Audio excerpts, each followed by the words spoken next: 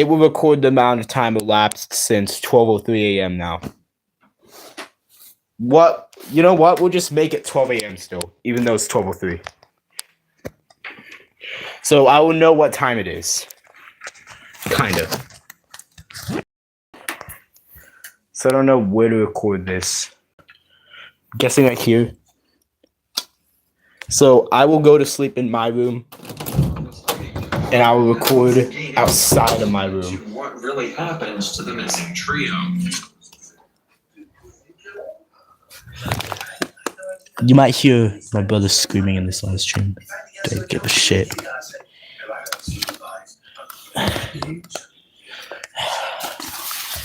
Here. Hopefully it doesn't fall this time. What? Shit, son. I'm gonna have to plug it in this other one right here. There. Hopefully this doesn't fall. And I'm gonna go to bed. Leave the house, didn't go anywhere, doesn't like his 5 hours. Just as planned, the moment Danny Lemos' name came up, Sean seized the opportunity and implicated him, pointing to Danny's violent nature and even suggesting his ability to dispose of bodies using pigs. Beyond those accusations, however, Sean stuck to his story for the rest of the interview, denying any involvement in the disappearance. Without solid proof against him, detectives had no choice but to end their questioning. Still, Sean wasn't completely free. His outstanding warrant for failure to appear in court meant he'd spend the next 7 days in custody, and officers immediately transported him to the local jail.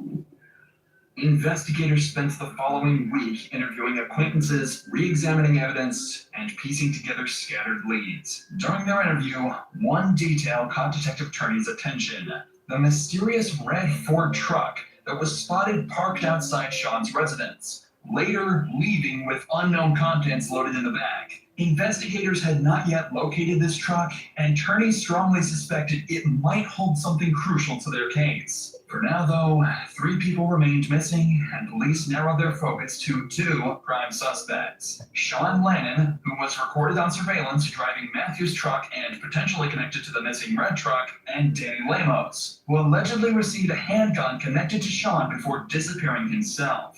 With each passing day, Turney grew more convinced that the missing trio had been murdered, and that their 2 prime suspects likely held the answers. But the window to find something conclusive was quickly closing, because on March 3rd, Sean completed his short jail sentence and was released back onto the streets, significantly raising the stakes. Now facing the possibility of losing another prime suspect, Detective Turney knew he had to act fast. All he needed was just one single lead, some hint of where the bodies might be hidden.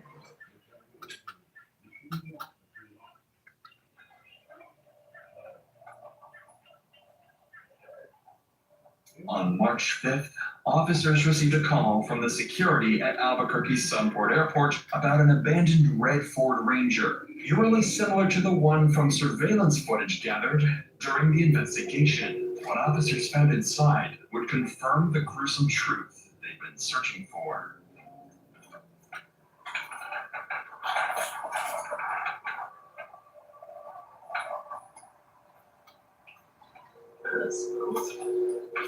Yeah, it smells good. Not to like even hose or anything, I mean.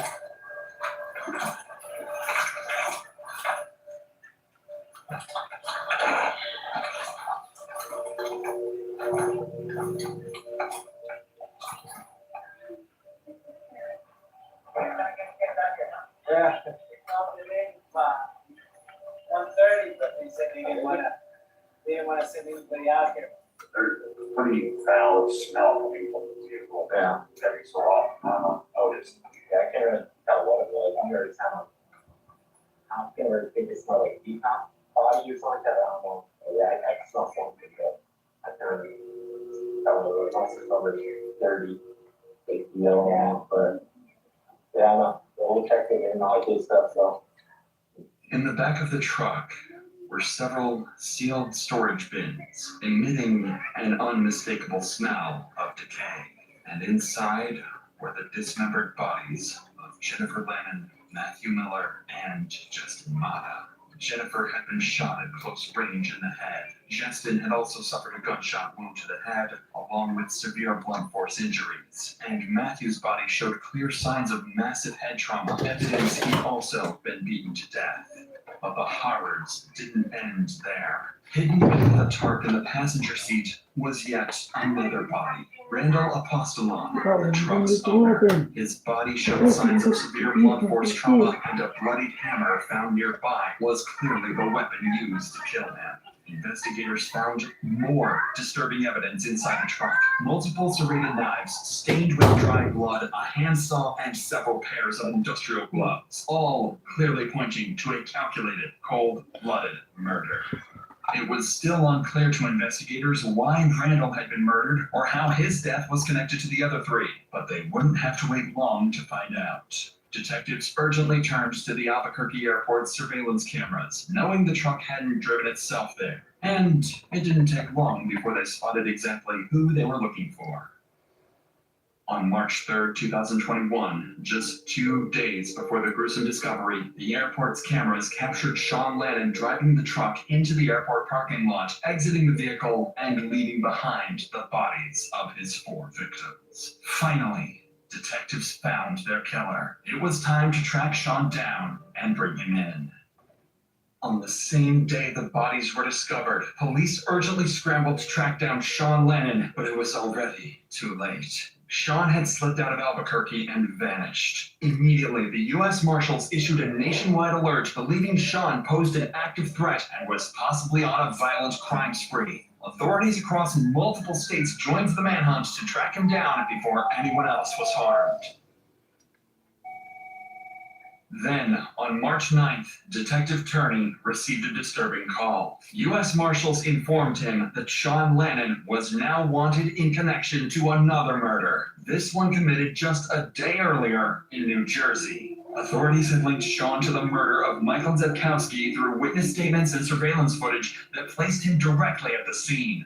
A quick background check also revealed the victim wasn't a random target. Zepkowski was someone Sean had personally known for many years. It was an alarming detail that made it clear Sean's violent spree was far from over. Now, with 5 bodies discovered and a serial killer on the loose, police knew anyone in Sean Lannon's circle could be next, and they had to act fast. Federal authorities urgently tracked Sean's movements, closely monitoring surveillance footage and cell phone data. And finally, on the morning of March 10th, U.S. Marshals pinpointed Sean's location in St. Louis, Missouri, and they quickly moved in and captured him without incident. Sean Lannon was immediately extradited back to New Jersey, finally putting an end to his killing spree.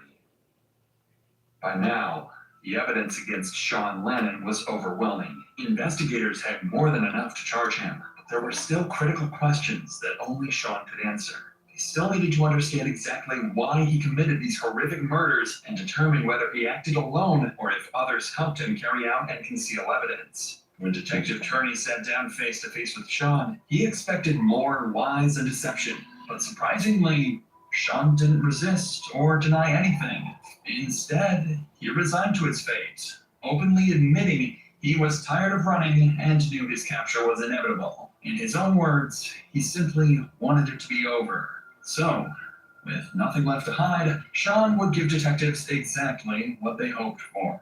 A chilling, detailed account of the murders and the twisted reasons behind each one. Jen was already out with less enough to take her life.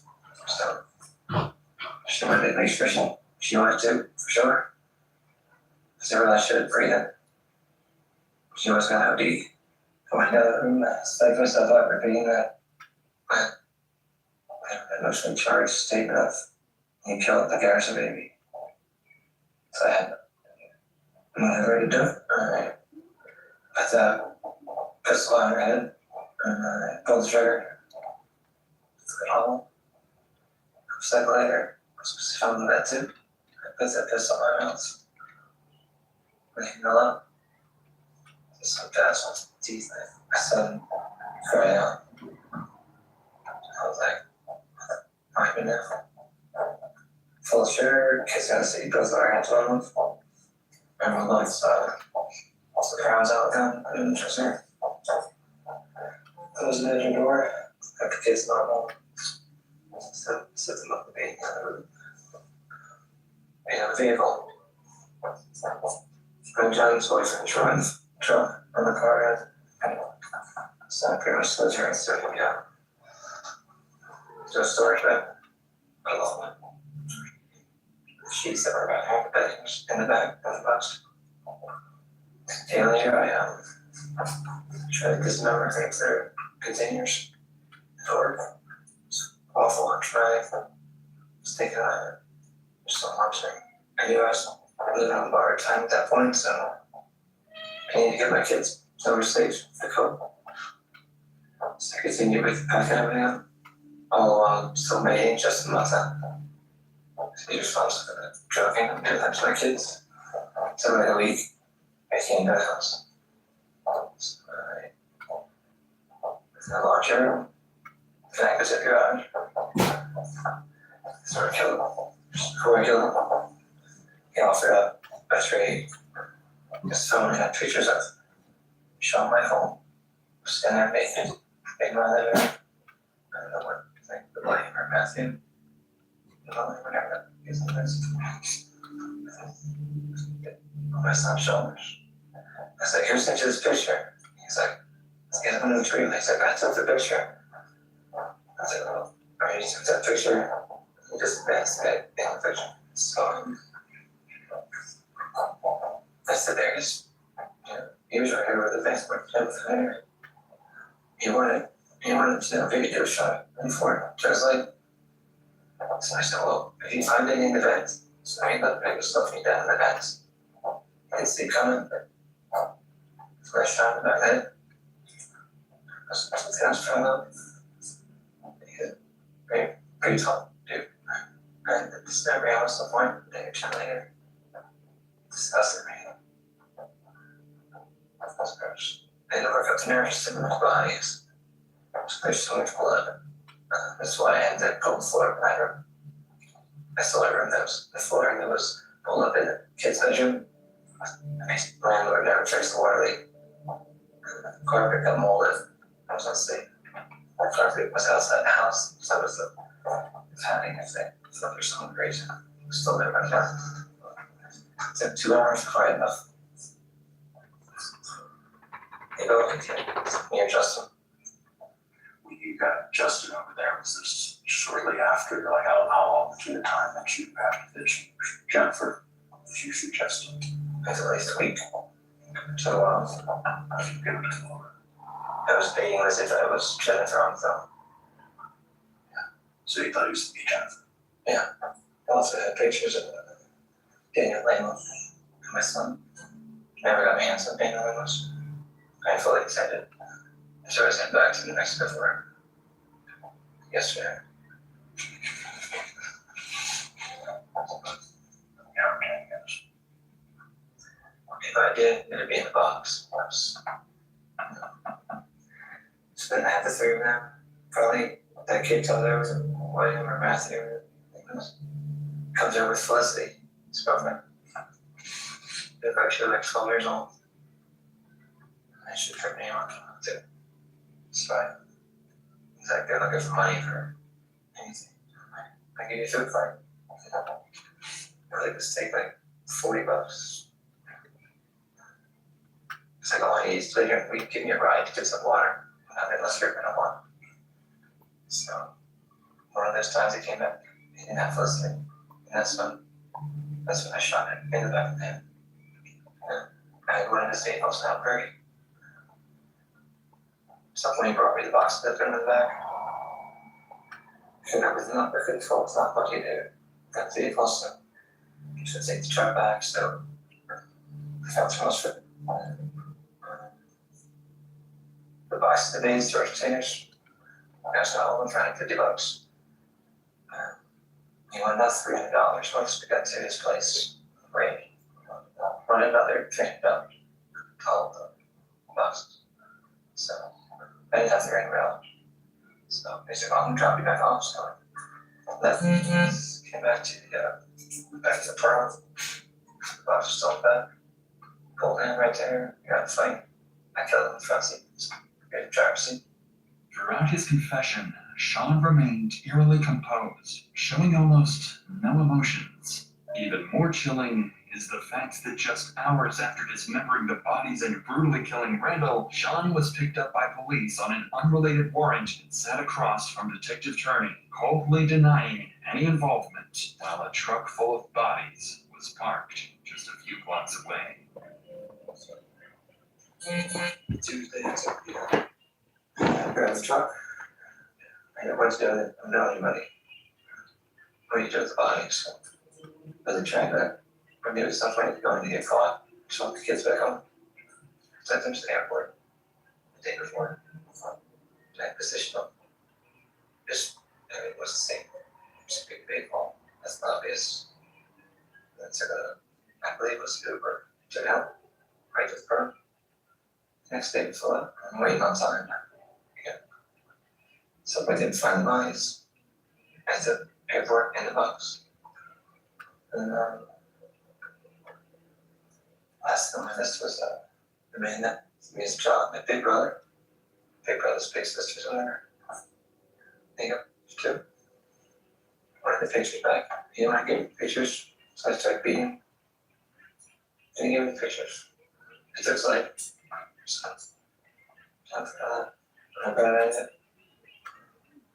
I did find time to make it back to finish 10 languages. The last victim in Sean's killing spree was his former mentor, Michael Debkowski, a man Sean accused of him during childhood and believed still had photographs of that abuse. When Debkowski refused to hand over those photographs, Sean killed him without hesitation. But just as detectives thought they heard everything from Sean, he would make one final, shocking statement. There were even more bodies waiting to be found. And so the other 11, you said started about 2.5 years ago, 3 years ago? And you disarmed them from guns, and you said knives? Yeah. So and that was like a pickaxe, but it doesn't have to pick. So I'm like a pickaxe. Like if you had to think about how many out of the 11 were shot and how many were stabbed, I could elaborate on, 2 were shot. and then how many were stabbed. So I said The rest of, so 9.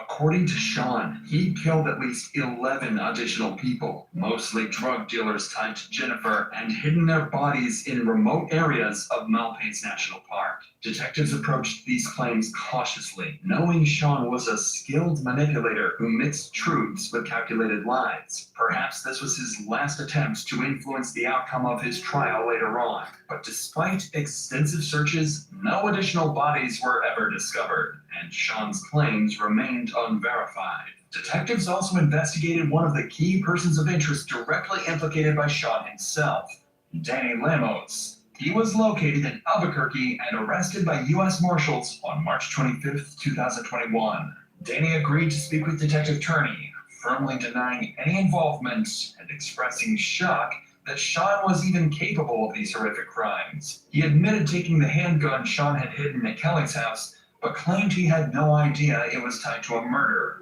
and had quickly sold it afterwards. After exhaustive interviews and reviewing all available evidence, detectives eventually cleared Danny, along with all other potential suspects, ultimately concluding Sean acted entirely alone. In October 2022, Sean pleaded guilty to the first-degree murder of Michael Debkowski in New Jersey. He was sentenced to 35 years in prison. And in May 2024, he pleaded guilty to killing Jennifer Lannon, Justin Mata, Matthew Miller, and Randall Pastalone, receiving 4 consecutive 15-year sentences. As part of his plea agreement, Sean will serve his sentence in New Jersey first, then return to New Mexico to serve an additional 60 years behind bars.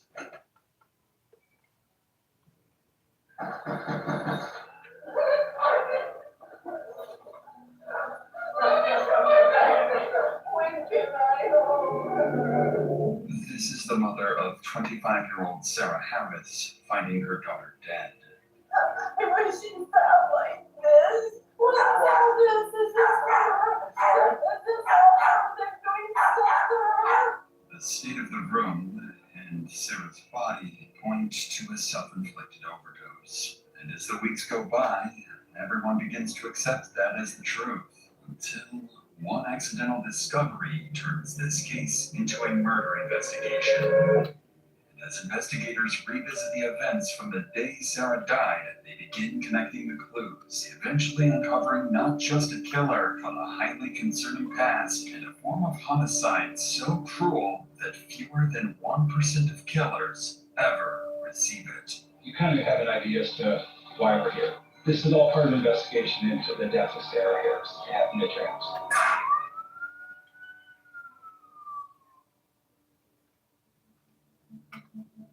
It's the early morning hours of January 26th, when 911 dispatch in Maryland receives a call from a distressed man claiming he's just found his girlfriend unresponsive in his living room. Montgomery County 911, what's the address of the emergency? Hi, this is James. She's in the living room, took compression, and he's not breathing. Okay. It's difficult to make out exactly what he's saying, but one thing is clear. His girlfriend isn't breathing. Units are dispatched immediately and arrive at the home moments later, unaware that the case they're walking into is far more complicated and far darker than just a medical emergency.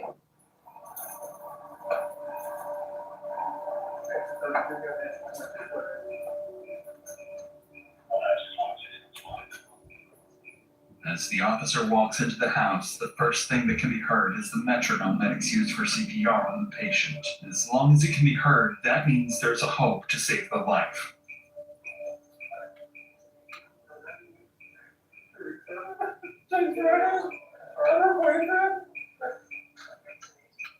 This is James Ryan, an owner of the local oral clinic and the 911 caller. And on the floor lies Sarah Harris. First responders find her surrounded by syringes and a tourniquet wrapped around her arm. To them, the cause seems obvious, an apparent drug overdose. With no pulse detected, medics begin CPR, while officers turn to James, the grieving boyfriend, hoping he can explain what led to this moment.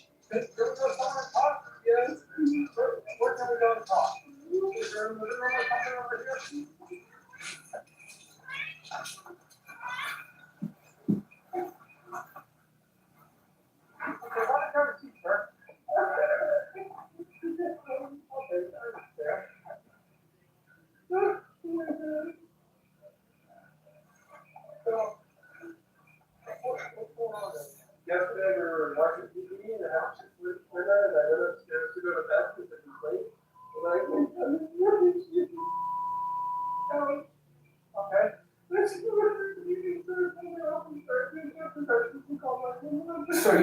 So last night you went to bed, she stayed on the couch, what time was that? I must have been 11, 12 o'clock at night. Okay, yeah, she is with me, but she started working a long time ago because she's working more. That's sad.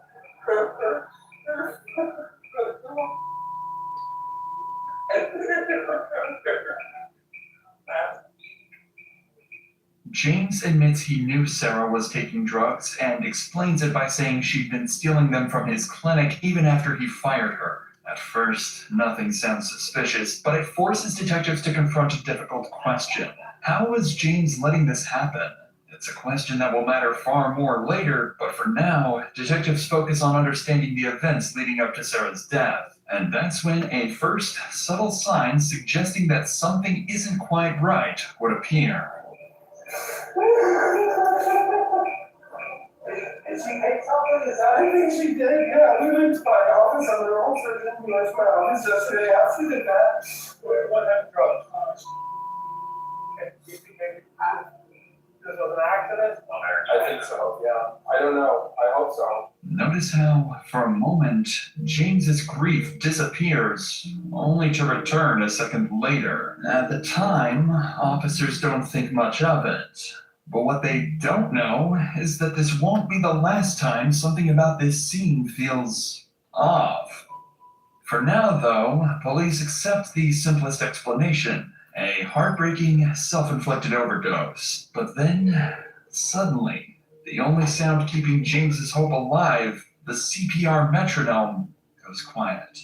As medics approach, the truth hits him, causing James to collapse into a devastating breakdown.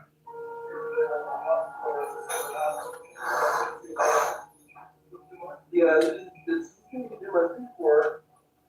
I caught this, how long ago? Maybe 2-3 months ago.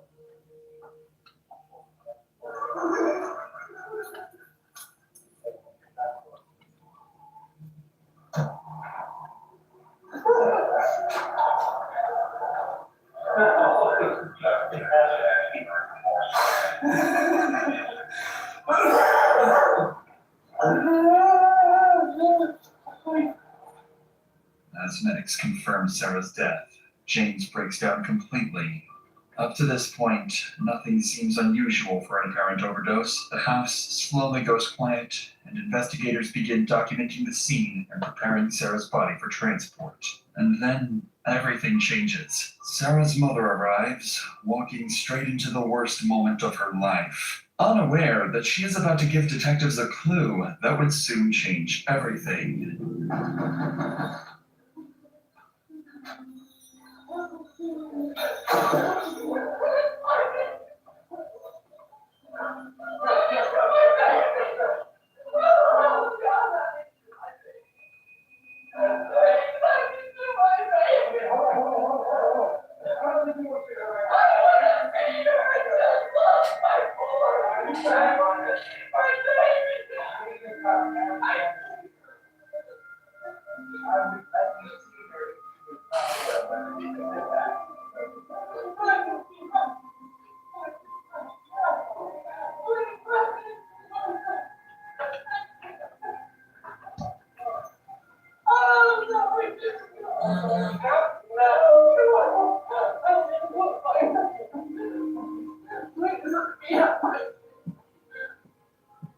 Through her grief, Tina reveals that she had just lost a son the year before. Beyond making this moment even more devastating, it gives detectives their first real insight into Sarah's emotional struggles and a possible reason behind her overdose.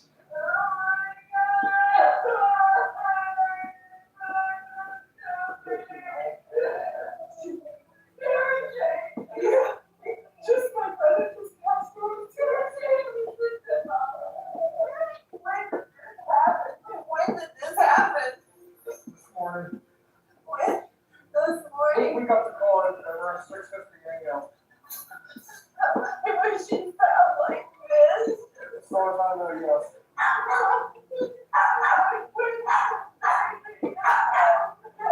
When I started to the medical year, it was performance CPR. As Sarah's mother, Tina, grieves, officers explain what they've found so far. When they mention the syringes at the scene and confirm none of them came from paramedics, something clicks for her. In a moment, she realizes something detectives can't yet explain, and what she does next will give them a clue that will later change everything. What happened? This is her. This is her. They're going to stop her. No, that was starting.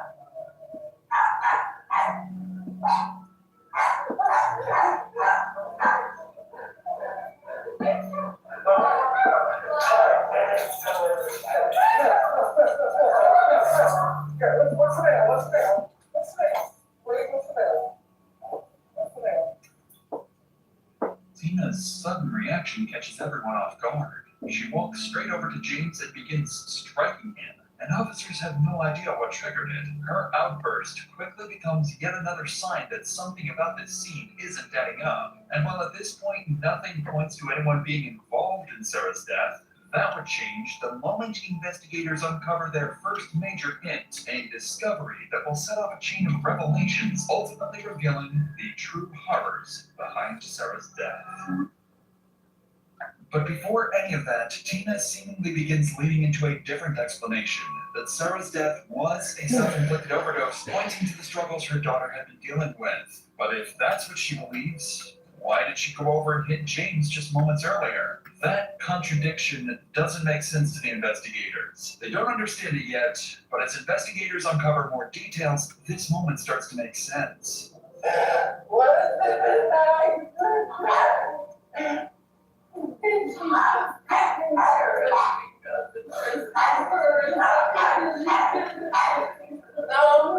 no.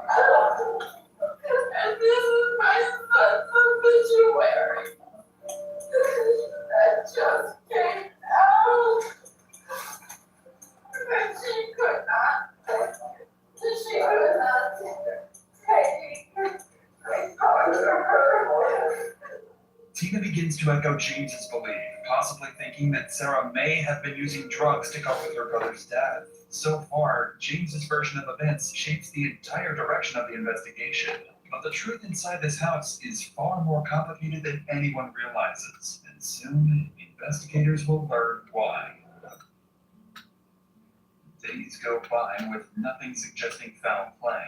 No suspects, no clear involvement, just a tragic end to a young life. But behind the scenes, procedures continue.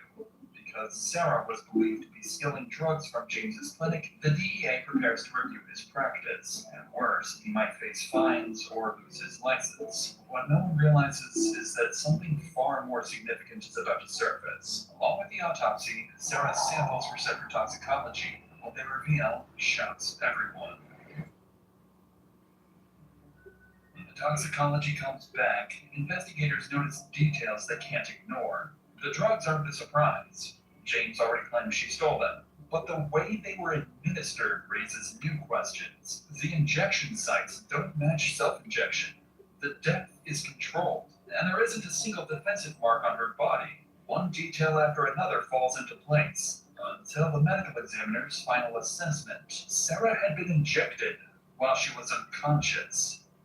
With this discovery, the case shifts from a self-inflicted death to a homicide investigation. Detectives now suspect someone else administered the drugs, and with James being the only other person home, he becomes their primary focus. But suspicion isn't enough. They need proof of who injected Sarah while she was incapacitated, and for weeks, they find nothing. Over a month after Sarah's death, investigators are still stuck. No concrete evidence ties James to the fatal injection. Then, just as the case stalls, something unexpected happens. Sarah's sister, Rachel, walks into the police department carrying the evidence detectives desperately need. The day before, Rachel was sorting through Sarah's belongings when she found her laptop. She guessed the password, logged in, and opened Sarah's Facebook messages. What she finds stops her cold. A flood of conversations between Sarah and James, messages encouraging her drug use, telling her how much to take, how often, and the most disturbing one, proof that James had injected her while she slept on at least one earlier occasion. Rachel hands investigators a 200-page catalog of messages, a complete timeline of Sarah's decline. And while it doesn't prove James injected her the night she died, it confirms he had done it before and had been knowingly supplying her with powerful drugs. For detectives, this is finally enough. 2 months after Sarah's death, investigators tracked James down, confronting him in a parking lot, the same man they now believe was central to the chain of events that ended Sarah's life.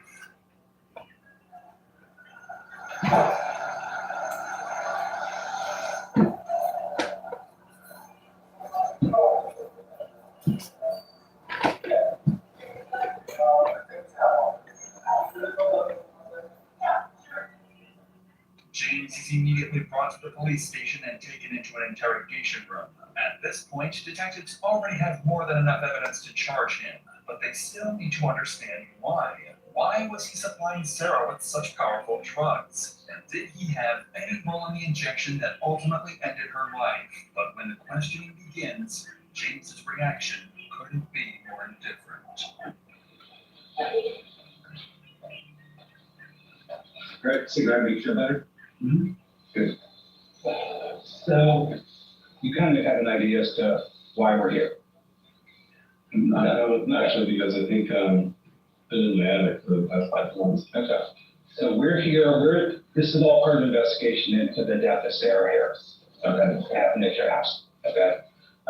So we went to the office, went to your home. Okay. It's all part of the investigation. Okay. So we know what we know. Okay. We don't know what your side of it. So what I want to do is give you the opportunity for us to have a dialogue to just kind of talk about what led up to that. So what can you tell me about January 26th? So I have been arrested. I think a dialogue would have been, I would have been more amenable to a dialogue had I not been arrested. Okay. So I think I would like to have an attorney present. Okay. Before he's led away, a DEA agent steps in. What James doesn't realize is that investigators have already torn through his clinic and pored over every page of his records. And this agent is about to make that unmistakably clear. Just to introduce myself, I'm Samantha Maris. I'm with the DEA. I'm a diversion investigator. Part of my job is the pharmaceutical industry. We license you, as you know. We regulate the security of the controls, we regulate the record keeping of the controls, everything like that. So I don't know if you're aware, your drugs were not secure at your facility. We just opened a cabinet.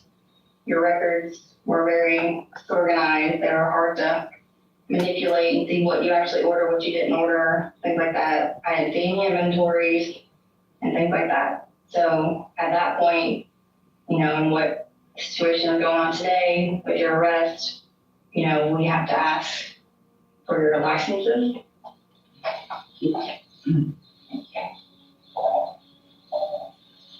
And so this means that you cannot prescribe, order, dispense, or administer any controlled substances.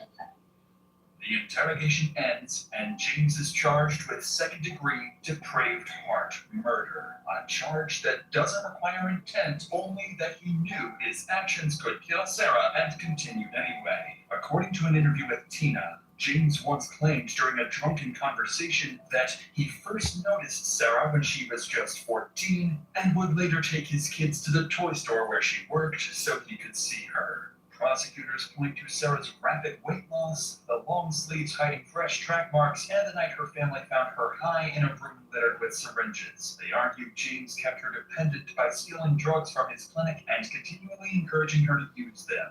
The jury sees the pattern and finds him guilty. James Ryan is sentenced to 45 years in prison, a conviction made possible not just by detectives but by Sarah's sister, who refused to let the truth stay buried.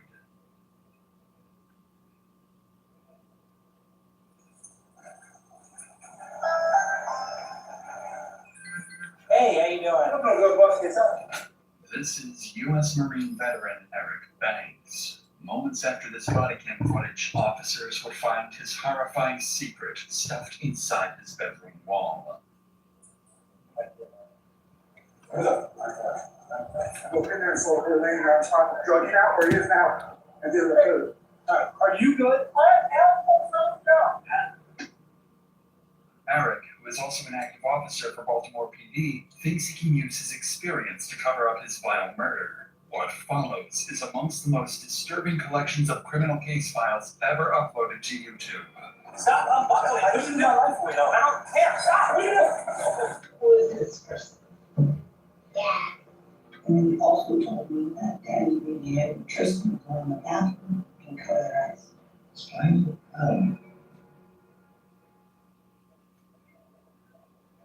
On July 7th in Millersville, Maryland, 2 officers arrived at the home of Eric Banks Jr. after his wife reported that their 15-year-old son, Dason, was potentially missing.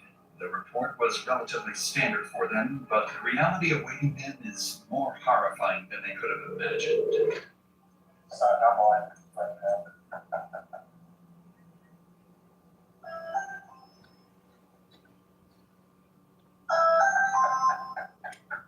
Officers report hearing loud bangs from the upstairs of the home. However, nobody comes to answer the door. After multiple minutes of waiting, an out-of-breath Eric finally greets the officers. Hey, how you doing? I'm gonna go bust this up. I know that, airport, Wayne. What's going on today, man? Both be serving this particular. Supposed to be serving on you or both of us? Okay. The judge has ordered us to stay away from each other. Okay. Do you all have some sort of like court order agreement on custody or something? My oldest, I know he ran out the back door somewhere, always up by the back door. He ran out? What's going on, boss? I know you get DJ. I know you get tired of seeing us. Where's DJ? She called him and he went out the back door. It's not here. No. You want through? Just let us know you're being all right. Yeah, I know. I see that body cam. She said he was like, she got her phone. I took my phones back. Okay. Yeah, so all the phones are on my plan, separating everything, and you have no idea where you just let a 15-year-old walk out of your house with all his bags packed. No, his bags at the back door. I literally told her, wait for your mom to get in. The police is supposed to come in to serve her a piece of paper. The judge told her to call you guys before she comes in. I'm not trying to be in trouble, I understand. Eric and his wife Latrice had both individually filed a protective order against each other, making it illegal to speak to one another without a police escort. However, since Eric is not the biological father of Jason, Latrice had custodial rights to him, which is why he was packing his belongings as he and Latrice were preparing to leave the residence. Jason's disappearance on the very day he and his mom were supposed to move out makes the situation even more unusual. So officers continue speaking with Eric, hoping to understand the family dynamic and gather any clues that might point to where Jason is. But what Eric says next only raises their suspicions even further. So, she's supposed to call you to come meet you. I have no idea where DJ is. Honestly, bro, no. I ain't with that. That's all right. You can check the ADT and show us what you're doing. I believe you, but I mean, I'm not gonna fight. I'm not gonna listen, man. It's a 15-year-old boy. Having a phone probably would have been, if he's walking out of the house, probably would have been a good idea to leave him with it. He can work out those kinks later. Because he gets the pain. This is getting messy, man. Yeah, I tried to tell him. I said, sit here, wait for your mom to get here. I went upstairs. Before I could come downstairs, he's already going out the back door. So I guess she coordinated, because she's somewhere in the area, I presume. Okay. So she pretty much coordinated with him to come out there. Okay. All right, hang tight. All right. Sitting beside Eric are his two sons, 5-year-old Evan Banks and 3-year-old Tristan Banks. Officers didn't know it at the time, but these two would play a pivotal role in uncovering the horrifying scene that just happened inside their home. But for now, Officer Sutton goes back to his patrol vehicle to run a registration. He identifies the suspect as 34-year-old Eric Banks Jr., an officer for the Baltimore Police Department. He's been an active officer since 2018 and also carries 10 years of service in the United States Marine Corps. After speaking with neighbors of Eric, who provided minimal additional information, officers would confront Eric once again, this time sternly, to figure out what was going on. It's here that Eric would explain his alibi, one he had come up with just minutes ago. About the whole situation.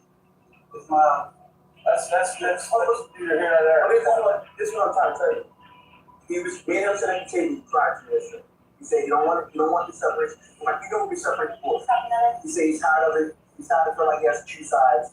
He's 10. He knows where you don't want to be. He's like, I don't want to be in separate homes. Yeah. And we said that to us, I said, it's nothing really to do. I'm not going to change you. I love you, care for you. We had a whole deep part of our conversation. Today, we went to court. The judge awarded him, and I called him. I said, DJ, I guess your mom told the judge you wanted to go with her, and you're going with her. He's like, what? Yeah, I don't. I was like, well, start packing your bags. You're going with Arizona to your mom. Unfortunately, I guess you're not going out here. And that was just that. She called him. They had a conversation. I said, well, your mom said she already talked to you out. He said, yeah, but she's supposed to come here. I said, well, we're going to wait. When she come here, there's some type of station. There needs to be police here. They can escort her, whatever she grabbed, and move out. Next thing you know, I went upstairs. So do you think did he leave here because he didn't want to go with his mom either? That could be. He could be hiding out at a friend's house. I mean, I guess that's what I'm saying. Yeah, in my opinion, I think that probably is the best. Because if he told her, that's his priorities. I have food for you. Okay. Yeah. So it sounded like he wanted to go be with his mom. Yeah. So that's what I'm saying. All right. Just put the bags inside for now. Okay. We'll try to figure it out. All right, bro. Yeah. Officers would spend another 15 minutes canvassing the area in hopes of finding Jason, but would again come up clueless. So they decide to try calling Jason's mother, Latrice, but are unable to get a hold of her either. So in a desperate attempt to find a relevant lead, They decide to ask Eric if he'd voluntarily consent to a search inside the home, hoping Jason may be hiding inside. No one expected that this simple request would soon alter both their and Eric's lives forever. I just want to make sure it's not the house. That's fine. I'll do it with you then, since we're here. Hey, but I could have won something at 75. Yeah, so, they got the one, they need to move out now. It's going to stay over in that house. All right. All right.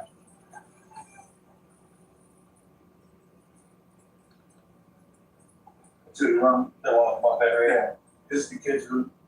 DJ! This is tomorrow, baby.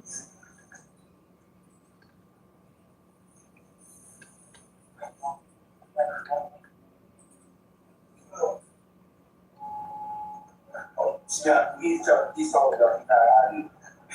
And Officer Adams reported the incident. He notes that at this point in their home search, Eric's demeanor had changed. He advised Eric to relax and let them freely search the home. They proceed to make their way to the third floor of the home, the floor which stores Eric's chilling secret. Hi, yes. I'll do this out. The lift always down. No, this is where even when I'm taking my test, yeah.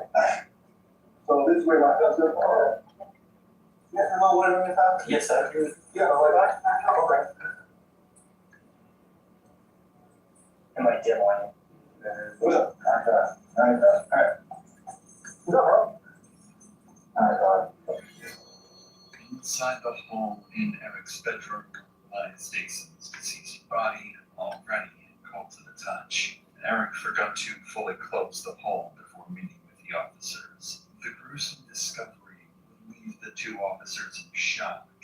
They try to keep their composure while transporting Eric to a patrol vehicle. What's up? They came right in. Alright. Everyone's talking now. DJ. What's up? What happened? Let's go to the car, right? Yeah, let's go to the car. 10 o'clock. Alright, yeah. Oh, and hold up. Here, let me move one thing out of your way. Okay. Alright, just see my car. While Eric is being detained, Officer Voss attempts life-saving measures on Jason, noting that his condition appeared consistent with an unresponsive individual. He also notes that Jason was shirtless and that his jeans were heavily soaked with moisture from an unknown source. Outside the home, Eric is temporarily placed in the patrol vehicle, but within moments, the situation begins to spiral out of the officer's control. Stay seated. Okay, want to talk. Alright, yeah. I need you to stay seated. Okay, alright. Okay, yeah. Alright, go ahead. Can I just get my voice real quick? No, I need you to stay in the car. Alright, listen. I got you, bro. Cause I'm just Stay in the car. Oh, cause I'm just Stay in the car. Cause I'm just saying, like, cause I'm okay. There's no different point to bro. Alright, I'm coming to talk. Go ahead, bro. I'm not sorry, Patrick. I'm not going home.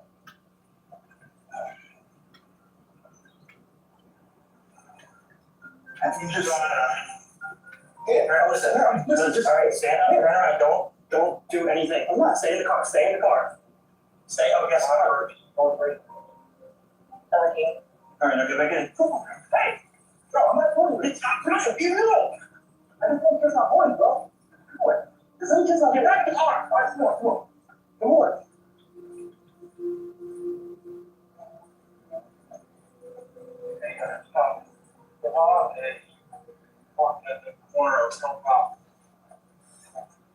Stay in there. You're not coming out no matter what. Without additional units on scene, Officer Sutton struggles to keep Eric restrained. Sutton attempts to secure Eric's handcuffs using a double lock, a mechanism that prevents cuffs from tightening or being manipulated. However, Eric uses his police experience to exploit this, and while his previous attempts at evasion had failed, he'd make one more, final, far more violent attempt to get away. I just threw my life away. Just stop. What are you doing? I just threw my life away, bro. Will you stop? Okay. Stop unbuckling. I just threw my life away, though. I don't care. Hey, listen. Stop. Just show. Stop. What are you doing? Okay, don't do that. So get back in the car. Just show me. Just show me. Just show me. Out of work. Look down. Wait. Can you come back out here, please? Hey, get out of here. Just show me. Just show me. where's your girl cut? And where's your girl cut? Stop! Get in the car, girl. Get in the car. Oh, yeah. Burn him out, burn him out. Burn him out. Burn him out. Boys around him.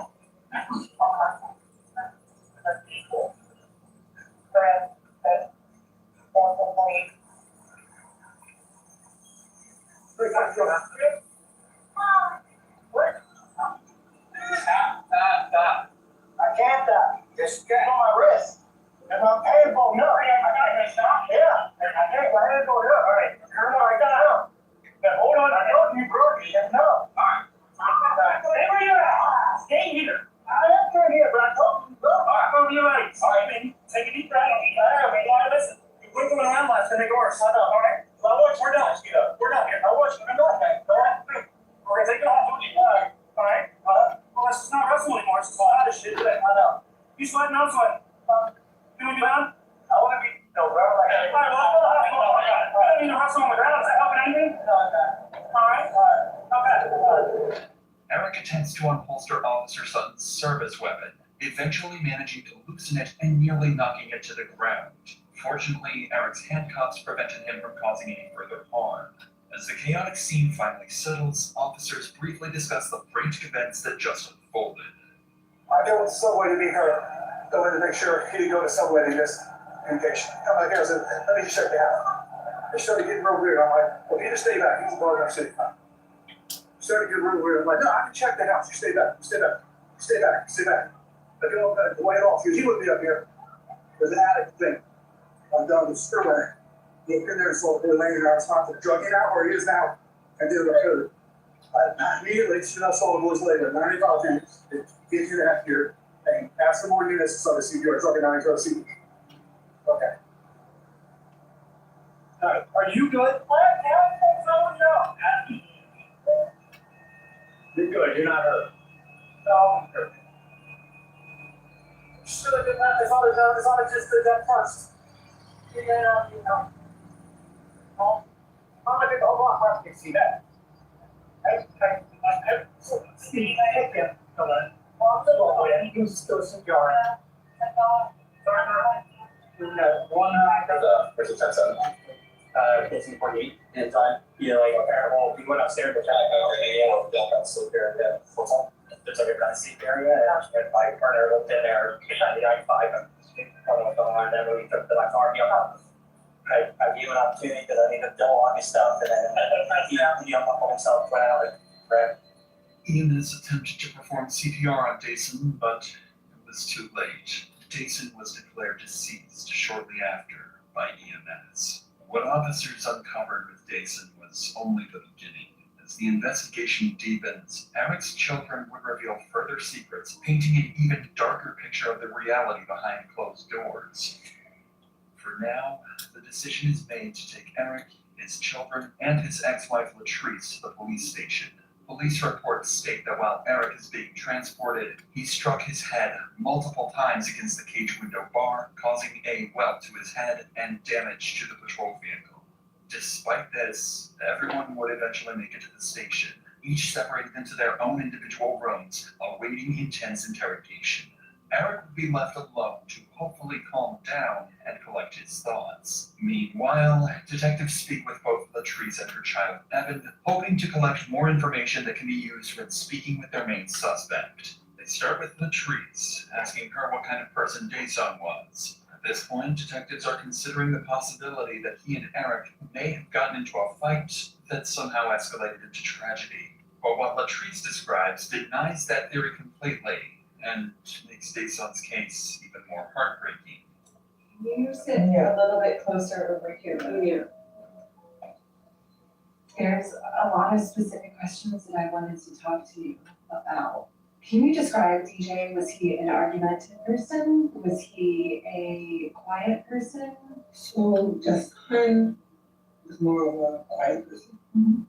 Until he got to know you, but he was always mannered. He talked to a lot of adults, but he never was disrespectful or any of that. I had teachers from elementary, the principal, middle school, they all showed up for my son. He was that type of child. You know when teachers come, Would you say he was a sweet boy? he was very sweet and always willing to help. That was one of the things across the board. Always willing to help. In the loft, in the crawl space in the loft, what was normally kept in Nothing. there? Safes? Nothing. Was that ever left open? No. It was always screwed. It was always closed. Because I don't like it. Like, it freaked me out. There is a light switch in there. Okay. So I was like, where's that light coming from? And I turned the light switch off. But I don't know, maybe it was him. So let's talk about that. You called me and you said that you saw him, you viewed him at the funeral home. Okay. Yeah. Okay. And it was before he was involved. Because I wanted to see him. Right. And you saw new bruises. Yes. Where did you see new bruises? On his nose. Like that circular dark mark on his upper nose. His lip looked busted also. Like that wasn't there. And then his eyes were like purple. Like They were cupping and purple. yeah. It looked to me like he was in a fight. And my son doesn't fight. Jason's autopsy report ruled his cause of death as asphyxiation, which, in combination with the bruises and marks on his face, implied he was likely strangled to death. I knew it. And he was my baby. So I knew it. I still have those feelings that, no, I'm not happy with it. So to me, it doesn't say I did it, but it says there's enough evidence to say I did it. So, you just say you did it. Latrice makes it clear she believes Eric is responsible, even though she didn't witness the incident herself. But her son Evan, seated just 3 doors down in his own interview room, has information that could take the investigation even further. How are you? Good. Good. You said the name is Evan, is that correct? Do you know how to spell your name? You can go ahead and write that. Evan, okay, nice handwriting. And how old are you? 7. 7? You want to write 7 for me? Sorry, I don't forget. Sometimes I forget. Notice the harsh contrast between interview rooms. Evan is sitting in the department's safety room, a space created to provide comfort and reduce stress for victims and young children involved in sensitive cases. His interviewer, Miwa, is a forensic interviewer from Maryland, trained specifically to speak with children and family members connected to a criminal investigation. And because Evan is only 7 years old, you'll notice a drastic difference in how his interview is conducted. My job is to talk to kids and families all the time, and today I get to talk to you. And we talk about a lot of different things in this room. And this is called the safe room because anything you talk about is always safe and not in any trouble. You're just I'm just here to listen to you and talk to you. Okay. Miwa explains to Evan that everything is being recorded and that he is not in trouble, but rather just there to help him out. She spends 15 minutes talking about movies and more of Evan's interests to help him get more comfortable before discussing the day of Jason's murder. And Evan, who do you live with? My mom Your mom? and Tristan. And what else? I live with TJ. And then my dad. Okay. And do you know what you're here to talk about? No? So, tell me a little bit about your family. Tristan, he likes to fight and play and steal toys from others. I like the color, and then I also like Ted Stop and Tristan. And you said you also live with DJ, is that right? And my mom and Tristan. So DJ, how old is DJ? 15. 15? Tell me about DJ. DJ like going in the water, jiggling, can't really remember all the stuff he used to do.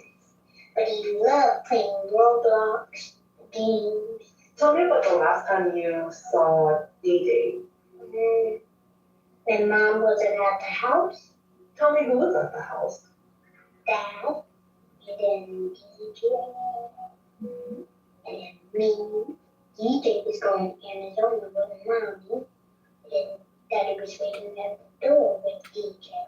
DJ put his bags in the basement, and then I don't remember what happened next. That's all I remember.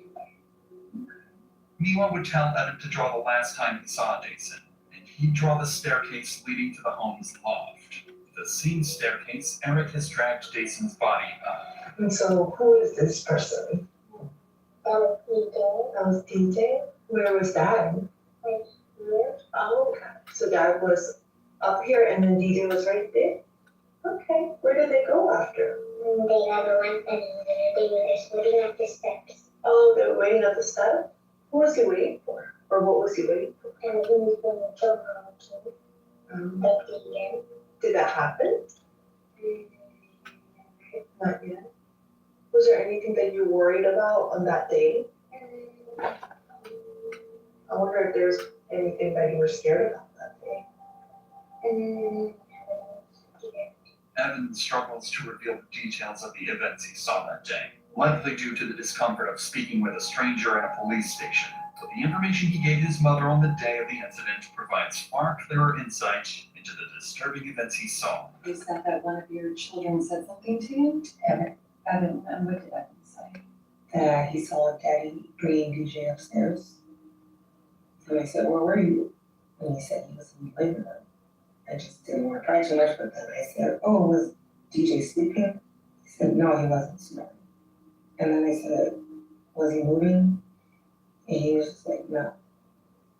And then he also told me that Daddy made him and Tristan go in the bathroom and cover their eyes. Okay. But this was before. This was when the police first knocked at the door. Evan didn't say anything about the knock because he told them to go in the bathroom first. So I'm a little confused of like the order. So I don't know if that's maybe when he was gonna let the police in. But Evan did say he saw that. And he was in the living room because they told me he was watching Loki. In addition to these grim details, Latrice would go on to explain how Eric's life had begun to collapse all in synchrony. Due to the protective peace order Latrice had filed, Eric was suspended from the Baltimore Police Department the very same day of Jason's death. He had just separated from his wife, was about to lose his children, and was now left without a job. Latrice also explained that the peace order she filed was not her first attempt to separate herself from Eric. Months prior, Latrice filed her first peace protective order, writing, "I am in fear for my life and well-being because Eric Banks keeps trying to control, follow, and emotionally abuse myself and my sons." The order was denied, however, and it wasn't until months later that her second attempt was granted. It was clear Eric's life was falling apart leading up to Jason's death. Eric had hidden his body, lied to officers regarding his whereabouts, and had a violent outburst once the body was discovered. It'd be hard to assume that he wasn't directly implicated in Jason's death. But evidence alone wouldn't be nearly enough to get him to confess. After all, he was a police officer of 10 years and knew how the criminal justice system worked just as well as any interrogator working against him. But unfortunately for Eric, the interrogation he was about to undergo would crack even the most well-trained of suspects. Eric is placed into Anne Arundel County Interview Room 2B. This room was designed for priority matters, exclusive to high-profile cases. Because Eric had attempted to attack an officer earlier in the day, he's been handcuffed to the table to restrict movement. Eric is left alone for multiple hours as the detectives prepare for his interrogation. While waiting, he can be seen glancing around the room multiple times, likely searching for a camera. What Eric didn't know is Interview Room 2B has a small camera placed in an unusual location, which Eric never managed to spot. The primary investigator assigned to this case is Detective Louis Adrian. His prior service in the United States military likely factored into the department's strategic choice to have him conduct the interview. This shared background enables Adrian to establish rapport with Eric, a key component in the upcoming interaction. So, why we're here. We want to talk about what happened, why it happened, and anything surrounding that whole situation. But you know as well as all of us that we have to go through Miranda with you. So what I'm going to do is we're just going to go through Miranda first of all, and then I'll start getting all the other information, okay? After reading Eric his rights, the detectives would spend nearly an hour connecting with Eric and bonding over their shared military experience. He's like, yeah, you come in, you're here for it. Okay. You go back in the building like, you're in front. She's like, I thought you said you like, some people were made, you know, do certain things, and that's it. I'm not made to be a front person. Yeah, but so I'm running the block down, and I remember this life was like, hey, remember that office right there running? Just keep going, because you about to run into him. And out of nowhere, these two guys just come out, pop out, and I'm like, okay, I got him.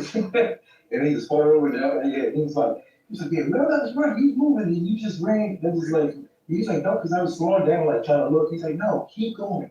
And I'm running like, okay, you gonna tell the thing? This friendly conversation appeared to take Eric out of the tense mental state. It appeared that Eric sharing his favorite moments from the military gave him a sense of importance, like he had an identity he was proud of, or at least used to be. But that moment is short-lived, as he's quickly brought back to the reality of why he's sitting inside a police interrogation room. So you spent 3 years, and you're still active in the Baltimore City Police Department. So from what I hear, you're suspended. No, I'm suspended now. I'm going suspended. Okay. Why? Can you tell me what's going on with that? May I got a piece of protective order against my wife. Okay. And you got one against her? Yeah. I guess same day she took the firearms out the house. She took the safe out of home. You know, Hamilton County did press charges. They press charges against her for taking the safe with the firearms. Yes, sir. And were they your duty firearms? Duty firearms. My whole full duty belt was in there. Okay. Firearm, taser, magazine, pouches, everything was in there. She turned around and went and got a piece on me, saying that I was following her. But when she got it, that's when pretty much I have to see it. I have to see it. My mom started talking about I was following her. This and I'm like, how? I'm here at work. How when you see I was following? I was like, there's no way. That's when we both ended up at the courthouse, and I was like, I have like, I'm just gonna stop this. So I let the clerk know, like, I don't know what's going on, but every time that and my wife's trying to leave or something's trying to happen secretly, there's a peace order for me to get kicked out of the house. And I was like, that shouldn't be, and that's when they brought us both in. So we both got seen by the judge, and he granted us this peace order for us to stay away from each other. Okay. Yeah. When was that? That was just, was it 2 days ago?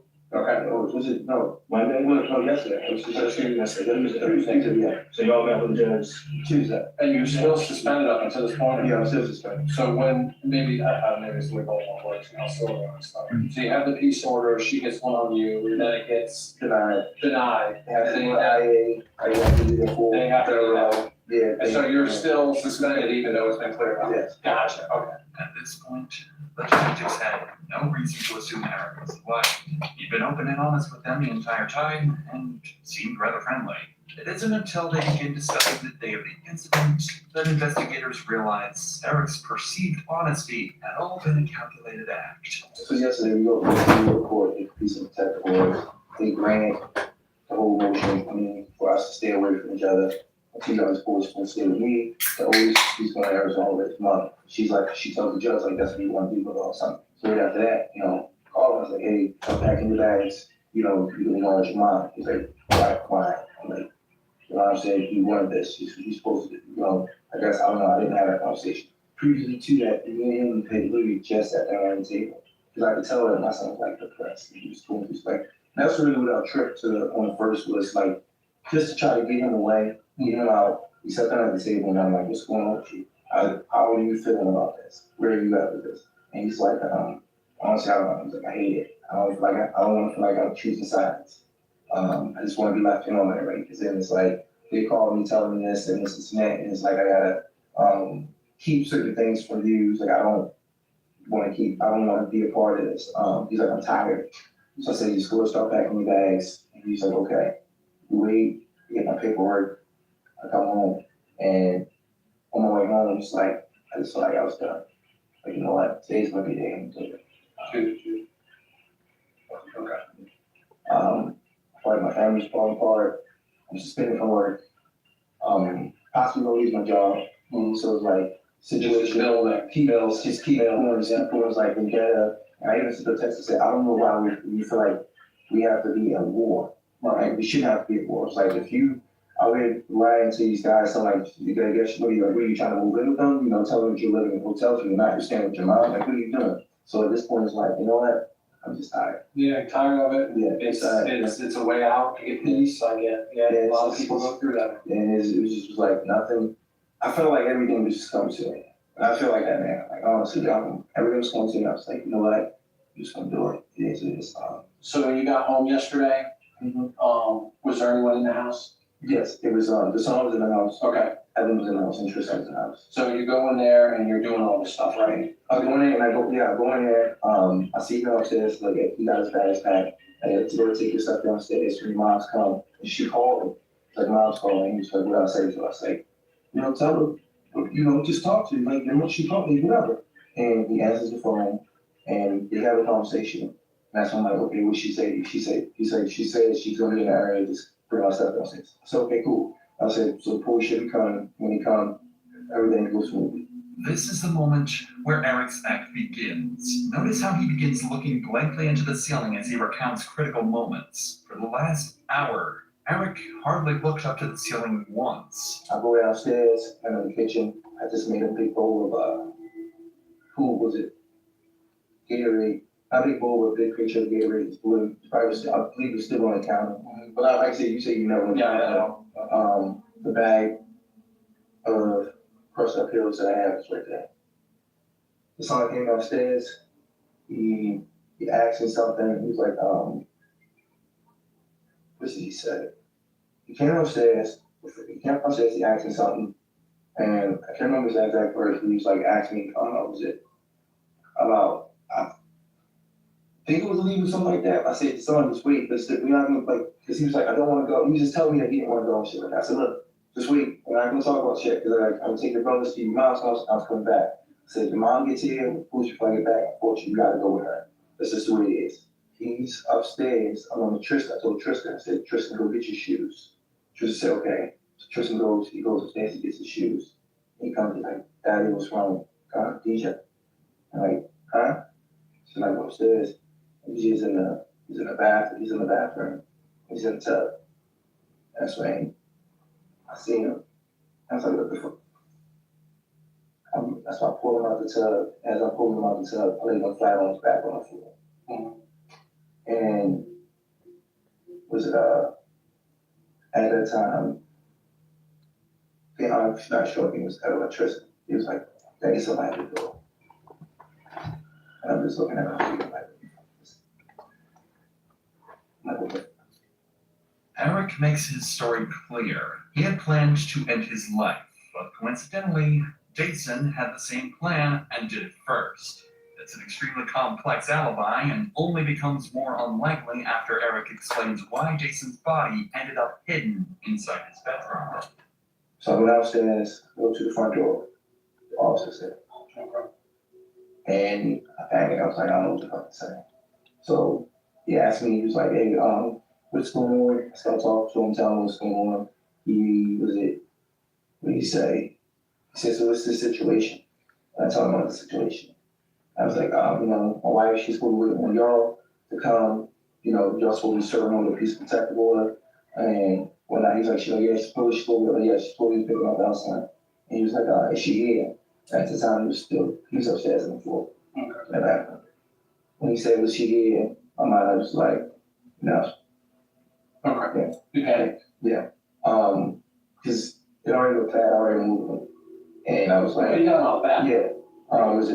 And when I got out of the bathtub, I asked the officer, and some other probably won't pay his room. He was asked him, can I go in the house, use the bathroom real quick? Everyone asked him that, and he was like, no, just wait. Okay. Then the other officer showed up. And when he showed up, he was asking, he was like, so, is this on here? Should have said, I should have said yes. Yeah, I knew in a perfect world. I knew my state of mind was to kill Eric. Okay. Now, let me ask you this. Is that why, because I did watch some of the footage, when they went to loosen your handcuffs, you kind of got a little silly on them. You remember that? Yeah. What was you went to the officers, what was up with that? Well, before we get to that, when I first went back in the house, and the officer told me, he said, go get this on his phone. I ran upstairs, his phone was in the bathroom on the counter. Okay. So I ran upstairs, and I get the phone. Before I did that, I asked him, I said, can I go upstairs? Can I go and use the bathroom? So I initially wanted to shut the door. He said, no, just wait. And then the other officer, he was like, well, go let me go grab the cell phone. I ran up, grab it. I'm still, and I shut the bathroom. Which bathroom was it? Was it the one in the master or the small? No, the small one, the small in the hallway, and I'm still shaking out. And when I come back downstairs, I go out the door, I give him the phone, I'm still shaking with my hand, like, and everything's in my head, like, Eric, just say what you saw. But then, in my other part, I'm like, my son just did this. Right. Objectively, Eric's story hits all the points. He has an excuse for almost every suspicious detail, even finding a way to explain why blood was found all over his house. The issue is that these details are simply too coincidental to ever sound believable. And even Eric knows this. I don't know why, I just was like, I gotta move. I did go pick him up, did the fireman carry, took him out of the bathroom, into the master bedroom, up the stairs. And I was like, because I know they're gonna want to come back in the house and search. I was like, I'm gonna be cool if I find that. I was gonna let them search. And I talked them in, the area. And I left the thing open. So when you said the area, you talking about Little close house. stuff? Yeah. But getting back to when he came in to search the house and upstairs, he seen the thing opens from the officer and he asked, I think, I was like, yeah, this is where I keep my safe for a while now. But so and they put the handcuffs on me. I went back downstairs. When they went downstairs, I was like, life is over because it looks different. It's no matter what I say from this point, it looks like I'm lying. It looks like I'm lying because I already lied twice. You asked me if you saw it in the house, I said no. You asked me did I know where he went, I said no, I think he ran out the back door or something. And so it always look bad because I'm already told you a lie. Even though in my head it's like, I should have said the truth. We probably honestly should have left him where he was at. Call police or not. Yeah, call police. Well, that's before, what time do we? But I was already in, I was already in the mindset of Eric's gonna die today. I was in, seeing that he was in, that he was in the tub, it was like tub full water. I was like, that's not The detectives decide to take a break and discuss what their next plans would be.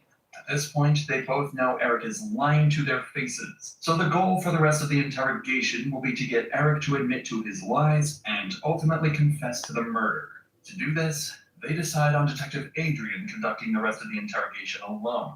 Since one-on-one confrontation is generally considered to be more effective, Adrian would return with a clearly different demeanor from earlier. He's stern and wastes no time in asserting that his nice cop act is over. Are you good? Do you need anything before we get started? Yeah, I'm good. Are you sure? Alright. So Detective Petra had to step aside just for a second. But what I wanted to do, like I told you, I wanted to come back and go back over some things with you. I actually want to go back and in detail just go through some of these steps. Eric would recount his story exactly the same as before, claiming he simply found Jason dead and had nothing to do with it. And it seemed as though Detective Adrian had nothing concrete to combat Eric's lies. That was until he brought out Jason's autopsy report. I'm gonna tell you this. I know that you spent 10 years in the military, and you were in the Marines, weren't you? Yes. What's their whole thing in the Marines? Like, what do they always teach? Honor, integrity. On the correction. Yeah. And to be honest with you, I don't see that from you right now based on what you're telling me. Okay. I think you're telling me something different. Okay. But I know you're a Marine. Okay. I know a lot of people that's Marines, man. And that's one thing that they like, integrity, honor. No, you don't mess with that if you're a Marine. Yes. I know you want to tell me the truth, and you sitting here like giving me a story.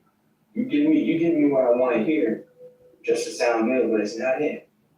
That's not it. Trust me, I'm not trying to sound good. And then I'm gonna tell you the other thing, and I'm gonna be straight up with you. Yeah. You keep talking about the autopsy. The autopsy said he was strangled. Hell no. The autopsy said he was strangled. Hell no. Hell should have known, no. Hell should have known DJ was gonna strangle. Hell should have known. I'm gonna just let it sink in and let you decide what you're gonna explain that to. No, DJ wasn't strangled. Well, then what happened? Tell me what happened. There's no. DJ was not strangled. DJ, like I told you, DJ went downstairs, came back upstairs, and DJ was in that tub. Like I said, when I came in that room, he was in the tub. When I grabbed him out, I grabbed him like this, and I pretty much put him in the fire red skirt. When they left, I could drag him up to my room. If that's the case, I would have left him in there, and I would say, or had them come in there to be like, but DJ wasn't no strangle. There was no way, DJ wasn't no strangle. That's your boy. You had pride in him. Yeah. But you had pride in him. You were trying to help him out with his grades, you were giving him his STEM classes, and then this happened. But you saying DJ was strangled? Nah. But they didn't tell me what happened. This didn't happen. I'm gonna tell you that right now. This didn't happen. You saying he wasn't so no, I'm not saying that. I'm not saying that. I believe that part. But I believe something else happened. Note Eric's lack of emotion when hearing this information. No tears are shed, but rather an array of defensive rage. This, alongside the other countless red flags Eric is portraying, is a telltale sign for detectives that a suspect is lying. You need to tell me the whole story. Like I said, DJ, when I came in there, DJ was literally in that tub. There was no way I'm gonna sit there and strangle DJ. Not going to Tristan. Why would I don't even have no, I'm going to strangle this boy. I have nothing against him to want to strangle him. Nothing. Okay. No aim in my heart, no nothing. Because then, like I said, if I was going to do that, why would I leave my other two boys? If I was going to do that, I would have took all of us out. DJ was not no strangle. So then what happened? Tell me the story. You start from scratch. Tell me the story. DJ was not no strangle. Well, then tell me what happened. You're not telling me the truth. Tell me what happened. Bro, I'm right here and stand right now. I'm giving you a chance right now. You asked me to tell you that I strangled myself. No, I didn't.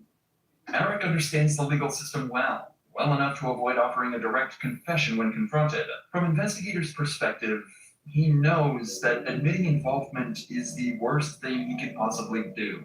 Well, besides not asking for an attorney. But regardless, it's going to take more than just a heated confrontation to make Eric crack. So Detective Adrian resorts to a completely different approach. Empathy. I'm gonna tell you right now, the way this is gonna be something you're gonna have to live with for the rest of your life. Yes, sir. This is something you are gonna have to think about every night before you close your eyes. And when you close your eyes, you're gonna think about what you did to him. That's what you're gonna think about. You're gonna think about what you did to him. And it's gonna haunt you for the rest of your life. Or what you can do is you can talk to me. You can tell me what really happened, and at least that load will be off your chest. See, I'm telling you right now, there's no, you're telling me to say I strangled my son. I did not strangle my son. That's what you're asking. I understand you're trying to lie with me and, and show the compassion, trying to but there's no me and strangling DJ at all. Okay, so let's take strangle out. There's no me strangling DJ. We taking strangle out of the equation now. Okay. What happened? I told you what happened. We taking strangle out. Yes. What happened? He was upstairs in that tub. DJ was literally in that tub. You didn't put him there. I did not put him there, no. DJ was physically in that tub already. When I came to the bathroom, DJ was in there. Did you assist him at all? No. With anything? No, I didn't assist him at all with nothing. Nothing. I did not assist him getting in that bathroom. Did not assist him going in that bathroom. He was upstairs already. Like I said, when he went downstairs, he was downstairs for a good period of time. He was upstairs in the what's name. I was down. Tristan was down. Tristan was trying to go what's name with his shoe. I told him, and that's when Tristan said out of his mouth, "Daddy, what's wrong with DJ?" Tristan literally said that out of his mouth, and I went up there to check on him. I don't recall seeing him. Don't recall him removing a belt. I don't recall removing anything that could have been around his neck. I don't recall moving shit. So here's the thing, and I hate to frustrate you, and but I also have a job to do, and I also have to get down to the bottom of this. And when I walk through the door, and when I hear everything that happened, things don't add up. Things don't make sense. Okay. They don't make sense at all. If you would have done things different, if you would have been like, yes, my son, I just found my son in the tub, I helped him out, and told the officer, you know this. If you would have done it that way, it would have been different. But the fact that you did it, now you're sitting here trying to explain yourself. I'm sitting here because the whole situation. I'm sitting here because I lied and said he wasn't in the house.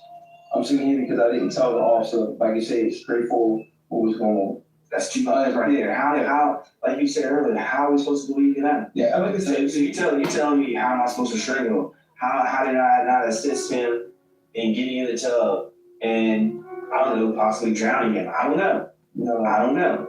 But but here's the thing. All I know is that you keep lying. No, bro. You lied initially twice. How do I know you're not lying right now? Because like I told you straightforward. I say That's not straightforward. That's why I know twice, bro. Because that's what I said in the beginning. I said straightforward. There's nothing I can say. I said I already know y'all done y'all homework, laid it all on the table. I said because there's nothing I can say. That's because I already lied twice. I said he wasn't in. I identified that. I messed that up because then I see my son is dead. Okay. All right, I'm gonna leave you alone for a little bit to think about things. But do you want anything else to drink or anything to eat? I'm good with the order at the church. Okay. Give me just a second, man. All right. All right. You need anything else? No, sir. All right. As the detective leaves, Eric scans the room thoroughly and finally notices the camera hidden inside room 2B. Moments after making eye contact with the camera, he lets out one last desperate act.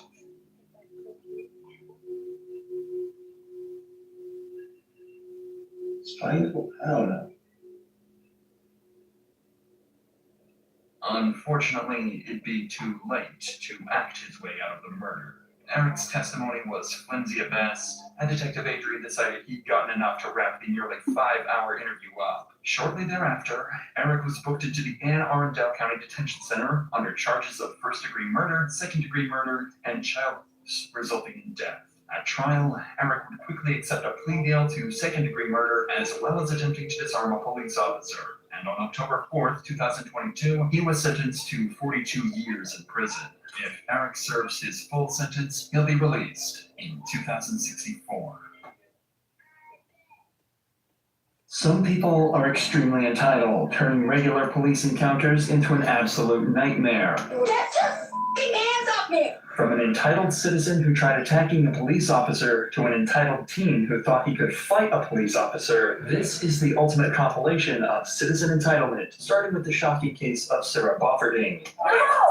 Let go of me! On July 4th, an off-duty officer spotted a woman named Sarah acting erratically. Apparently, she was walking into moving traffic and yelling at passing cars, and she'd stolen groceries from a nearby convenience store. Officers decided to stop her for a welfare check.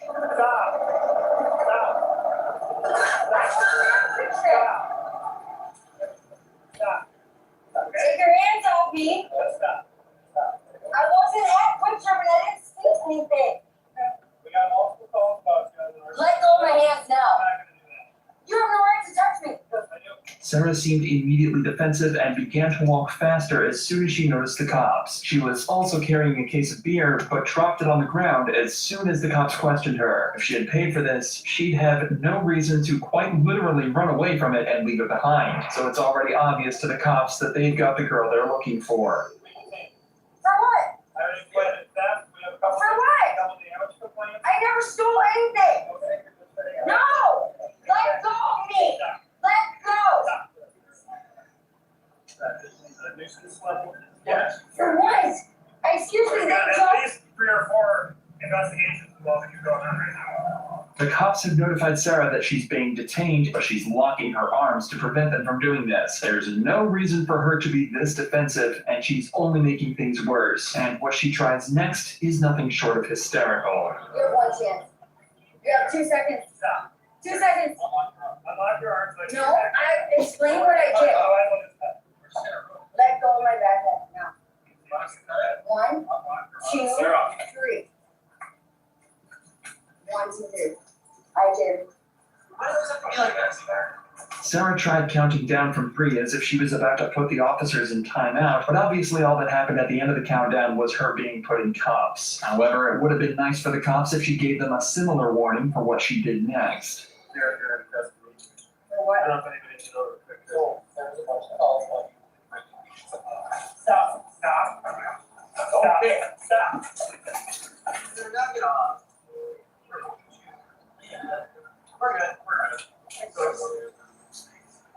During the scuffle that temporarily disabled this officer's body cam, she tried to pull away from the cops, thrashing around violently and kicking them as much as possible. Eventually, the officers were able to restrain her and get her face down on the ground, but as you may expect, she wasn't particularly helpful with that either. You ready for charges? Hey, I like your gun. That's nice. You let her go now. How can do that? You're under arrest. And then you're gonna be under arrest for you touching me and doing nothing. I was walking down the street. Let me go now. 1, 2, 3. Take the handcuffs off me. What did I do illegally? What did I do illegal? No, I did not.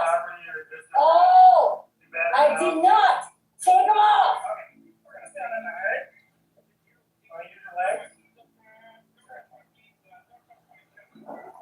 Use your legs, Sarah. Sit up. Stand up. Take them off now. Stand up. Man! Stand Take up. them off! Now!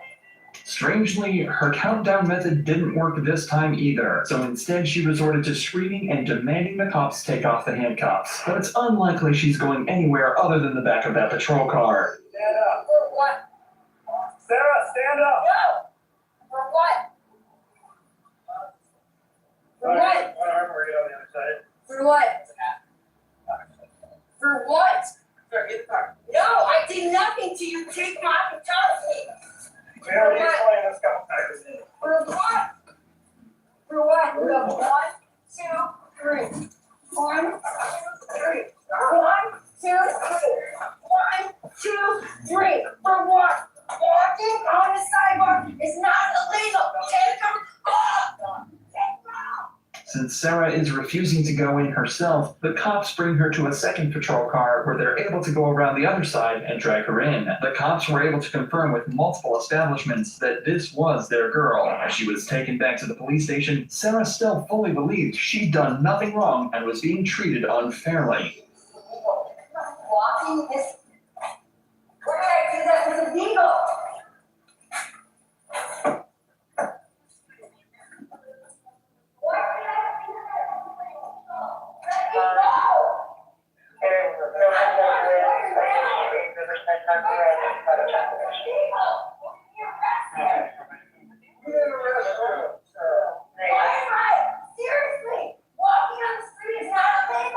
Sarah was charged with battery to a police officer, felony bail jumping, and resisting arrest causing injury, as her tantrum did end up causing minor injuries to some of the officers on scene. Thankfully, none of the officers sustained injuries as bad as Sean Malarkey's victim did.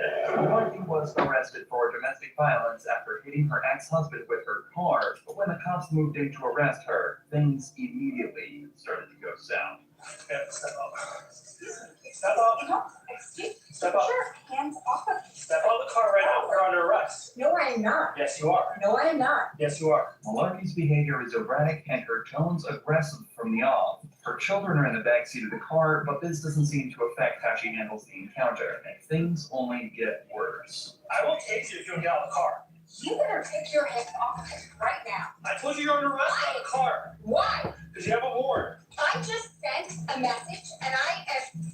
Excuse me. Get out of the car right now. No. Did somebody say that you could come into our house? Asking the cops who gave them permission to enter the property is a common tactic in situations like this one, but for the suspects, the reality is that the police are well within their rights to enter property uninvited so long as they have a warrant. With a second officer's assistance, Malarkey is removed from her car and cuffed. However, this is where things get even worse. No, I didn't. No, Andy yanked me. I yanked you because I told you you're under arrest and you refused to exit your vehicle. Are you gonna stand up and be clobbered? Are you gonna understand that my attorney has filed a motion to quash this? Has filed a motion to quash this. You hit us, you do anything stupid towards us, we'll get any charge shot. Excuse me. Anything, let's go. You've already hit me. I didn't hit you, I hit you on the car and told you under arrest. I got a whole show for your neighbors here. Even restrained, Malarkey's attitude does not change at all. The cop then smells alcohol on her breath, which may explain some of the bizarre behavior. You are a shitty human being. You throw somebody down in front of their children? What the f is wrong? Sit down, I told you. You!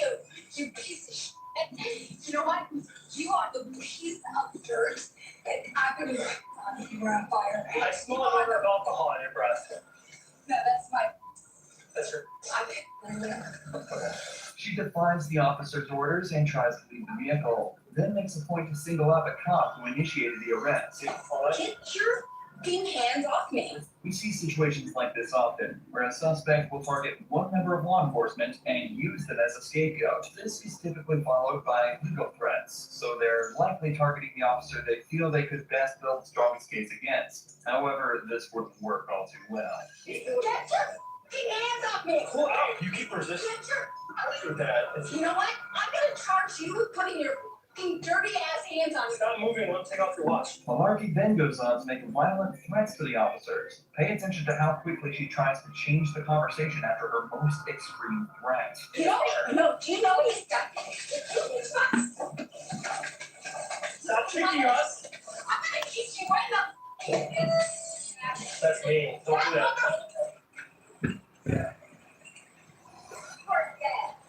What's that? You are getting sued. No, what'd you say before that? Okay, You said I am dead? What do you mean by that? you are. Elaborate on it if you mean it. You're getting sued. She continues making the cops' lives difficult by pretending to have trouble getting out of the car, though it's clear from her movements that she's not actually trying. She blames the tape on her ankles and says it's the cop's fault she tried to kick him.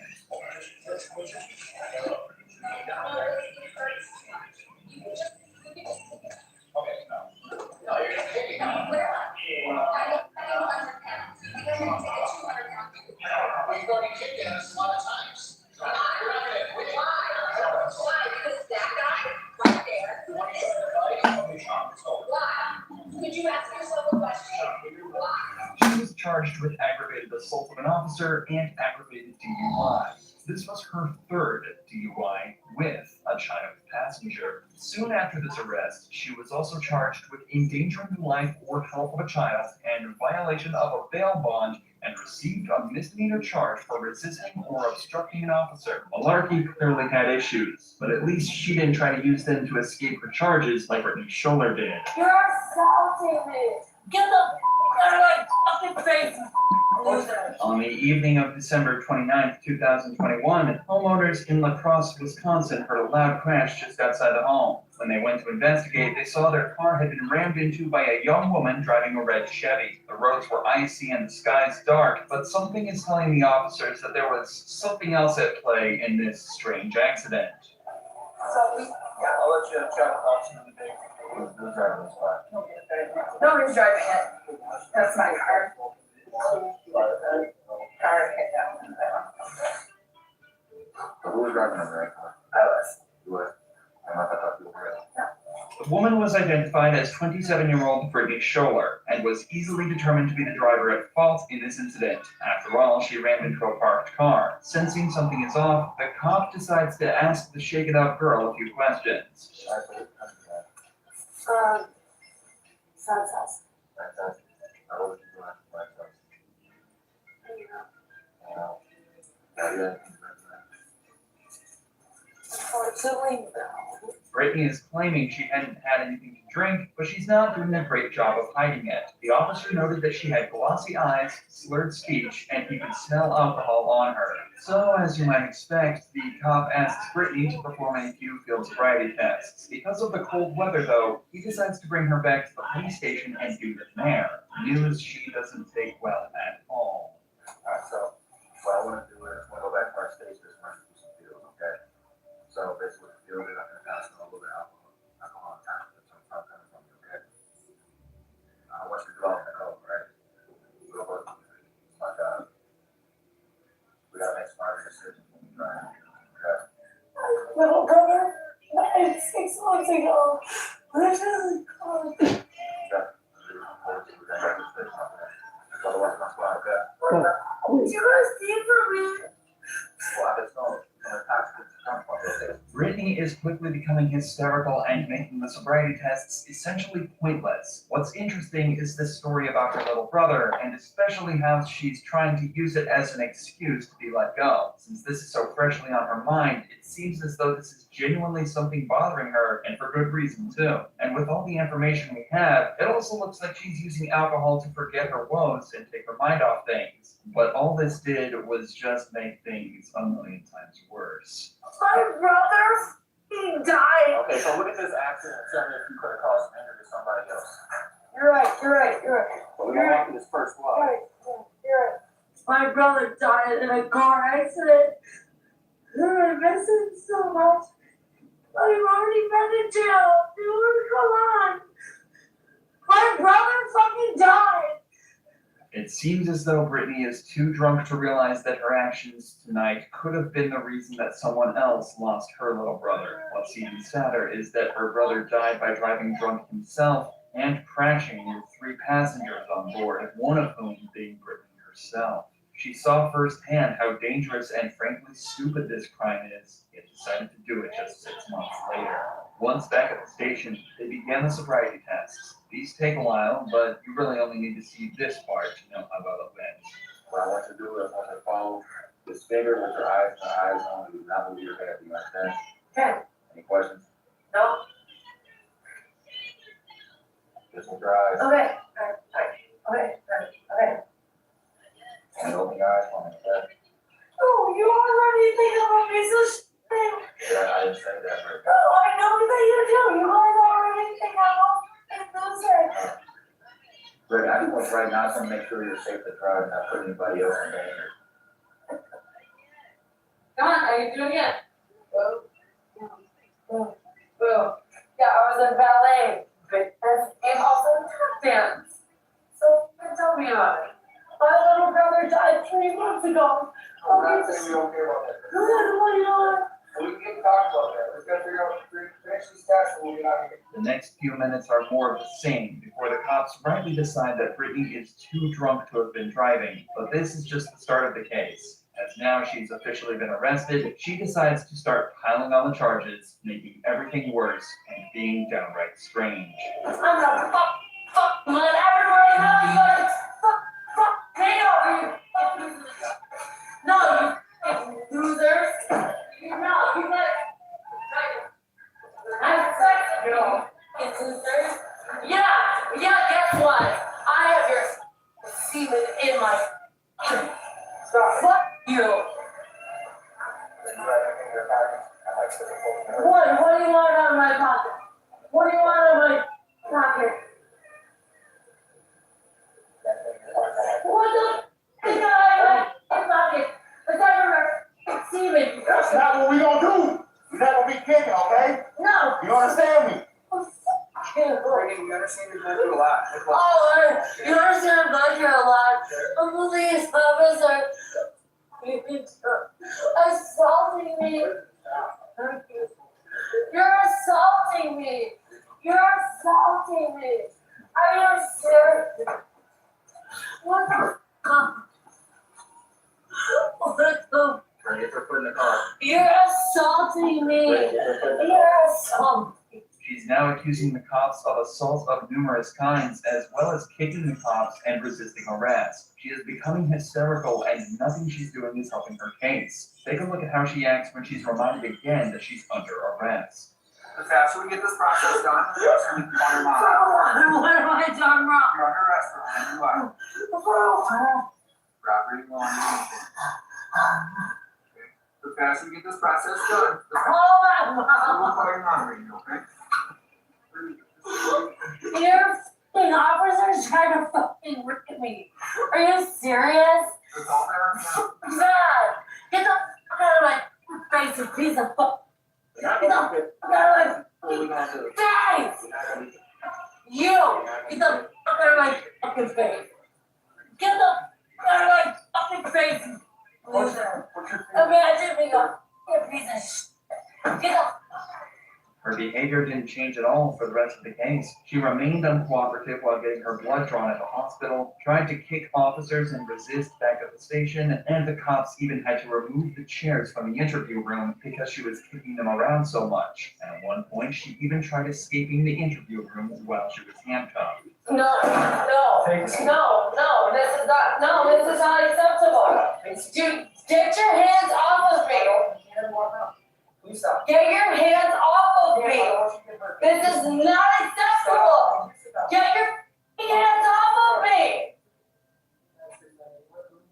Brittany was eventually thrown into a cell and charged with felony battery to an officer, disorderly conduct, operating a vehicle while under the influence, and failure to keep a vehicle under control. Her exact sentence is unknown, but somehow, even with all of this strange behavior, she still didn't manage to get the officers as worked up as this entitled woman did. In June of 2020, BLM protests were at an all-time high, and the police felt the need to monitor them and ensure no laws were being broken. During one of these protests in Orlando, an officer noticed a vehicle blocking a lane of traffic with its hazard lights on and decided to pull them over for a chat. This is the strange interaction that followed. Get out of the car. Do you want to go to jail? Seriously? Either get out of the car or you're going to jail. Why am I getting out of the car? I got it. You're stopped in the middle of the roadway. You're violating a traffic violation. So at this point, you're being detained. Do you understand? I wasn't doing anything besides I'm not going to sit here and argue with you. I'm going to ask you to step out of the car, or we're going to remove you out of the car. Your choice. I'm trying to be nice. I've not been disrespectful. Have I? No, but I don't think I've done anything to be detained for. Do not reach into my car. Do not reach into my car. Stop. Stop. Hey, park the car. Stop. Stop. Get out of the car. Oh my God. Get out of the car. Put your hands behind your back. Okay. Put your hands behind your back. Put your hands behind your back. Put your hands behind your back. There's an awful lot of debate around these protests and interactions that we won't be going into, but with the phone recording and the immediate refusal of police orders, it's obvious this girl was acting extremely entitled. The cops recognized this immediately and knew that this conversation never goes anywhere, so decided to quickly put an end to it.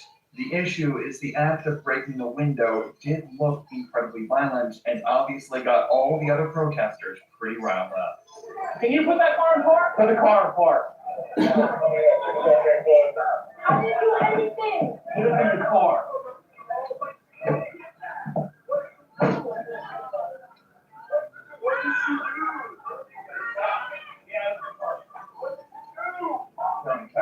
We got one detained. There's a couple more units for power control. Can you start at 2, please? I am bleeding. I need an ambulance. You guys are literally pissing me off. I am bleeding. I need an ambulance.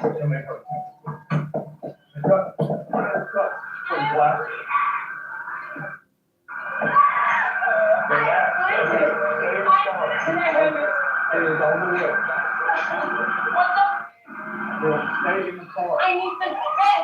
I have blood in my mouth. Get away from me, okay? Just step away so I can spit. Just that! Alright, if you're gonna scream this up, you will be put in the car. Stop screaming. Can you just tell my friend to take my car, please? I will. You had to break my window, really? You rolled my arm up in your window. Because I felt unsafe. Well, I'm sorry. People I'm like asking you to step out. I'm not gonna argue with you or I'm gonna throw you back in the car. Your choice. You did not get out of the car. You stopped in the middle of the roadway. We asked you to get out of the car. What's wrong with you? Could have taken my eye out. Well, you could have got out of the window, out of the car, none of this would have happened. So you did this to yourself. The rest of the stop goes pretty much the same way, but there is a hilarious moment later down the line where the cop explains the difference between being detained and being arrested, which stops her in her tracks immediately. At most, you would have got a verbal warning and you would have been free to drive off. All you had to do was step out of the car. if I step out of the car. Nothing was gonna happen. You did not tell me that. You said I am being detained, step out of the car. Yeah. Why am I being detained? Why are you detained in my You know, car? I'm traffic fearing stop. for my A life. traffic stop means you're being detained, a basic traffic stop. You're not. I did not know that. You said I am being detained, which is I'm being arrested. No, Where am I being going? detained I am and being fearing for my arrested are life. two different things. For someone that acts like they know so much, simple stuff. Being detained, when the light and sirens come on, that means you're physically being detained, you're not free to leave. That does not mean you're under arrest. I would ask for your driver's license, your registration, your proof of insurance. Once everything's checked out, you would have been free to drive off. She obviously wasn't too happy about that one. Eventually, a medic arrived to check her out and observed that she had a few minor cuts across her face and she was taken to a hospital for treatment. Nothing is known about where the case went from here, but it's presumed that any charges against the woman were dropped and she was let go with a warning as mentioned by the cop. At the end of the day, this girl didn't really commit any crimes. She was just behaving badly and not complying with the police. But what happens if you mix that with one of the most despicable crimes you can commit? I just seen the kids in the car left. On the 21st of August, 2021, police were called to a blood bank on a sickening call. A passerby had reported 2 children stuck in the car at the height of the Ohio summer. Hello, Director Radio. What's the temperature? Pointed out to me that he seen the kids in the car left. I talked to the little girl, she said she didn't know why she been in there. One was like an infant, probably like 4 or 5, and the other was like 3 or 4. Okay. 2-year-old here. I was hanging out the car screaming, and then I saw the security guard and asked him to come outside because this is a serious matter. And I was like, gotta call this is okay. The cops do what they can to air out the car and keep the kids safe while they wait for the concerning news from the nurse. What is it? She's a new donor too. She's been in here for at least 2 hours. Yeah, long time. At least 2. I can find out the start time if that's something you need. It turns out she'd been in the building for even longer than 2 hours. It's 11:10 now, but she'd been inside since 7:30 that morning, leaving the kids to fend for themselves in the extreme heat of the car for almost 4 hours. When she finally showed up, though, she of course had a very different story to tell.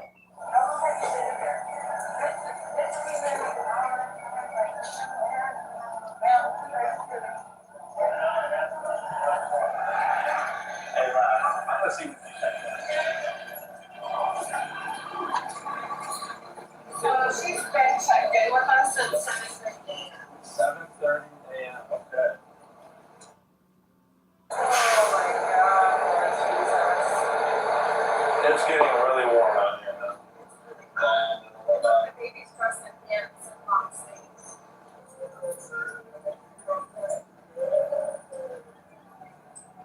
Been here since 7:30. Been here since 7:30. The nurse put into words what everyone was thinking. This is a nightmare scenario and a horrifying example of parental negligence, and things just keep getting worse. What happened to her arm? Why is her arm in a bandage? She hurt her arm, Okay. like last week. Oh. She got to the hospital. She had to wait for like a hot second and she had to get to the hospital. No, it's just, it's really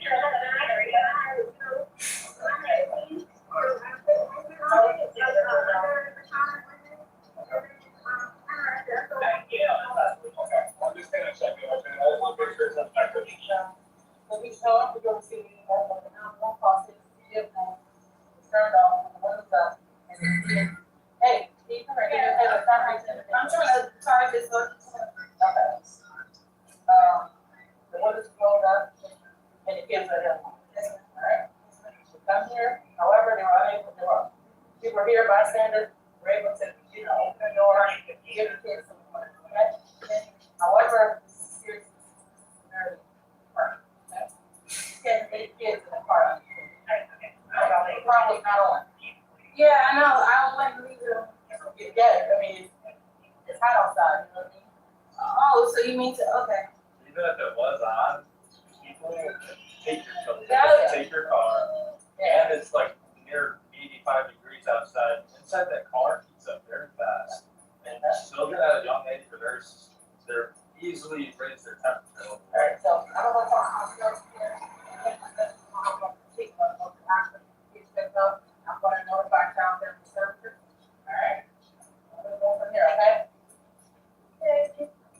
crazy that the cops should even have to explain this to the mother of not just one, but 2 kids. And even worse, she's crying as though she didn't expect this to happen, and it seems she especially wasn't expecting this. Right now, both part. No, Don't put your hand there. Or just to take care of it. I'm editing. Yes. Put your hands together like you're crying. Thank you, crying. Thank you. Yeah, stand by that.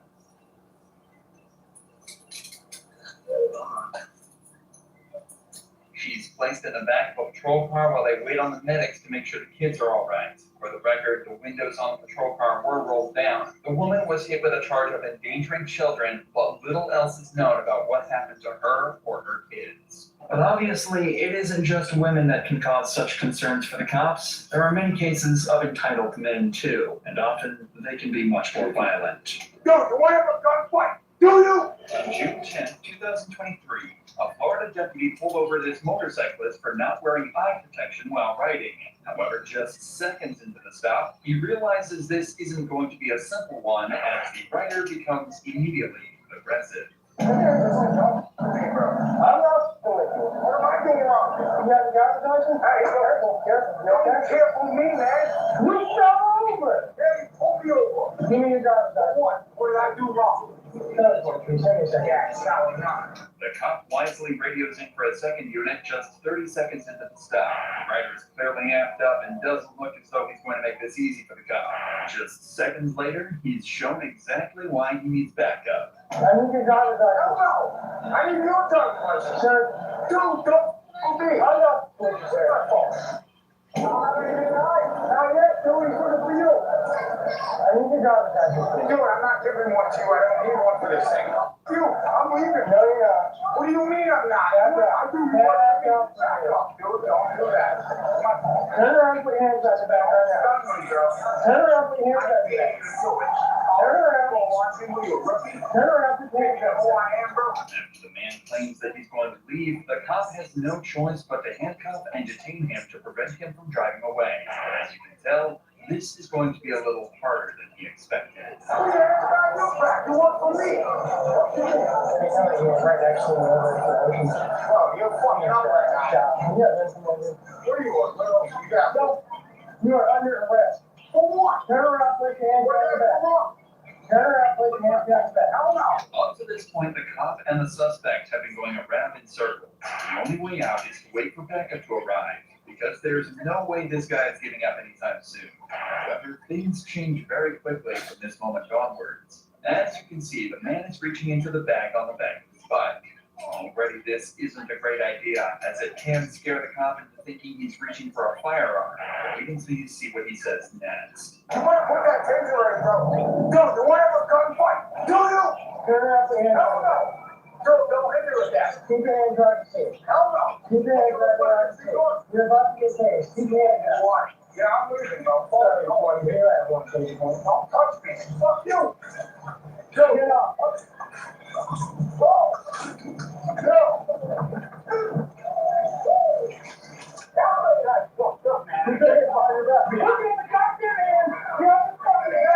Much to the amusement of the onlookers, a second cop appears just in time to tackle the man off his bike and get him on the ground. A crowd had now gathered on the scene, but the show still isn't over, as they now need to get him into the patrol car and back to jail.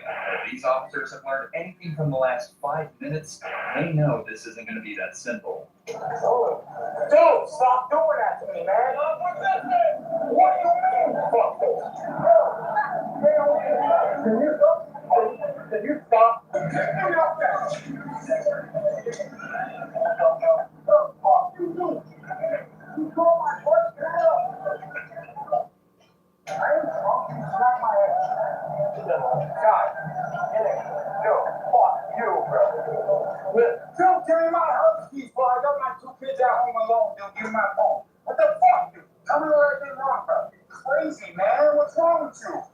Man, shame on you, bro. In the first few seconds of the ride, The cop realizes the man has kicked off his shoes and brought his hands underneath his legs. He's trying to make things as awkward and scary for the cop as possible, so he decides to have one final chat with him to put him in his place. You already been stupid enough tonight. You can stop. You gonna let me talk? You're gonna keep running your mouth. I blocked you. You didn't do anything to me. Are you gonna let me talk? You're gonna keep running your mouth. Yeah, I'm gonna pay $500 and go home tonight for myself. I'm gonna take my bike home too. So you're not gonna shut up? What did I do wrong? I'm trying to explain it to you. You won't shut up. He pulled you over for a very simple. All right, get back in the car. You didn't pull me Get over. back in the car. Alright, wait, you pulled me No, over. I don't. No, forget it. I'm trying to talk to you. You won't shut up. Get back in the car. After that very productive interaction, all that was left was an awkward ride back to jail, where the man was charged with resisting an officer and operating a motorcycle without a license. Somehow, he managed to dodge the charge of threatening an officer, but this girl wasn't so lucky. On the 18th of July, this cop was responding to a burglary call in the Volusia County area. However, it later turned out that he had actually gone to the wrong street entirely, but that didn't stop him from making an arrest that afternoon. Hey, stop! You stay here? What are you doing here? Turn the car off. Turn the car off now. Turn the car off. Turn the now. Turn it off. Don't ever forget your house. Give me a second. Hey. No, let me explain to you what we're doing. I'm responding. Hold up. I'm responding to an alarm call. The cop started out friendly but quickly became more serious as the driver tried to leave without talking to him. Remember, he's conducting a burglary investigation. Any suspicious activity is heightened because he knows there's a criminal in the area. This girl was just in the wrong place at the wrong time, but a friendly conversation would have been a much easier way to resolve the situation. Instead, the girl decides to get even more violent and says this. You're not under arrest. Stop. Get down.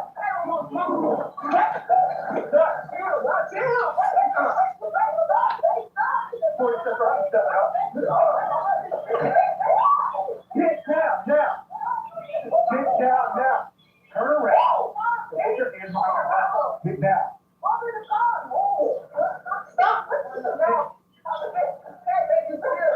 Put your hands behind your back. The girl also had 3 of her friends with her in the car, so the cop is severely outnumbered. He radios for backup, but in the meantime, he has to stand his ground.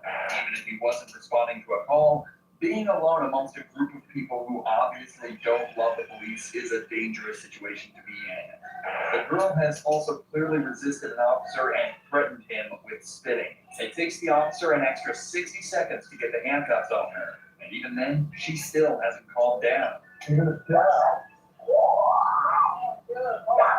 Stand up. This didn't have to be like that. It did, because you were arrested for no reason. You know you're wrong, and I take your whole time. She's claiming that the cop was aggressive for no reason, but did this wave seem aggressive? This girl has everything totally twisted and continues to resist even after numerous other officers arrive at the scene. You can't say, can you fix it? Oh, I will, you just for a second, okay? Fix my cup. Turn around like that. Where's the cup? We gotta turn around. No, you're short. Stop touching on me. I'm not positioning. My wrist hurts. Okay, I'm telling you one. The cops eventually managed to fix the girl's cuffs despite 2 more minutes of kicking and screaming. Finally get her into the back of a patrol vehicle.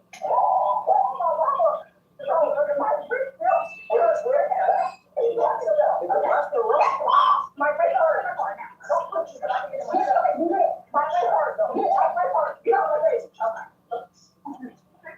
Despite not being the burglary suspect and having no criminal record, this girl managed to turn what should have been a short conversation into a battery charge. Apparently, in the initial scuffle, she kicked the officer multiple times, threatened him, punched him in the head multiple times, all as well as screaming many horrific insults at him. This girl was the perfect example of why you should never threaten the cops. But the girl in this next case took things to the next level.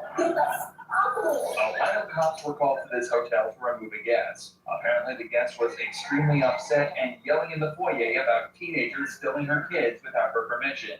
When they went up to the room to remove her, he quickly began to realize how angry she really was.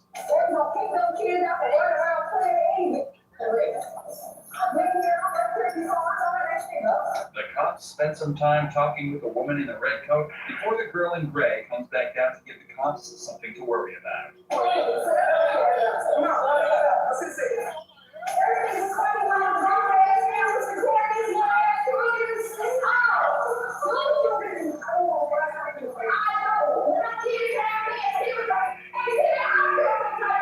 This is no way to be acting in front of anyone's kids, especially your own.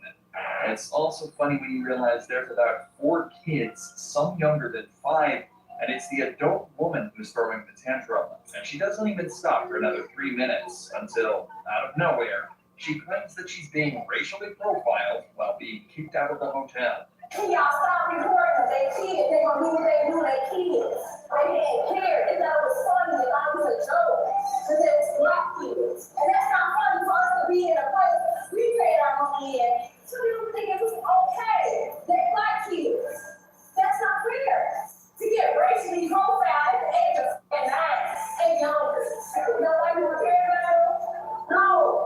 They didn't. At least now we know what she's actually mad about. But now she's latched onto this narrative, she's starting to get angrier and angrier by the minute. Until at last, the cops decide they have to step in and put a stop to this. However, perhaps predictably, this just makes her even more mad. One more out of you, and I'll take you to jail. Don't touch him. I told you. I'm not recording you. Come on. Get your stuff. Let's go. Get your stuff and go. Get your stuff and go. I will take you to jail. Okay. I'm calling you. Stop the door. Don't touch me. Don't touch me. I asked you not to touch me. I said no. No, I'm not. No, I'm not. I'm already at the door. I'm already at the door. No, I'm not. No, you're not. Yes, ma'am. No. Get off me. I asked you to get off me. I was already at the door. You can't get the off me.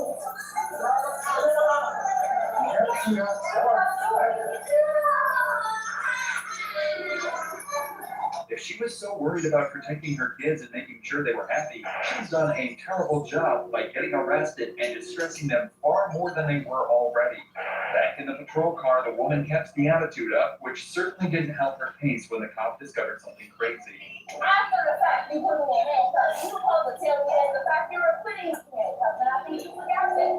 So you're right. You have the right to remain silent. No. You were supposed to tell me that when you reported me. You arrested me, so I think you might have let me out. Okay. I'm gonna help do that. You said you got 3 warrants for your arrest. That's nice. So I just Get better. I tried. I know you did. I do really appreciate that. And you got kids right here. And I'm as the manager was trying to tell her to calm down, I'm trying to tell her to calm down too. You got kids in here.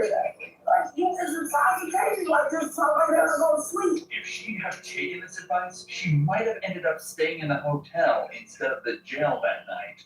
She was brought in on all 3 of her warrants and charged with disorderly conduct to boot. Alcohol is a common denominator in many of these cases, with intoxicated suspects often getting much angrier than they would sober. And there's no better example of this than our next case, where a woman actually called the cops on herself before threatening the cops and demanding they leave.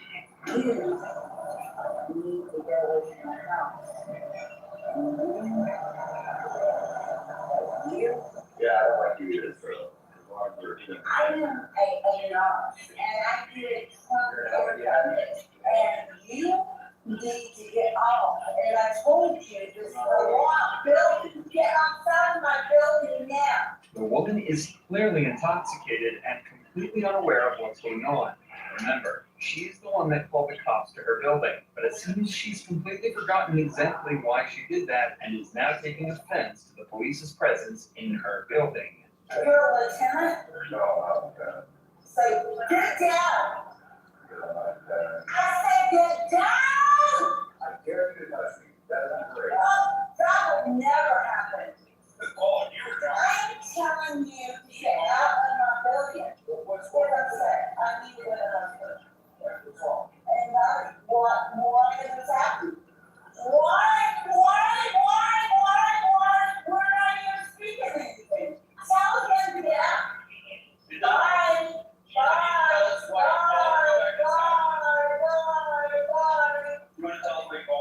cops are clearly not fazed by the woman whatsoever, and are just there to do their jobs. They were called by the woman and want to get to the bottom of why.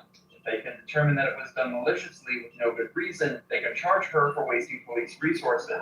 But with the way things are going, she's about to catch a disorderly conduct case as well. You don't ever come around my door. Don't call us and I will come back. I won't have you this far. I need this far. Please, good. I would not forever, many years. I don't care. Exactly. I don't care.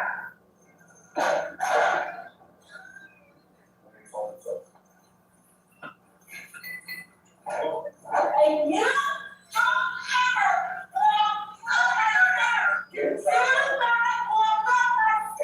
I'm gonna treat you like a 4-year-old, start counting, you don't go in there. I have a lot building. Mark me out. You. Lot building.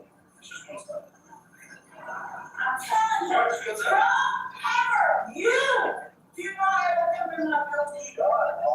The officers know the woman is just extremely drunk and confused, and staying on her property is just making things worse. So they decide to just leave and hope she manages to settle down. But before they do, they see her leave her apartment and start attacking one of her tenants.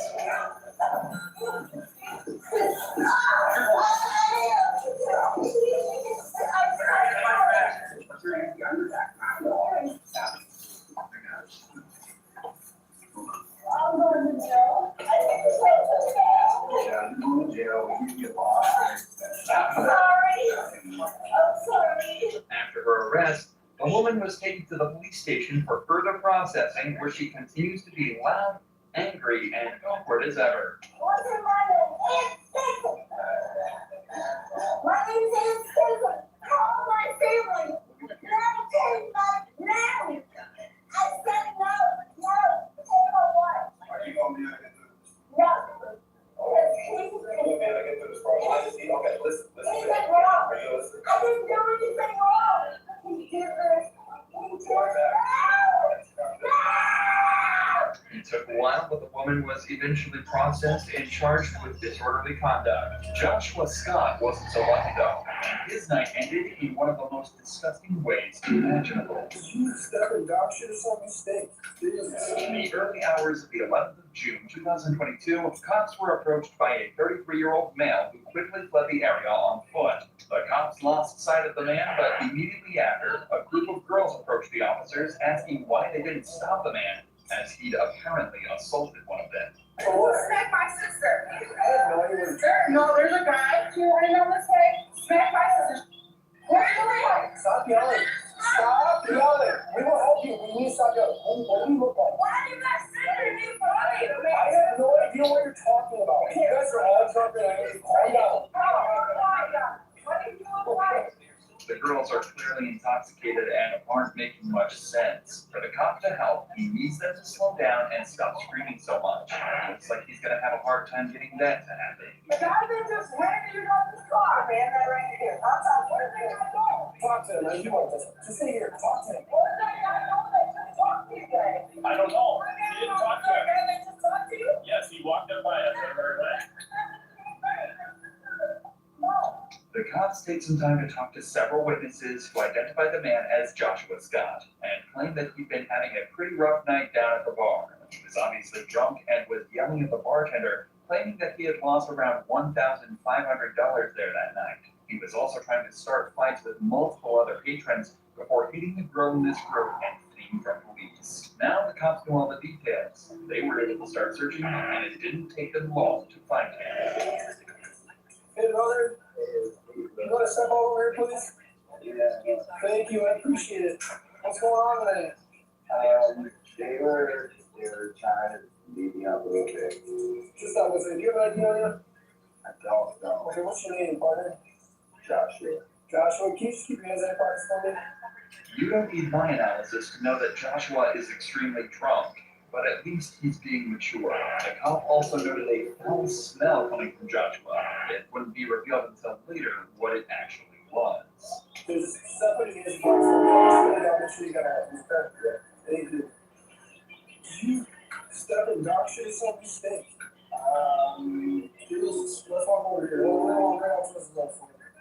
Thank you, brother. Did you hit one when sounds like, correct? No. Why did you hit one? I didn't hit one. If you hit me 3 times, I'm gonna have to defend myself. They hit you a couple times? Of course. Where'd they hit you at? In the face every time. Did they hit you? Which one hit you? The chick that had the darker hair, she was bigger. Okay, I'm sorry. It seems like Joshua is trying to piece together the night just the same as the cop is. But they're finally starting to figure things out. The cop was also made aware that Joshua has 2 warrants out for his arrest, so he's definitely going to jail tonight. The question is, will he go down easily? I told the woman to not hit me. Why was she hitting you in the first place? Ask her. Go ask her. I'm talking to her right now. Go ask her. I can't tell you why. I don't know. Stop yelling. I don't know her perspective on shit, bro. I'm not gonna answer your fucking questions anymore. No, I don't have no. I'm not gonna answer. No, what it is.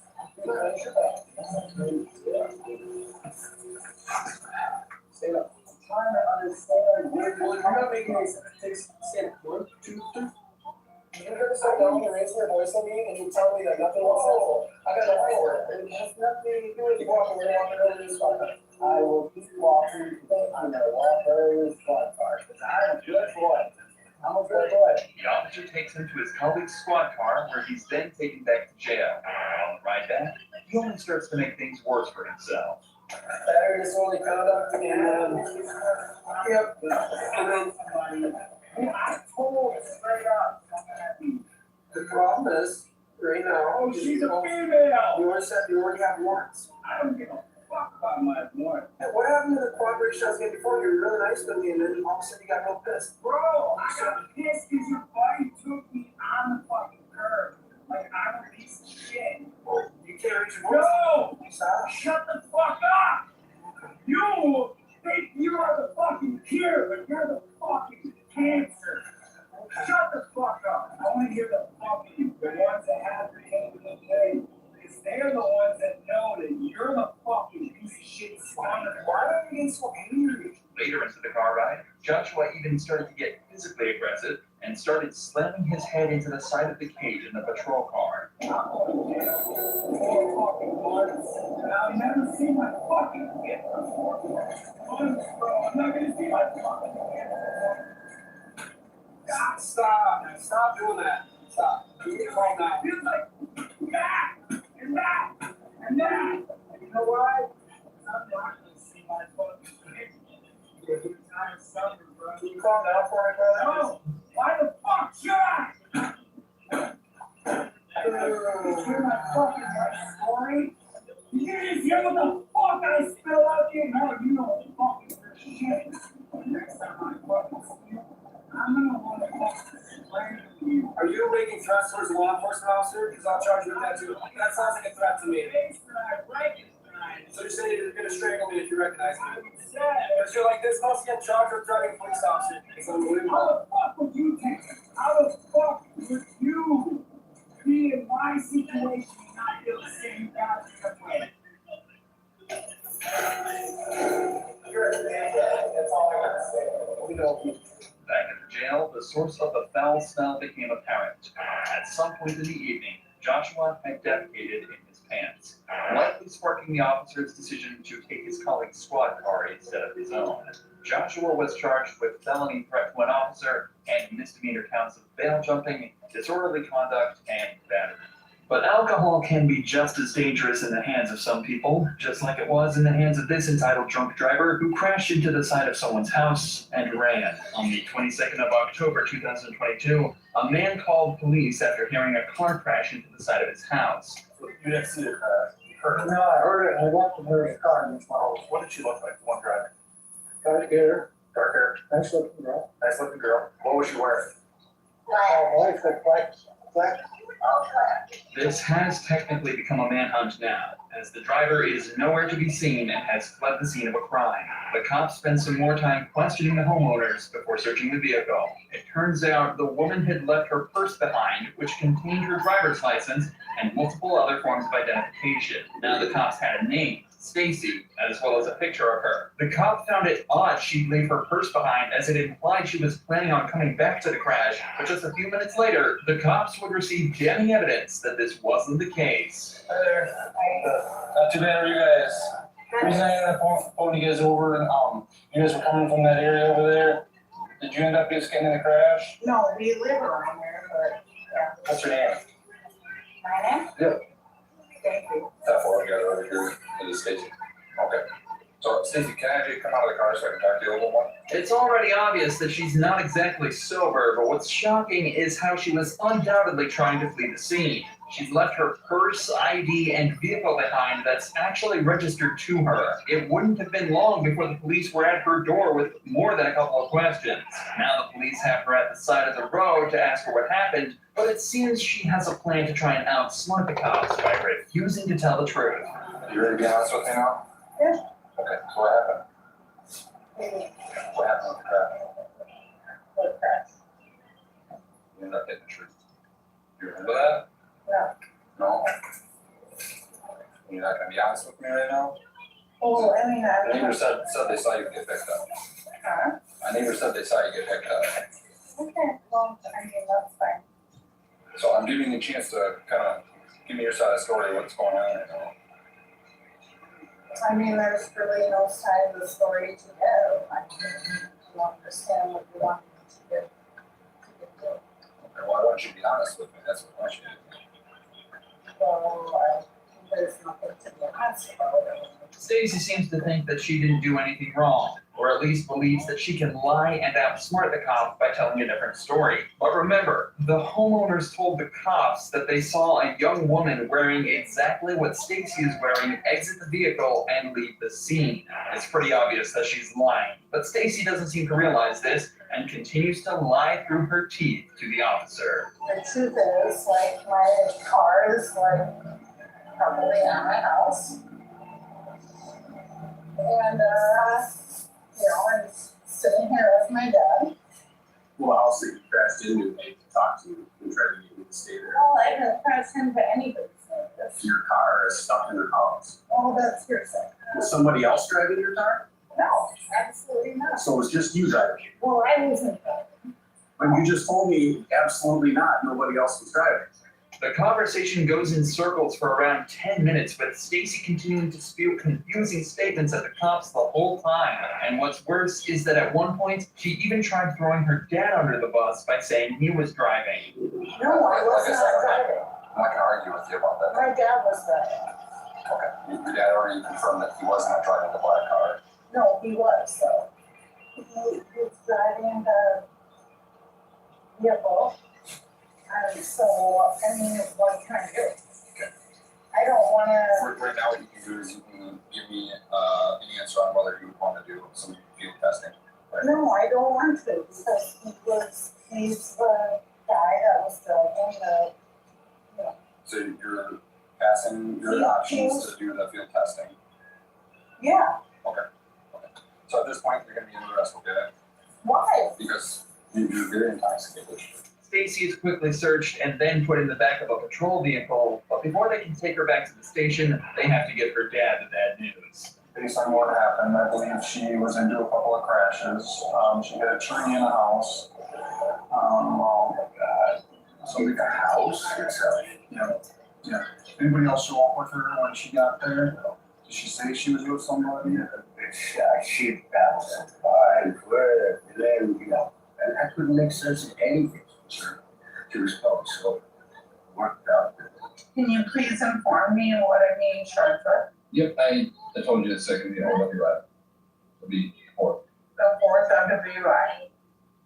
But I wasn't driving. And you did hear that right. This was her 4th drunk driving charge, proving precisely what type of person Stacy really is. And of course, she also caught a hit and run charge for fleeing the scene after causing property damage. But Stacy wasn't nearly as entitled as this next girl, who had a plan to get out of her reckless driving charge. I'm confused for you're not coming in. On January 5th, 2022, officers responded to a car accident. As soon as they got on the scene, they were given some useful intel by a witness. She's drunk, and she already said that I don't want to get a DWI in a single car. Okay, thank you. Was she in the wrong lane? No, she was on that side. See, I was coming this way, right before the curve, and she whirled around me. Whirled around another part to make the curve. Jumped harder. She was trying to stop there, hit the curve, and then slacked it. I don't know what the deal was. And it sounds like this driver completely lost control of the vehicle and was lucky nobody else got hurt. But if they want to understand exactly what happened here, they're going to have to talk to the driver, and it doesn't take long for them to figure out the situation. So they said you're not having anything medical about it? No, sir. Okay. Now, just based on this driving behavior and what people have been saying when you came on the scene, would you want to take some standardized sobriety tests? How much have you had to drink? Not very much. Okay, what is not very much? Like the legal limit. Okay, which is what? Like not very much because I ate and I drank water between The two. driver is being honest and complying with the cop's request to take a field sobriety test. But unfortunately, the sobriety test quickly shows the cops that even if she's acting nice, she's still a criminal that put many other lives in danger. All right, then, go ahead and put your hands behind your back for me, okay? You're being placed under arrest for DUI. All right, I'm gonna have to pat you down before I put you in my unit, okay? The cop pats the girl down before placing her in the back of his patrol car and reading her her rights. But this is when she starts to put her plan into action that she thinks will cut her loose. I'm so sorry. I'm so sorry. God. You don't need to apologize. I'm doing my job, that's all. I know. And I respect that. I respect. Have you ever been arrested for a DUI before? No, sir. I've never been arrested, period. So I hope that you sound like one of the cuter people that you had in your cop car. Do not confirm or deny, please. Yeah, I can't talk about that. Yeah, you can. For legal purposes. I'm too cute for prison. Don't do that to me. Anyway, I'm sorry you're stuck with me, though. That's all right, I've been, like I said, with worse. Back at the station, the seduction doesn't stop. All right, so what kind of this is for I remember you. You would come up to the Alcatel with your face mask, and I'm like, oh, what is that fine? Yeah. And then, like, respectfully, though. Oh, yeah. Obviously, because, look, I'm a mess right now. You had your face mask on, and I was like, what is so fine? Don't worry about it. Obviously, nobody wants to date anyone that's looking like this, so. You are such a happy man. Oh, thank you. I appreciate that. I do. Okay. I'm getting prepared. Yeah. I'm sorry. I hope I haven't been disrespectful. No. I haven't been disrespectful to your God. But even as she waited for her medical examination, she couldn't resist flirting with the officers in an attempt to lessen her sentence. What do you suggest? Okay, maybe a little. Hey, come over here. This way. I just want to say hi. I'm sorry. Come over here. I'm sorry. Yeah. You look good. Yeah, just have a seat right How here. the hell am I supposed to do? Hi, Daddy. I'm a valid now. Why you should? I still have to triage this. Thank you. Okay. Because you're so cute, sir. Oh, yeah, thank you. I appreciate that. Hey, might as well treat me happy if you're gonna shit. So You should. I got some of this cutie. I got some of the cutest. Yeah. Thankfully, this didn't seem to change anything in her charges, as she was hit with an aggravated DWI and reckless driving. Many people are critical of this girl's actions, but positivity and attempted seduction is much more preferable to violence and hostility, and especially preferred over this. Stop right now! This time, the officers were called into a domestic violence case between a male and a female. As the cops arrived, the officers noticed the woman disengaging and walking away from the scene. Miss, stop! Stand there. Okay, I won't. Stand there. Stand there. Stand there. The cops yelled at her to stop, but before they could react, she started to sprint away from them. Stop right now!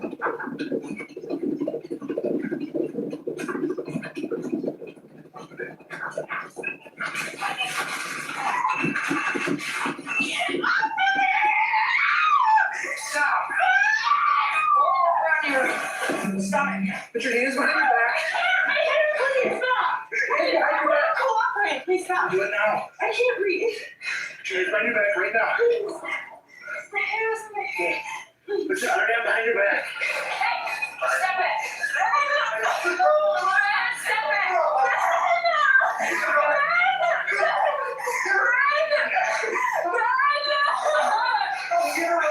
her master plan didn't work out too well. The cops have dealt with plenty of cases like this and know they will have to be firm with the woman or else she'll keep screaming and resisting. Do not pull away from me. Do you understand? You are under arrest. You are going to comply. You are not going to pull away from me. Just a minute. Yeah, you fucking do it. Yeah, you feel like killing faces, bitch. What's your name, miss? I don't have a fucking name. Oh, you do. No, I don't. Stop trying to pull away from me. My hair's in my goddamn mouth. As usual, before the cop can leave her in the car, he has to search her, something she seems to be heavily against. Hold still, please. No, you're not supposed to be doing that. Then stop fighting. You're a man. You cannot Tough shit. touch me. Tough shit. You Right now, all cannot we got. touch me.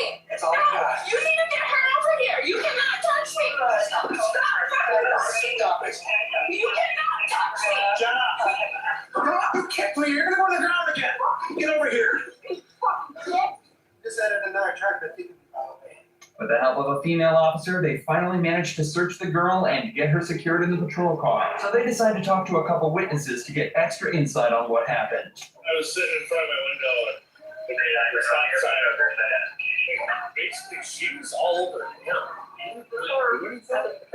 When she kept grabbing him, ripped his shirt open, kept jumping on top of him, trying to get him to the ground. He finally did get to the ground, but then came back up and wouldn't want to leave or anything else. Well, at first I went because he just screwed around. Yeah. And she was all over him. And she said she was like jumping on his back or something. And then she kept grabbing at his throat.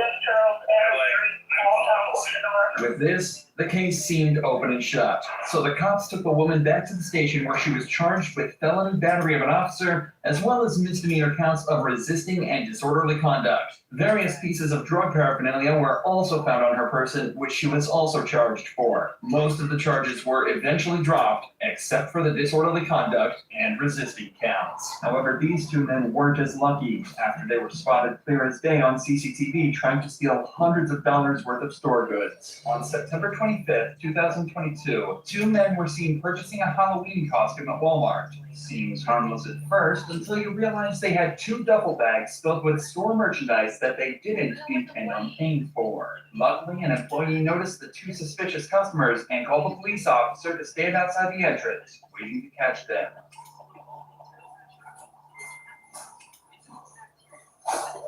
Let's go. We can go in here and talk. We're gonna walk in there. Stop. Do it.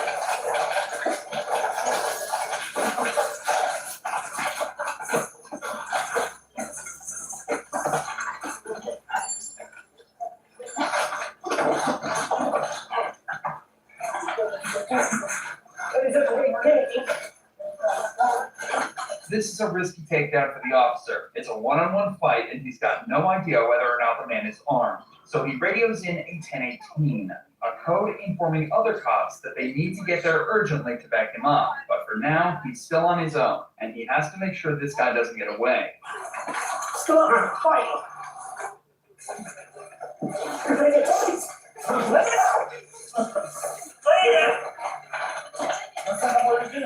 Stay down.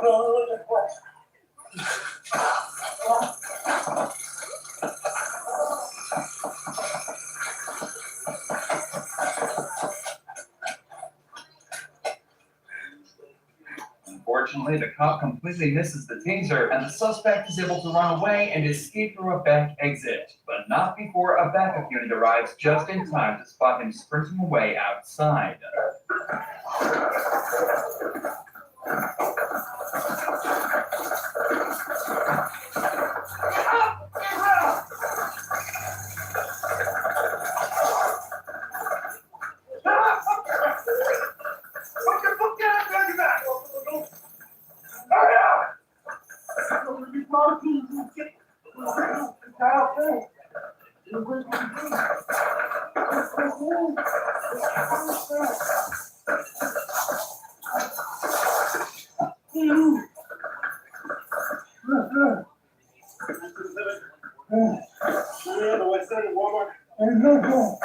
this cop has a better time of taking down and restraining the suspect and manages to get him on the ground and in cuffs. But remember, this guy wasn't alone, and the cop's attention was now turned to finding the other man seen on the security footage. Conveniently though, they wouldn't have to look far. Hey, you say you were blocking your face.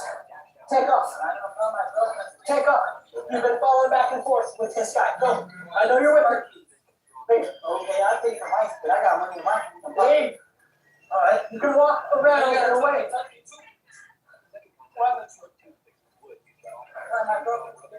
Yes, he was with him.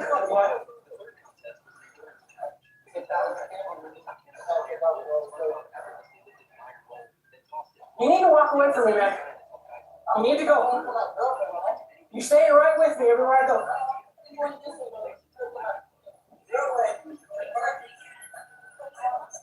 want him in the store? You want him in the store? No, that's come outside. Why? Because we're done with it. Hey, good. Hey, good. Always good, man. Good. Congrats. So fast up. You got me right here in the front, man. I'm talking to you. Okay, we're gonna try to. You can pretty much guess what happens from here. They detain the man, tell his girlfriend what's happening, have a short argument with her, and then take the man back to a patrol vehicle. On a search of the man's pockets, a collection of pills and powders were found on him and confiscated. Both men were hit with a felony shoplifting charge, as well as a conspiracy to shoplift, while the other guy was also hit with another 2 drug trafficking charges. However, on the 21st of November of the same year, all charges were dropped against both suspects. A disappointing ending for sure, but this next shoplifting case has a much more satisfying conclusion, but not for the reason you may expect. Hi, man. Do you have something to call right now? No? Okay. Employee said they saw you stuff from your basket into your jacket. No, I just draw myself back because that's supposed to be my other half here and he never showed up. I just tried calling him. Okay, so if we search your jacket where I can find any items, I'll give you an opportunity right now to take everything out. So it's gonna be your one and only opportunity.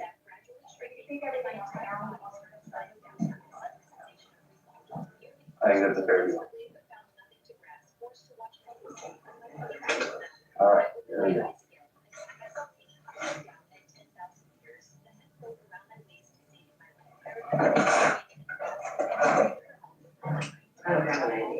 It seems odd for someone to only want to shoplift a hat and gloves. It's a lot of risk for a very small reward, but as the cop learns more about the girl, it starts to make more sense. Do you have an address or could you stay there? No. Do you work in a gaming? I don't have any money. It turns out this girl is homeless and has no money to buy anything to keep her warm for the coming winter. Unfortunately, this is a genuine problem that a massive amount of people face in countries all over the world, and a lot of people come to the conclusion that their only option is to steal what they need to survive. After all, if the consequence is a warm place to stay and a couple free meals, what's there to lose? Getting caught like this and being told they're not going to press charges is essentially the worst case scenario for her, or that was until the officer decided to do this. You don't have hat or gloves? I'll buy these for you. Don't do this, okay? I know it's tough, but there's other ways. Call us for help, all right? But if you come back in here, you're gonna get arrested.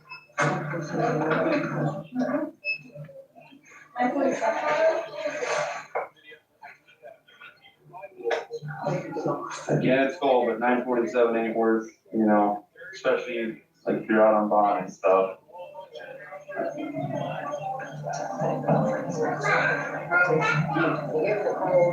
get it. But call us for help. We have resources we can help you out with. Contact us for next to the bathroom. All right. Do you guys need anything else from us? Okay, sounds good. No charges were pressed against the girl, and the police department applauded the officer for acting with true compassion. He dealt with this situation perfectly, something that can't be said of the officers in this next case. police. In 2015, police pulled over a woman who was caught on CCTV shoplifting from a Walmart, but after a short talk with the cops, it's clear she had no intention of sticking around.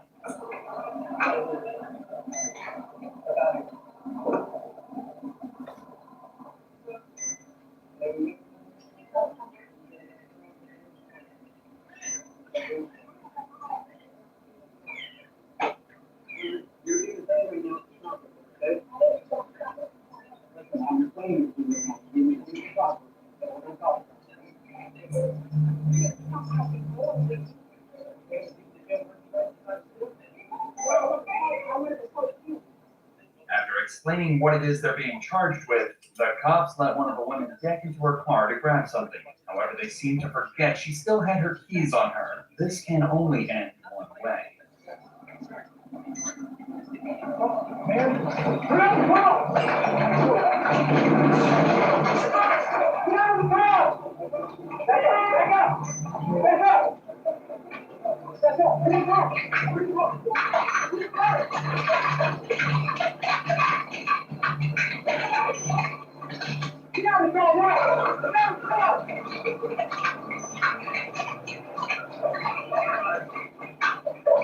Somehow, these cops allowed her to get into the driver's seat, put the keys into the ignition, and then simply drive away after ramming into one of their patrol vehicles. It's an impressive amount of negligence, but they can't stand around wondering how it all happened. They've got to give chase as soon as they possibly can.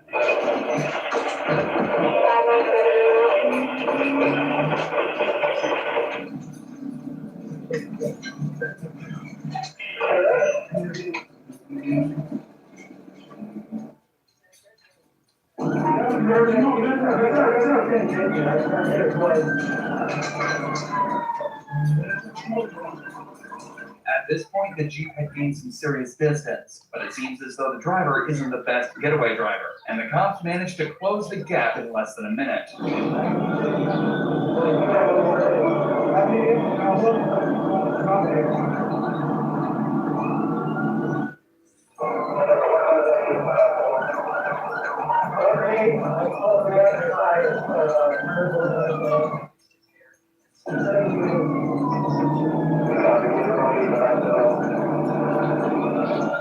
The shoplifter speeds down the road, dodging traffic as she goes. The cops stay hot on her tail, but struggle to box her in or stop her at all, and she continues to wreak havoc.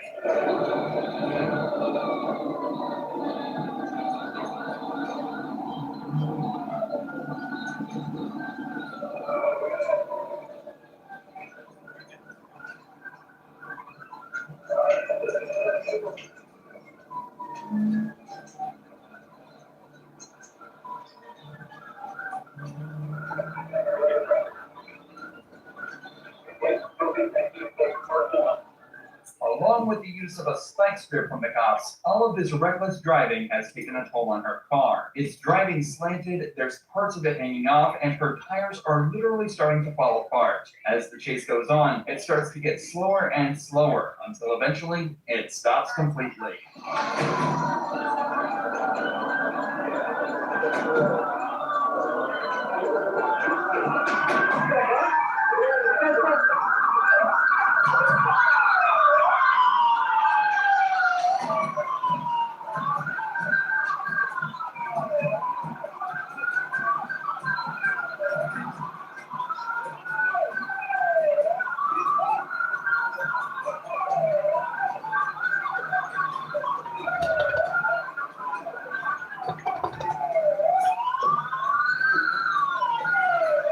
You have to wonder how anything that occurred in a Walmart warrants this level of escalation. Nevertheless, the shoplifter is finally removed from the vehicle and put in handcuffs, putting an end to her rather spontaneous reign of terror. It was later discovered that she'd shoplifted over $2,000 worth of goods, a felony, but definitely nothing worth the charges she was hit with after her escape. She was sentenced to criminal conspiracy, assault and battery in the first degree, hit and run, and of course, shoplifting. She was sentenced to 7 years in prison.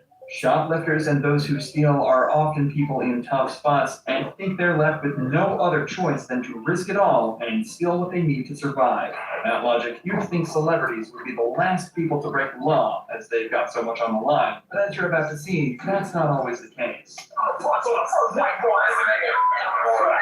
On the 15th of December 2018, police pulled over a vehicle driven by Florida news anchor Karen Sally. When the cop realized who she was, he figured she'd be helpful and respectful, but he was about to get a huge reality check. Hello, Miss.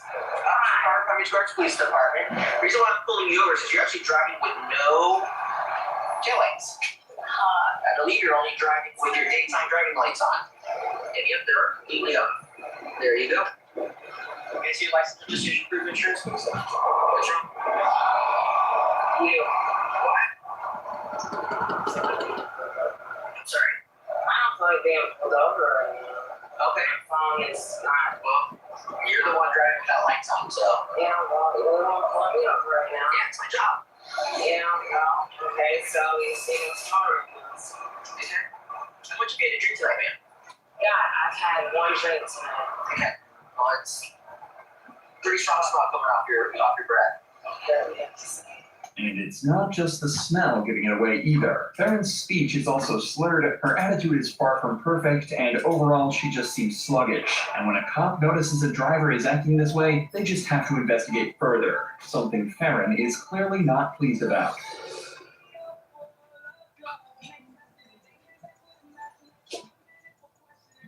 Car, should roll on my dog. Howdy, I believe you are impaired.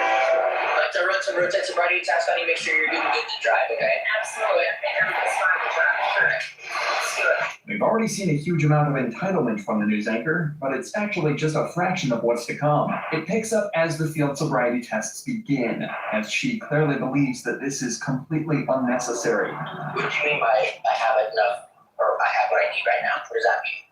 It means that I know that I'm capable of driving. I know that I'm a responsible citizen, and I know that however many cops it is that you have right now are unnecessary for the task that you're privileged with at this moment. Okay, all right. Now stand over here. You ready to begin? Ready to begin. Good, begin.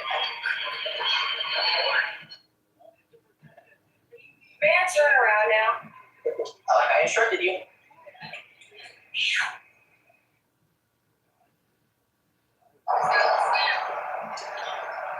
Alrighty. Investigation. Come over here. So step out here, son. Do I need to walk the line? Is that No, just step out here. We're done with the line. Alright, just check it. Hey. I appreciate you checking, okay? Absolutely, Mr. Carver. Farron is clearly being facetious here and trying to skirt the line of disrespect, but moments later, she decides to take it just a step further. I want to know what I can do to end this public humiliation. It's not public humiliation. I'm over here conducting a DUI investigation. Well, here's what I'm gonna ask you. Can we go to a side street? I am a public figure. Okay. I find this very publicly humiliating. Now we'll continue whatever it is that you need us to do. Sorry, But I'm asking. I cannot take you to another location. Okay. Well, it was worth a try because we're on PJ Boulevard and I am a public figure. We're not on PJ Boulevard. Okay. We're close enough to it, darling. Stand over here, just on the other side. Okay. Can you please get in your vehicle? Watch out, they may shoot you even though you're not black. Okay, that was very racist. With all these snide and entitled comments, she's really not doing herself any favors in the eyes of these cops. And that's not even mentioning the direct insults she starts giving the cops next. No, your alphabet from A to C, correct? Yes, I know my alphabet from A to Higher Z. level education. I have a master's degree. What do you have? Good. Stand with your feet together. What did you have? Bachelor of Science. Thank you very much. There we go. Feet together. Hey, high five. We're on the same page. It's okay. Feet together. Arms on Maybe when exercise. we lose our hair, we lose the ability to high five. That's right. When I say left or right, you're going to extend that finger out in front of you. You're going to touch the tip of your finger to the tip of your nose. You understand? Yes. Left.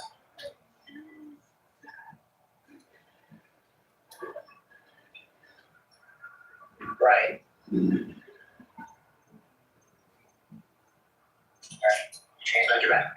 Placing into the rest of your driver will leave this off. What have I done? I've passed every Listen, time. listen. You have given me indication through your rules and sobriety test that you are impaired. I'm a cocky son of a gun that I'm passing all these tests. No, hold on. I know I'm cocky. And forgive me for that. Everyone should know that you can't be cocky and flippant and then beg forgiveness when things don't go your way. And the cops are now ready to treat her with exactly the same amount of respect as she showed them. But Farron has one last entitled trick up her sleeve to try and get out of this. I'm a model citizen. You're making a scene right now in front of an area where I'm on TV. Oh my God, please walk me away. Oh my God, Bush. I'm not a bad person. You're arresting me. You're arresting me a mile away from my job. Well, I've interviewed your own police chief. Did you have any drinks with her tonight? Yeah. Okay. Yeah, of course. I mean, look, if there's evidence, DUI, my hands are talking, okay? I see her all the time on TV, every morning. Okay, that's my main news that I watch. Okay, she should be acting that way. If she's in the public eye, like us, she should be acting that way. Okay, she started nothing but giving attitude, right? I sent it to her right away. Even Farron's fiancée agreed that her behavior was unacceptable and admitted that they had a few drinks that night. So Farron was taken back to the jail to take a breath test where the legal limit is 0.08, and she blew a 0.079. She passed by exactly 0.001%, leading all charges against her to be dropped, despite it being almost a guarantee that she was over the legal limit. But that's not where the story ends. Originally, she was dropped from her position on TV during the DUI investigation, but she was quickly taken back when the charges were dropped. However, as soon as this body cam footage was released to the public, she quickly resigned from her position. The silver lining is that Farron didn't try and get violent in her stop. The same can't be said for the next entitled celebrity, a rapper whose first thought after being arrested was to assault the police. On the 7th of July, 2022, rapper Boozy Badass and his friend were pulled over by Georgia police for having a concealed license plate and tinted windows. Initially, the stop started out well, but got out of hand quickly as soon as the cop decided to lay down the law. Who's registered under this car, man? You know? Okay. You got your ID on you, man? So the reason I pulled you on is because you're tag, okay? Alright, I'll bring it back when I check things out. Yeah, they're from. I think we should be good over there because we're about to get deep.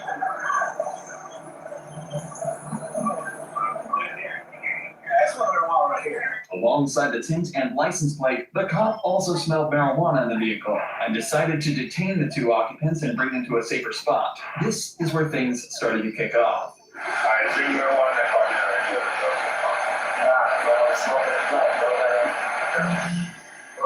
You're good? I got you. So you're all scout for you with that.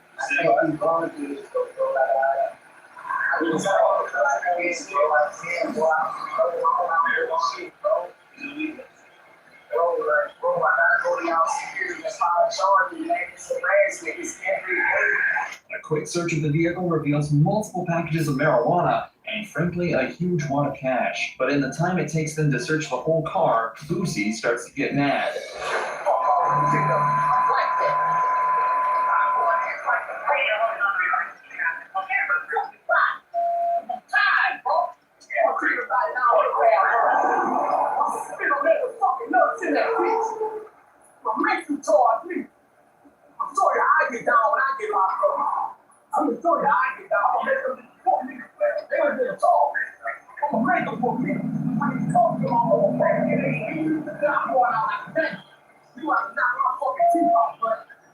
You're gonna be sued like a dog. But don't hide it down in New York.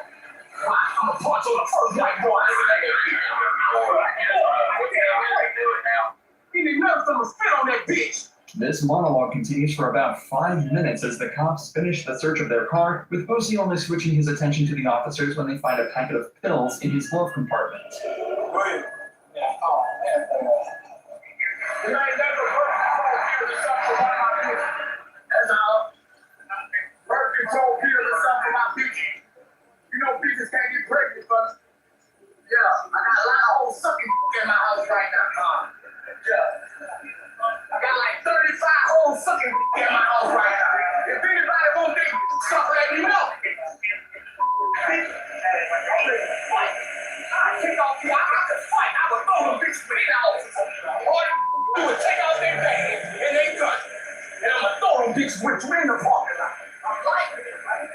Now, obviously, this whole spiel that Boozy is on is an image thing. He knows this all is being recorded, and he's only being rowdy and shouting to make sure his audience knows he's tough. So despite his early threats to spit at and fight the cops, they decide to handle the situation like this.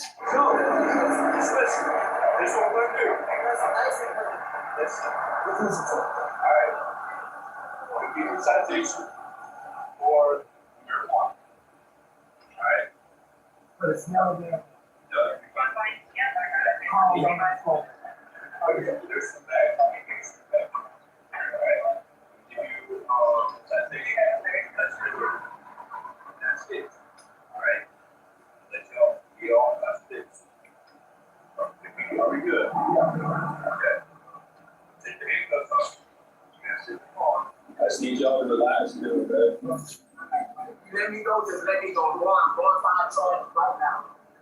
I'll be up. And it's as simple as that. The pair were sent on their way with a citation for the obscured license plate and marijuana. And nobody was hurt in this dangerously rowdy situation. But if Boosie's case was a rowdy one, Marshawn Lynch's was probably as far in the other direction as you could go. And the cops found him literally asleep at the wheel. Still sleeping? Yeah. Cops found former Seattle Seahawks player Marshawn sleeping in his car that was in undrivable condition.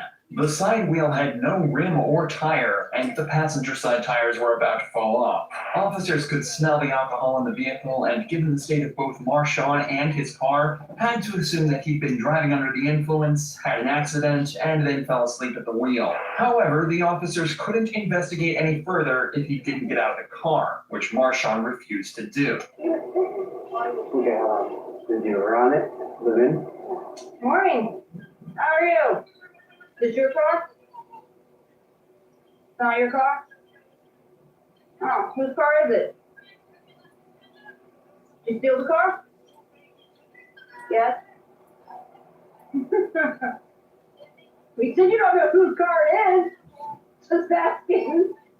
Right now, the officers are at a complete loss. They've really got no idea how the car could have gotten into this state, and Marshawn is in a state that's honestly just confusing. As you may expect, the majority of this footage isn't the most exciting, so let's just skip to when the cops decide they've had enough and take matters into their own hands. So here's the thing, okay?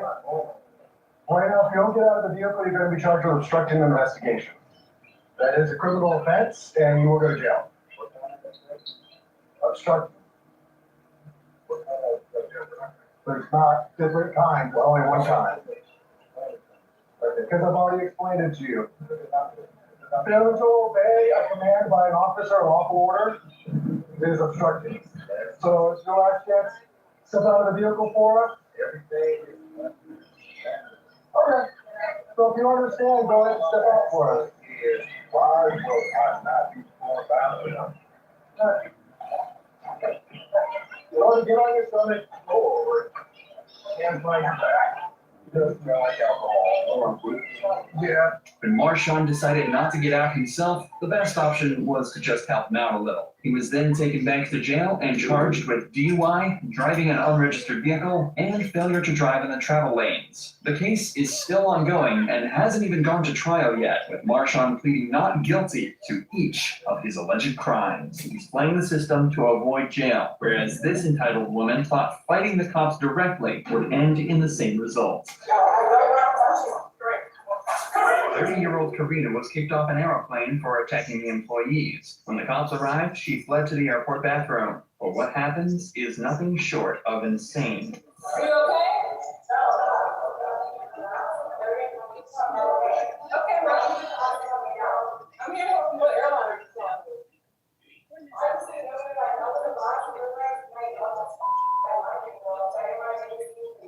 Karina claims she's being harassed and was treated unfairly by the airplane staff. She says she wasn't aggressive at all, but she did politely get off the plane because she didn't want to make a scene. The cops spend the next few minutes trying to convince Karina that if she's nice enough, she might be able to reason with the airline and get her seat back on the plane. This at least gets her out of the stall, but she starts to be less cooperative when the cops start to ask her this question. Is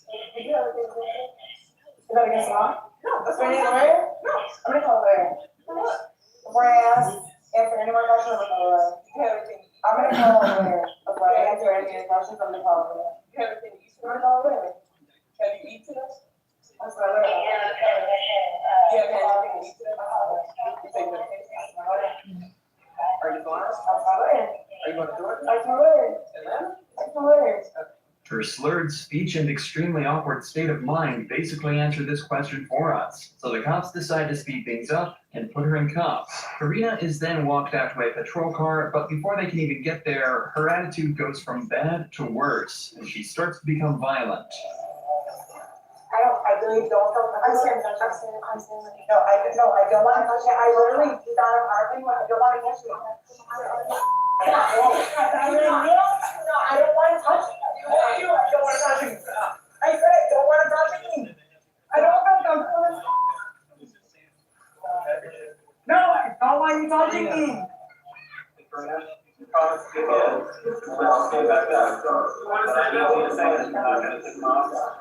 Yes, Daddy, I promise. Daddy, I'll be a good girl.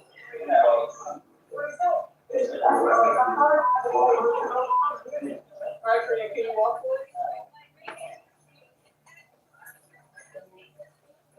I don't want to touch it. Great.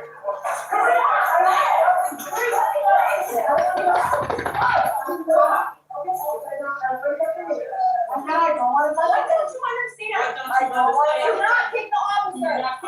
Okay, so I no officer just put me down. That's for me. Do not kick it off. Okay, I don't want to touch me. Do you understand? It's unfavorable. Do you understand? No.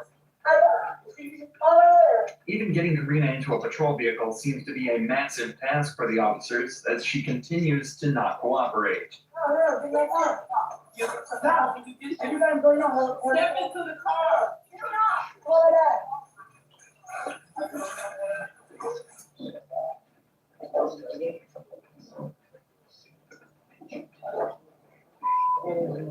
Karina was eventually brought back to the station where her prints were taken and her charges read. She was hit with assaulting a public servant, public intoxication, and resisting arrest, and will likely be spending at least the night in jail to sleep the alcohol off. Karina's lawyer never showed up, and the same goes for the next case, but unfortunately for the suspect, somebody much, much worse showed up.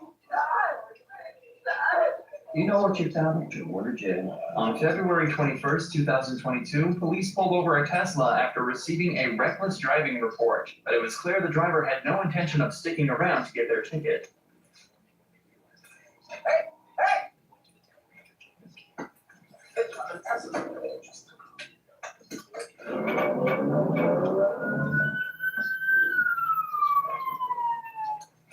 Turn off the vehicle! Sheriff's office! The Tesla decides to pull over at this stop sign instead. The driver then starts to talk with the officer, but it's clear she's more than a little confused. Oh, that is the vehicle!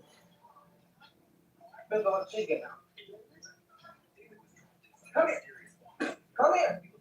Stand in front of my patrol vehicle right now. Right now. Ma'am. Ma'am. You need to come over here right now. Because I'm telling you to. You're running from me. This is already one of the strangest traffic stops this officer will have ever made, and it's only about to get weirder. Like she's refusing to get out of this. I own active witnesses. Get out. Get out of the vehicle.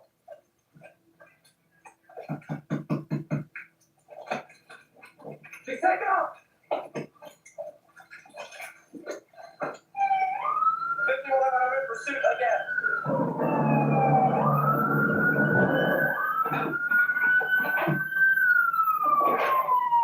Stop here. Turn off the vehicle. Turn it off.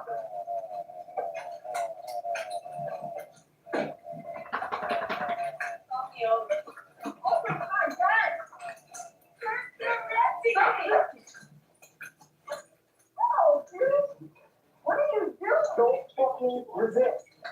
What are you doing?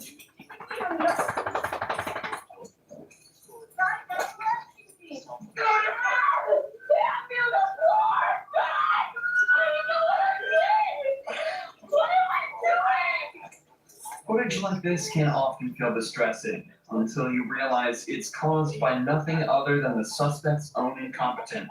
This girl intentionally ignored order after order from the officer and fled the scene multiple times. If she doesn't know what she did wrong, that's entirely her fault. Maybe that's the reason she's screaming for her father so much, something she continues to do long after being detained. No, this is what happens when you flee and then you kick me. I didn't flee and I didn't kick you. So those lights and sirens mean nothing? We're just out Can here. I call my father? No. He owns the island. 11, you can release here. Call my father. I'm not calling your dad. Then what are you How gonna old do? are you? How old are you? I'm 24. Okay, 24, we don't need to call your dad. You could have killed someone. Yes. Yeah, I could have killed you too, but you're alive, right? Something is clearly very wrong with this girl. Whether it's alcohol, drugs, or simply an incredibly corrupt worldview, the cops aren't sure, but they're bent on finding out. What? I was like, you should say one, I smell it. Yeah, I know. What did I do? You ran from me. You ran. You ran from what? Him. I'm not, you know what? I'm not even gonna ask any questions. All right, you got her. I'm gonna go. I'm gonna pat her down. Yeah. Oh my God. No, listen. No, I think if I've done it here before you do anything. That's not how this works. I don't care. Do you want to participate in standard field sobriety exercises to dispel my belief that you're driving under the influence?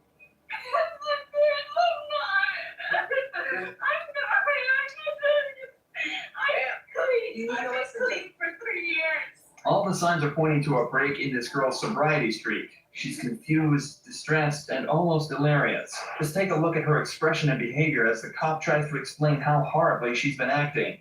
Man, the amount of lives that you just put at risk is ridiculous. Okay? I have no sympathy for you right now. You could have easily killed someone. There are little kids that live in this neighborhood. The fact that you would run from me. What the fuck am I like that again? You do not know how lucky you are getting killed someone. I'll fight that guy. Alright, I don't know if we can do all this shit resisting.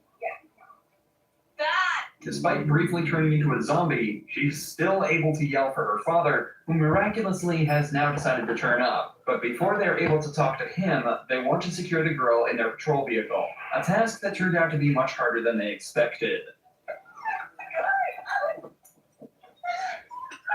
Yeah.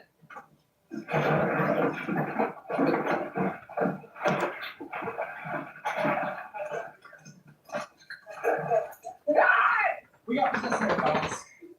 You didn't tell me why you're putting me in the car. Because you were going to jail. Why?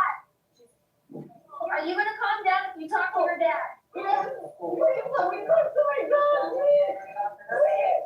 Let me talk to my dad, please. She's obviously not going down easy, so the cops decide to finally let her talk to her dad to calm her down. But things went down totally differently to what they expected. Why are they talking to me?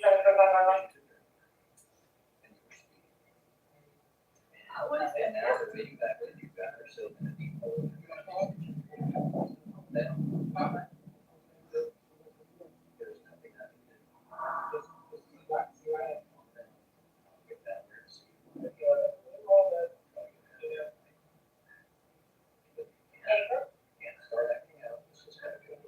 What did I do? God, why are they upset?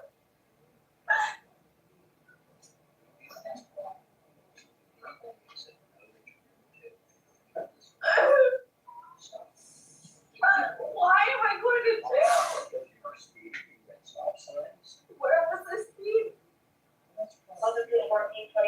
Well, do they know?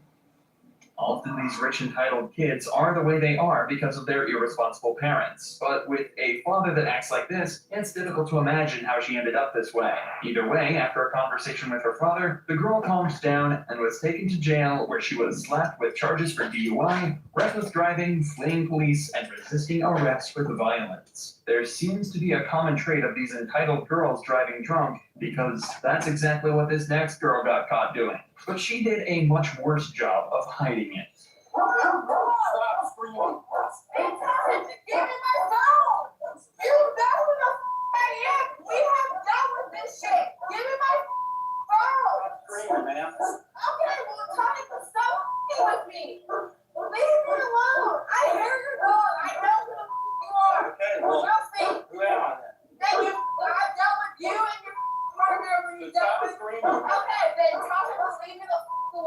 This girl was approached by a bar owner after he spotted her trying to drive away after drinking far too much. As you can tell, she was not too happy with this and started to get extremely angry with the owner, who proceeded to call the cops. You're not gonna drive? So who's gonna drive me? I don't know, you need to get an Uber or something like that. You wanna follow? You're not gonna drive. I'm not drunk at all. You wanna follow me home? No, I can smell the alcohol coming home. Why don't you follow me home? We've already dealt with each other before. Just follow me home. Well, you're under the influence, so we're not gonna follow you home. That's it. You need to find a ride. Ridiculous, dude. It's so hilarious. No, I'm gonna get my phone. I'm trying to get my phone. You just about fell into me. No, I didn't. I'm gonna get my phone. Okay. Is that okay? Or are you gonna shoot me? Are you gonna shoot me? Huh? Okay. My keys are not in there. Are you gonna shoot me when I get my phone on there, sir? Behind my back for what? You're under arrest for disorderly conduct. Persistent. Arrest me. You try to arrest me. Right now. Arrest me. You are under arrest. Arrest me. Please arrest me. This girl went down much easier, but continued to kick off after being put in cuffs. I've seen that. I've seen. No, not so I know. No. Right now you're under arrest. Okay. You're not in a charge of resisting arrest. Hey, Get in the car. 1-3. 1-3. If you get in the car, you can tell me. Okay. Put We'll your feet talk in. to you in a second. Just hang out up there. Watch your feet in. No, not until I know when I can get. Not until I know I can get my shit done. Put your feet in. I don't care. After being taken back to the station, the girl was charged with disorderly conduct and taken to court where she pleaded guilty. She was fined $100 for the trouble she caused. At least she didn't end up becoming violent, though. A stark contrast to the actions of this girl from Georgia. At around 4 a.m. on the 11th of August, 2021, 3 officers were called to an apartment complex on a disturbance call. When they arrived, they found 3 women outside. Things started to escalate quickly. Girl, don't be so girl, bitch, I don't give a fuck. Bitch, I don't give a fuck. Girl, I don't care. Bitch, I don't care. You don't matter about no going back and forth. You grown as fuck. Okay, Yeah. Man, girl, I'm a man. Sir, don't tell me what I do. Don't tell me what I do. Right now, Sir, I'm not locked up and I'm not doing nothing illegal. Don't tell me what I'm doing. What I'm doing. What I'm doing. you are being disorderly right now. Baby, I'm not being illegal. You hear me? There's something. No, baby, no, I'm not. Baby, Well, then sit down. You can sit right there. I don't have to Sit right here. I don't have to know. This is my right. This is my right. Oh, yes, it is. Yes, it is. Okay, baby. Okay, I don't have to wait. Okay, I don't have to wait before 5 in the morning. Don't take what's good. No, you cannot. No, you cannot. No, you cannot. I apologize, baby. You cannot tell me what. This girl seems to be unaware of the fact that, at least when you're breaking the law, the cops are completely allowed to tell you what to do. If she doesn't realize this quickly, she might end up in a bad situation. I can 100%. You cannot stop at my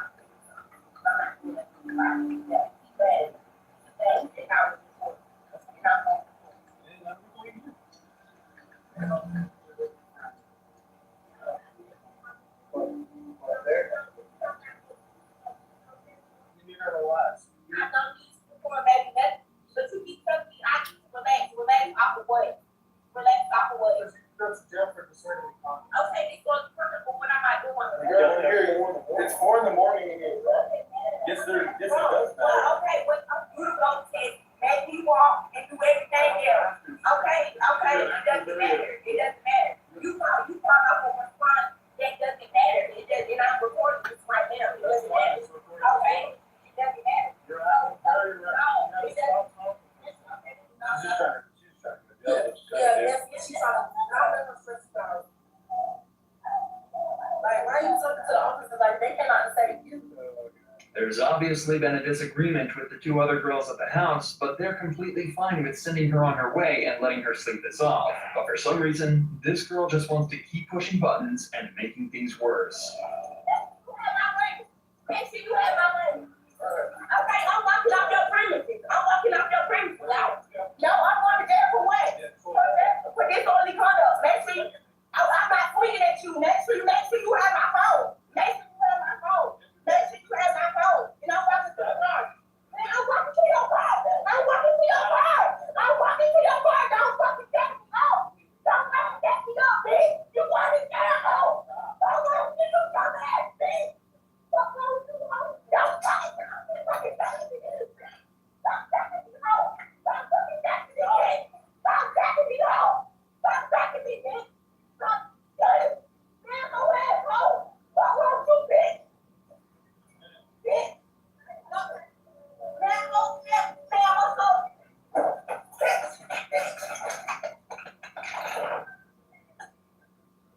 As you'd expect, the girl went straight to jail after this, where she was charged with 1 count of disorderly conduct and 1 count of felony obstruction. If you enjoy true crime videos like this, make sure you're subscribed to see more.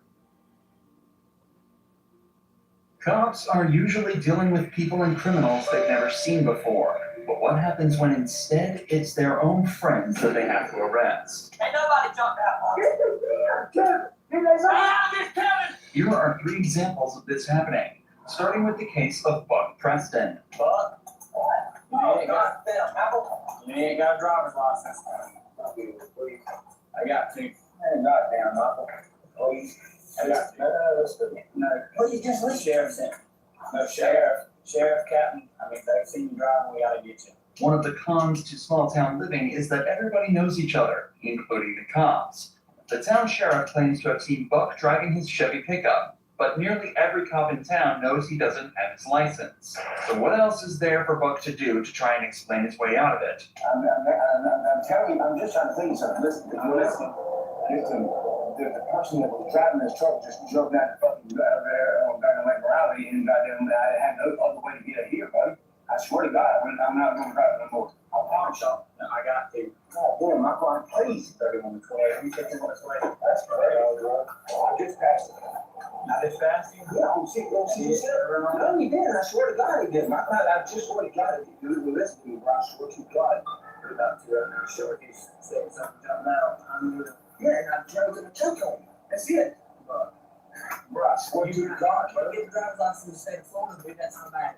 Buck's story is that his friend was driving his truck, but ditched him out near a lake, leaving him with no option but to drive back home himself. Unfortunately for Buck, though, we are in the 21st century, and the officer reminds him he could have just called someone with a license to drive him back, and that he still broke the law regardless of the circumstances. Predictably, Buck wasn't very happy about this. I get it, but man, you still can't drive, bro. Pull it off the road and wait for someone to have a license. What? Let's go. That's crazy, dude. Would you tell him that that's not what I'm not going to say. What are you doing? I'm not telling the truth.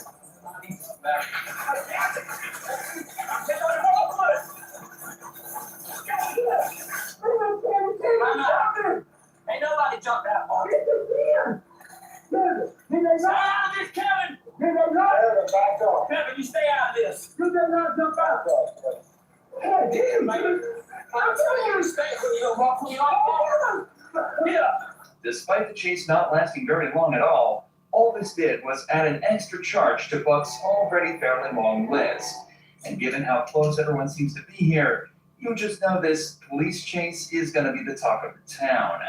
Part of the struggle on the ground had to be cut, but the cops reported that Buck resisted so hard that they had to deploy a taser to make him calm down. The footage returns when Buck was fully restrained and handcuffed. Buck was taken to the officer's patrol vehicle and driven back to the station. Obviously angry, he decided to make the conversation on the way back personal. I don't want to about your mom in this. Leave my family out of this.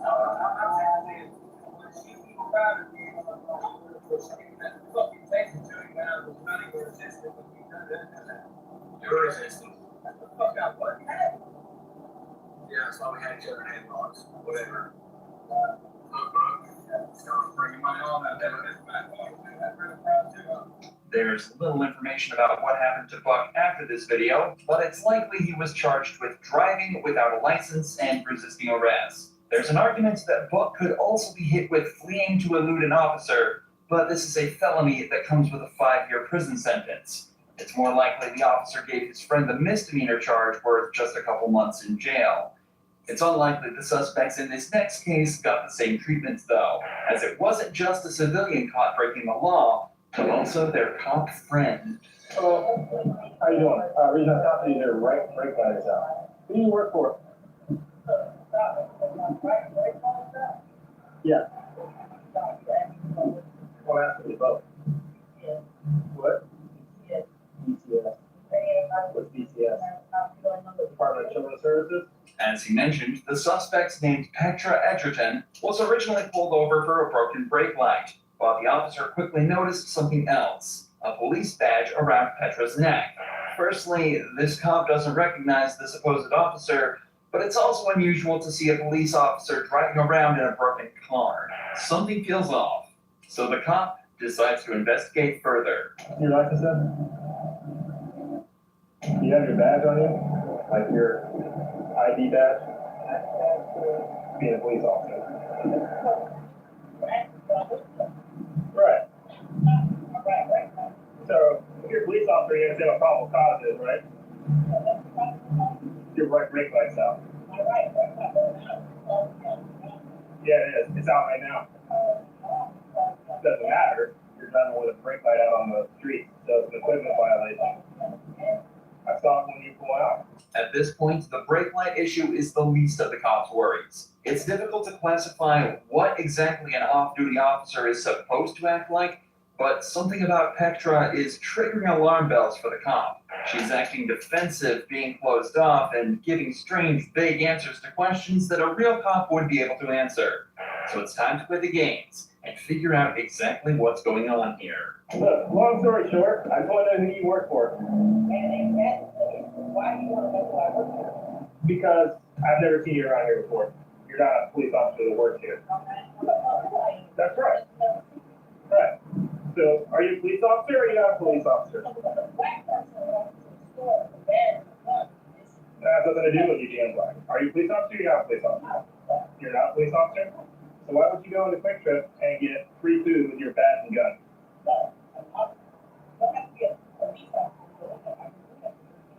So you're not a certified police officer.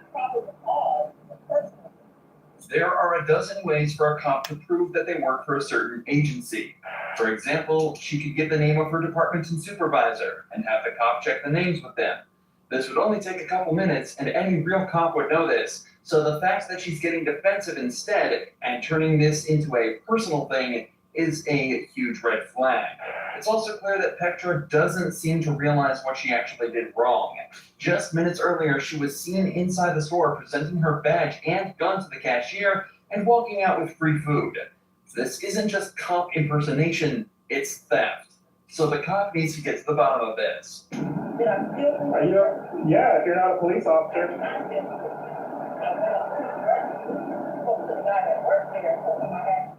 So you're presenting yourself as a police officer with your badge and your gun on the side. Do you understand that?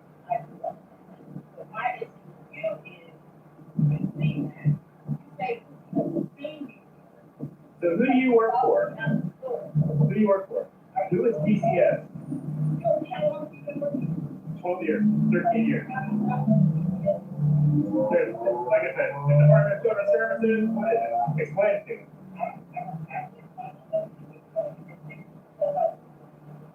Okay. Is your license? Since he's getting nothing out of Petra, the cop decides to call up DCS himself, and his suspicions get instantly confirmed. Who's your supervisor? What it has to do with is you told me you're a police officer, or you're an officer for DCS. I've got DCS on the phone. They say you don't work there. So who's your supervisor?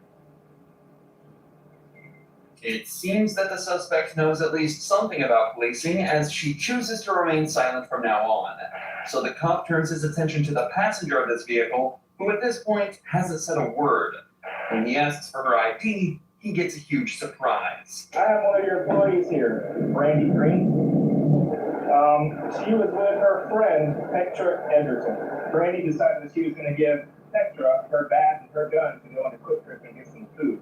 So I pulled them over for a broken tail light. Petra was driving. She had the badge on and the gun on. When I pulled them over, she identified herself as a DCS officer and then later admitted to not being a DCS officer. And your employee, Brandy Green, admitted to giving her the gun and the badge to go into Quick Trip to get the free food. After investigating just a little further, both Petra and the actual cop, Brandy Green, admit to everything. Following the incident, Brandy resigned from her job at the DCS, and Petra is facing felony charges for impersonation, carrying a sentence of up to 5 years in prison.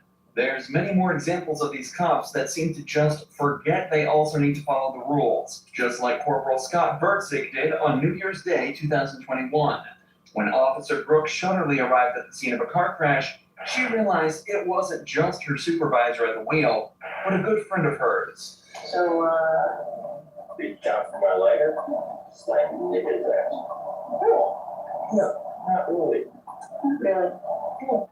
Are you okay? Oh, yeah, no, really. Your car's not crap. No, absolutely. We take cheers. Obviously, Brooke and Scott are familiar with each other, and curiously, Scott holds nothing back when describing exactly how the incident went down. It's clear that Scott is the one at 12th here, so before going any further, Brooke decides to call back to the base to ask whether or not it's okay for her to be handling this incident. This crash, Birdie, so come work it? Okay. I can't remember. It's been a long time since I've worked a crash with one of us in it, so. No, he's not on duty. He's in his POV. I just didn't want there to be any, like, conflict of interest type issues. Alright, that was it. I just wanted to make sure. Yeah, bye. Brooke is given the go-ahead and told that there should be no issues with her handling this case, but that was before she noticed this. You good? Wait. Huh? Wait out of the way. He's not coming. Good? Walking home with you. I'm good. So, Birdie, you giving me some indicators? Listen. Valdez is coming out just to. I'm not gonna lie to you about it. She's on her way? Yeah, she's on her way. I'm not really comfortable with this whole thing at all, but I'm not gonna lie to you about it. Oh, no. I don't mean to put you in any. Yep. From now on, you know how it goes. You can't consume anything, okay? Because right now you're being detained. Hey, what? It's obvious that Scott is under the influence of something, judging by his slurred speech, slowed reactions, and slight loss of motor control. Brooke is fairly sure he's been drinking. At this point, Scott is no longer her supervisor. He's just a suspect in a case, and what's more, he's drunk and likely unpredictable, a combination which can be incredibly threatening to a female officer. Please don't make my life difficult.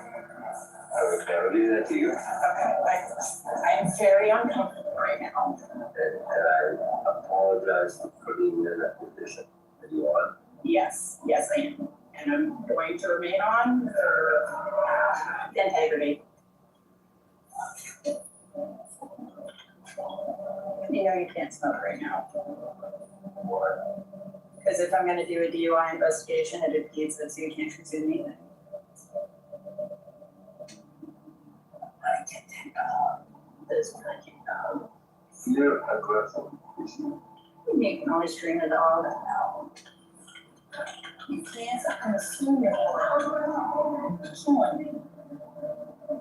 Try it. Let's do it now. After a short wait, another officer arrives at the scene, meaning they can finally start getting to the bottom of all of this with some sobriety tests. These lasted over 10 minutes, but it's not hard to tell how they went by just looking at a few seconds of them. You may be done the test. 1, 2,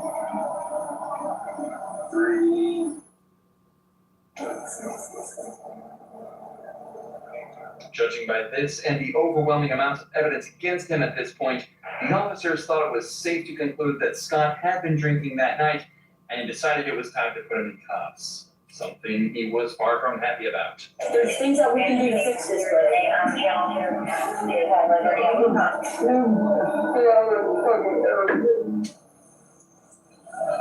it's got the hinge locks.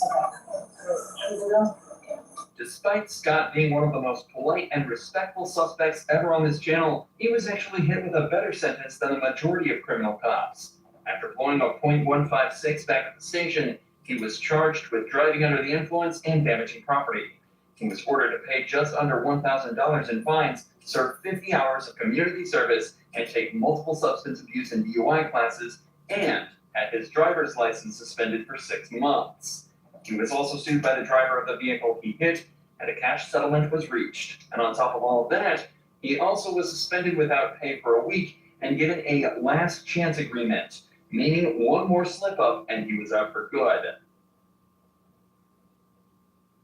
Interrogations can go on for hours or even days, but in some rare cases, interrogations can last just seconds. From accidentally confessing to escapes, these are 5 of the fastest police interrogations in history. Starting with Raymond Gates, demonstrating exactly how to head straight to prison in seconds. Raymond was brought in after police obtained footage of him assaulting a 17-year-old girl. Police had to prove that the girl never gave consent, which was difficult given that only some of the attack was caught on camera, but became a lot easier when Raymond almost instantly made a huge slip-up in the interrogation that put him dead to rights. This girl came back to my house, she told me she wants to lose her virginity, man, like she's ready to do it and everything. And then right a couple seconds before it, she's like, I don't know and stuff like that. She's telling me, yes, everything's cool, she's cool, making out. But when she's screaming, stop, please don't do this, it hurts so much. I was already inside of her at that point. I mean, like the oh no, stop, I'm already like inside of her there, man. That's already, like, that's when she's like, oh, it hurts, which hurts when a girl gets her virginity taken. And without even trying, the cops had everything they needed to convict him. So he was quickly found guilty and sentenced to 9 years in prison. But while Raymond's interview ended in under 10 minutes, Quantrell Schwartzlow did it even faster, with his interrogation ending in just seconds. But not in the way you'd think.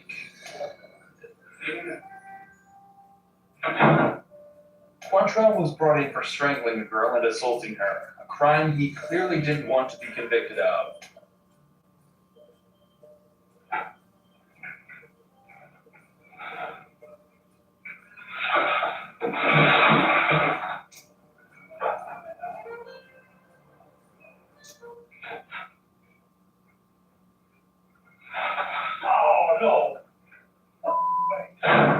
Unfortunately for Quantrell, his handcuffs were a dead giveaway, and he was captured 4 hours later.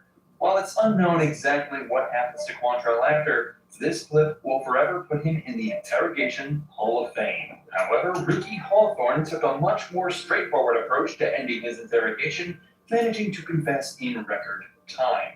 Ricky was found covered in blood near the bodies of Lara Kuchar and Tommy Skeens. Lara had clearly been assaulted. Ricky's DNA was also found at the scene, so police had no worries when bringing him in. Surprisingly though, Ricky would make it even easier for them.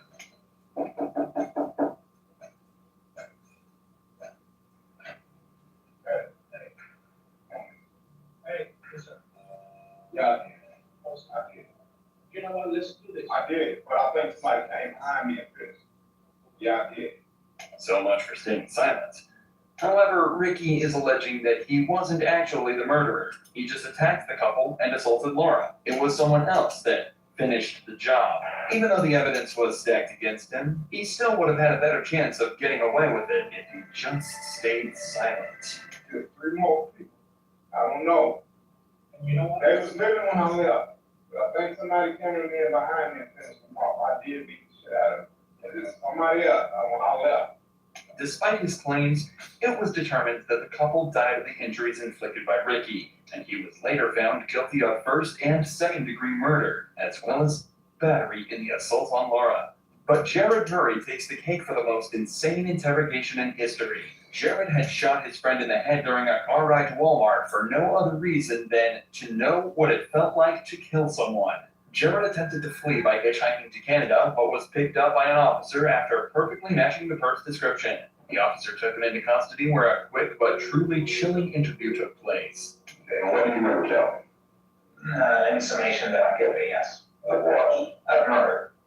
Okay, and who did you murder? Gennaro. And how did you murder him? With a gun. I shot him in the head twice. 3 shots were fired, 1 missed. Jared isn't hanging around here, and apparently had already confessed before he even made it to the station. But what's interesting about this interrogation isn't the speed at which he confessed, it's exactly why, as well as his general demeanor throughout the interview. Okay. Jared, give me your full name. Jared Lindruth Wayne Murray. Okay. And what's your date of birth? July the 20th, 1994. How did you guys hook up? I went down to his dorm room and asked if I could be given a ride to Walmart in exchange for $20 gas money. Okay. Did he agree to that? Yes, sir. Okay. And that's a couple miles from school? 1.7 miles, sir. 1.7 miles. Yes, sir. Okay. Yeah, so he took you to Walmart? Yes, sir. And did you both go in? No, we did not go in, sir. We pulled into the parking lot, then I pulled the weapon on him and demanded that he take me to Ashford, Oklahoma, sir. And why did all of a sudden you decide that you need to go to Ashford? Because I was planning to take him out to the country and kill him. Jared lacks any form of empathy, remorse, or knowledge that what he's done is a bad thing. He merely expresses his actions as though they were fact, and in a later psychological assessment, it was determined this was because he had become delusional and believed that he was required to kill someone. If it's not clear by now, Jared was diagnosed with schizoaffective disorder, and delusions from this are likely what pushed him to kill Gennaro. But Jared is happy to provide us with even more details surrounding his motive. So you've been trying this for 2 days? 2 weeks, yes. 2 weeks. But not with a selected individual, no. And when did you get to the point where you knew it was going to be him? That was 3 days prior to the incident. And why him? All the kids in college are why on him? I believed that he would have had the least impact, sir. Impact of what? I believed he didn't have many friends, or many close friends, I should rephrase. And as he was going missing, his absence would be less notable. Jared was, of course, charged with first-degree murder, but was eventually found not guilty by reason of insanity. Instead of receiving prison time, he would instead spend an indefinite amount of time in custody at a mental health facility where he would receive the treatment he should have had so much earlier. All 3 of these cases have been about criminals who confessed quickly, but there are many cases where the interrogation is almost instant, but for a very different reason. This 18-year-old suspect was brought in after allegedly hitting a cop with his car and was subsequently read his Miranda rights. It is a criminal investigation. Obviously, you're not free to go. Everyone wants to arrest. I'm going to read your Miranda because it's very important you understand your rights. Okay. You have the right to remain silent. Anything you say can and will be used against you for the court of law. Do you understand each of these rights I've explained to you? Have these rights in mind, you wish to talk to me now? Sorry. I'm sorry? What? Have these rights in mind, you wish to talk to me now? Sorry. You don't want to talk to me. Just call my mom. Okay, you can call your mom with the job. All right. At just 18 years old, this guy showed exactly how to act in a police interrogation, perfectly exercising his rights and truly outsmarting detectives, assuming he wanted to land himself in prison for the rest of his life. Criminals will do anything to try and escape the law, but what happens when they try to flirt with police officers to escape instead? Put it in your mouth. Oh, this is interesting. From tempting the cops during an arrest, It seems smart. How much further do you want me to go, Dad? to trying to take a police officer home. Here is the ultimate compilation of suspects who think they can seduce the police to get out of jail. In the early hours of the 30th of October, this cop observed a vehicle driving suspiciously in Florida. At a red light, it was almost completely over the stoplight and its plates were expired. However, when he went to pull the driver over, things took a turn he wasn't expecting whatsoever. Your fake cut that scared me when I walked up. I got as far as how I am. I know, right? So the reason I got stopped, 2 things. When you're sitting at the light back here to make the left, Yeah. you're all the way out in the intersection. Oh, okay. Like you were past the crosswalk, but you were on to legal lane for making the left. Is car registered to you? Yes, sir. The tax on the car expired back in March, and your license is suspended. The cop should already be suspicious of the girl he identified as Naomi Furrer, given her strange driving, but the more he talked to her, the more it seems that she definitely shouldn't have been driving. She told the cop she'd just come from a Halloween party and had a wristband that was given out by a bar in the local area. The cop is now certain she's over the limit, so he asks her to step out so she can perform some tests. But things immediately start to seem different to his usual stops. Your eyes are bloodshot and lost. Speechless like this. I'm just very tired, that's all. There's alcohol. Then take your eyes, do that. Keep your head straight, just look back and forth. Oh, okay. You're gonna take 9 heel-to-toe steps. Like that. 13, 14, 15. Do you think if I give you a number to start on, you can count backwards to another? Yes.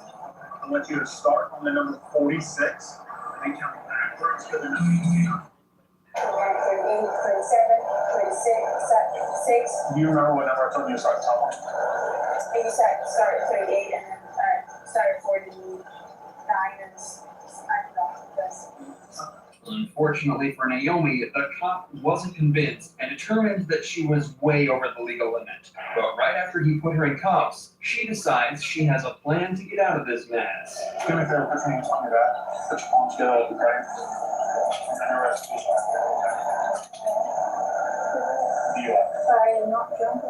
Get everything that you asked me to, right? Okay, sir, I can't have a DUI, please. Sir, I'm from Switzerland. I can't have a DUI, please. I want to get a DUI.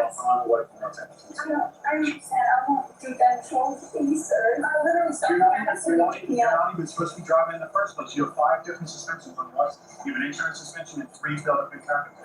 Things are obviously not looking good for Naomi. So when begging doesn't get her way, she switches her strategy to a more seductive method. Please, sir. It's out of my hands. Yes, I am the one arresting you, but the decision. Why? Because everything we've done tonight is on video. Everything. I have a camera here. You didn't make your decision about me. Now you're gonna arrest me for what? Do you have a pair of shorts or something in here that you put on to cover you up a little bit? Put that on. I'll take everything. Oh, please don't charge me for it before I go to jail. Please, sir. I don't want you to take everything. I have somebody pick me up and don't know. I promise. I want to show you a little bit of decency and cover you up. You don't want to go to jail. Thankfully, the cops ignored her offer and instead opt to cover her up with a hoodie before they take her back to jail. Please, can you accept it? We are past that. I need you to sit down. What I have to do is... The only thing that you could do to not go to jail tonight is not drive drunk. So, But I wasn't trying to be drunk at all. please have a seat. I'm just not going to introduce her. But if somebody picks me up... We're past that.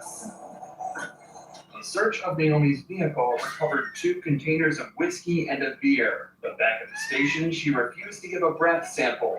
Her car was seized, but as of this video's upload, the case is still ongoing and she has not been charged. Naomi's attempt at flirting didn't work at all with these cops. But the same can't be said about Brooke Teague's encounter, which actually worked out well. So well, it's rumored that her and the cop are still together to this day. Brooke was pulled over after an officer witnessed her swerving around the road slightly, a telltale sign that the driver was either intoxicated or in need of help. So he swiftly pulled her over, only to be greeted in a surprising way. Hey, I'm Officer Smith, my birthday's Friday. I've never heard that before, so I appreciate it. Hey, so I'm just talking to your phone. Sorry, I was on the phone. You're on the I'll phone? be honest. Okay. Who are you on the phone with? My baby daddy, I'll show it to you too. Okay. Zachary? Yeah. How much you have to drink tonight? Only 1 drink. Just 1 drink? Yes. Violent? Miller. A Miller Lite? Yes. I won't lie to you, a Miller Lite. That's all you have? Yes, sir, you can ask Zachary. I don't really want to. I know you don't, but I'm just saying. Okay. In just this first minute of conversation, 2 things become clear immediately. Brooke has definitely had more than 1 beer to drink, and how well she and the officer seem to be getting along already. Both points that will get increasingly more obvious as the footage continues. I want to start loading that to you. All right, where are we at on it? Awesome. Brooke? Yes. TV. I sent her a TV. Yes. Like baseball league. TV like baseball league. Yeah. It helps people spell it because they never spell it correctly. Brooke then gets taken out for some sobriety tests, which take much longer than anticipated.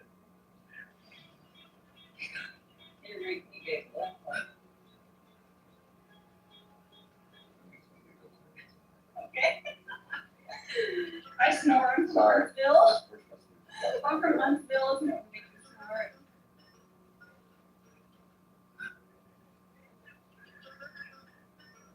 All right, stop laughing. I'm not. I'm giggling. All right, seriously? All right, okay. You're smiling. I can't help it. All right, sit, stop.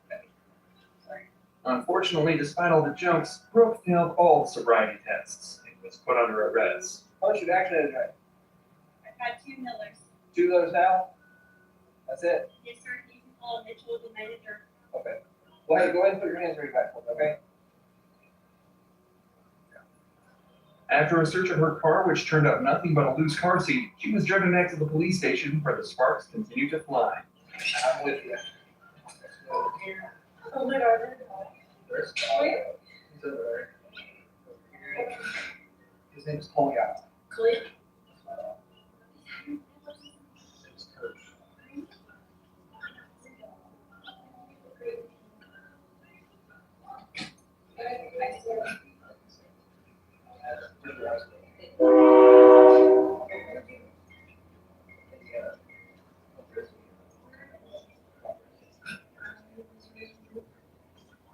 Note that despite the obvious chemistry, both Brooke and the officer have remained professional and are continuing to move on with the investigation. The officer had Brooke take a blood alcohol test where she blew 0.14%, a number that pales in comparison to that of the next girl, who was not only extremely intoxicated, but also acted very inappropriately with the cops. I'm good, bro. Check me out here.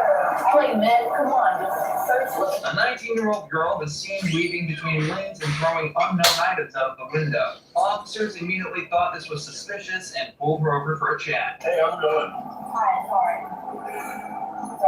You said you were from Dancers? The driver states that she's a stripper at a bar called Dancers, and that she was texting her boyfriend who was home with her kids. However, the officers noticed something off about the driver. Her speech was slightly slurred and her eyes were glazed over. There's a good chance this girl's been drinking. What time did you get off at Dancers? 11? It's an hour and a half away. You got off at 11? It's 10:23 right now. Really? Oh. Did you have anything to drink? No, I'm 19. I cannot drink. I should have nothing. Nothing? No. You sure? Go. Get on my eyelashes, though. Your eyelashes? No, but they feel hard. Despite the girl's claims, the officers are fairly sure she's had at least something to drink last night, especially when she seems to forget the time completely.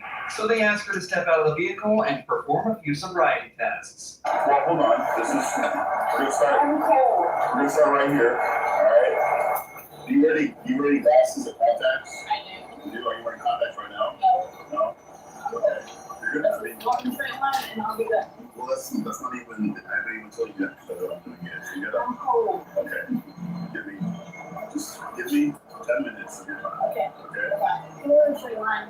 We're doing your cough on. Hold on. I didn't tell you that's what we were gonna do. I know, but I know where the place is. Despite her enthusiasm to begin the tests, she doesn't exactly pass them with flying colors. And after losing her balance on the final test, she's placed under arrest by the officers. But that's not where the story ends for her. On the way back to the patrol vehicle, she mentions that there are in fact weapons in her car, and her behavior starts to change drastically. Y'all can check me. I don't care if y'all are male, bro. We got plenty of female officers around. I'm good, bro. Check me. I don't care. I'm giving authorization to it. Why not? I gave you authorization to. Well, I like men. Come on, just search Michelle. While the cops maintained that they couldn't search her, they did take the time to search her vehicle. Inside, they found multiple guns, a large stack of cash, though it was decided this was likely just tips from the bar.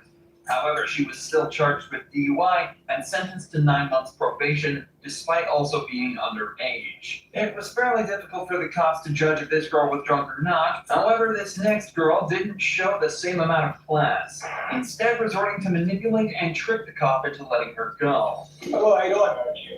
Officer, how to New Mexico State Police, using for the stop. You're going 55 back there on MLK. 55? Yeah, 55. I was right behind you the whole time and you just Honestly, booked it. I had a bad night. The girl that I thought that was my friend. I'm not my friend. I'm sorry to hear that. Where are you coming from? Knockout. Knockouts? This girl doesn't seem to be having the best night, but that still doesn't explain why she was driving 25 miles an hour over the speed limit on a residential road. She also mentions that she came from a place called Knockouts, a gentleman's club that could explain the sparkly outfit and why she was driving so erratically. Okay. You have your license? What do you years, so many years of crying. And I did the bullshit. Yeah. Get my registration. Do you have a jacket or something that you can put on? Do you have a jacket or anything?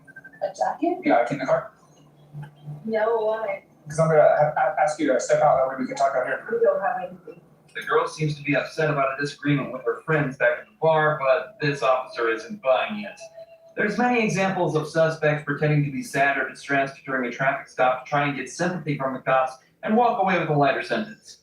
This can work in some circumstances, but it doesn't excuse driving at almost twice the speed limit. But this doesn't stop the girl from trying after she steps out of the car. Okay.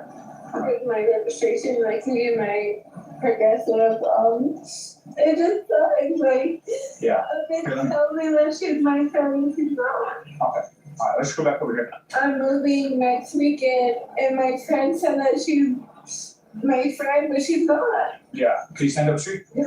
All right. So how much alcohol are you consuming? No, I haven't. Nothing? I smoke weed. I have my medical card if you want to see it. I have that.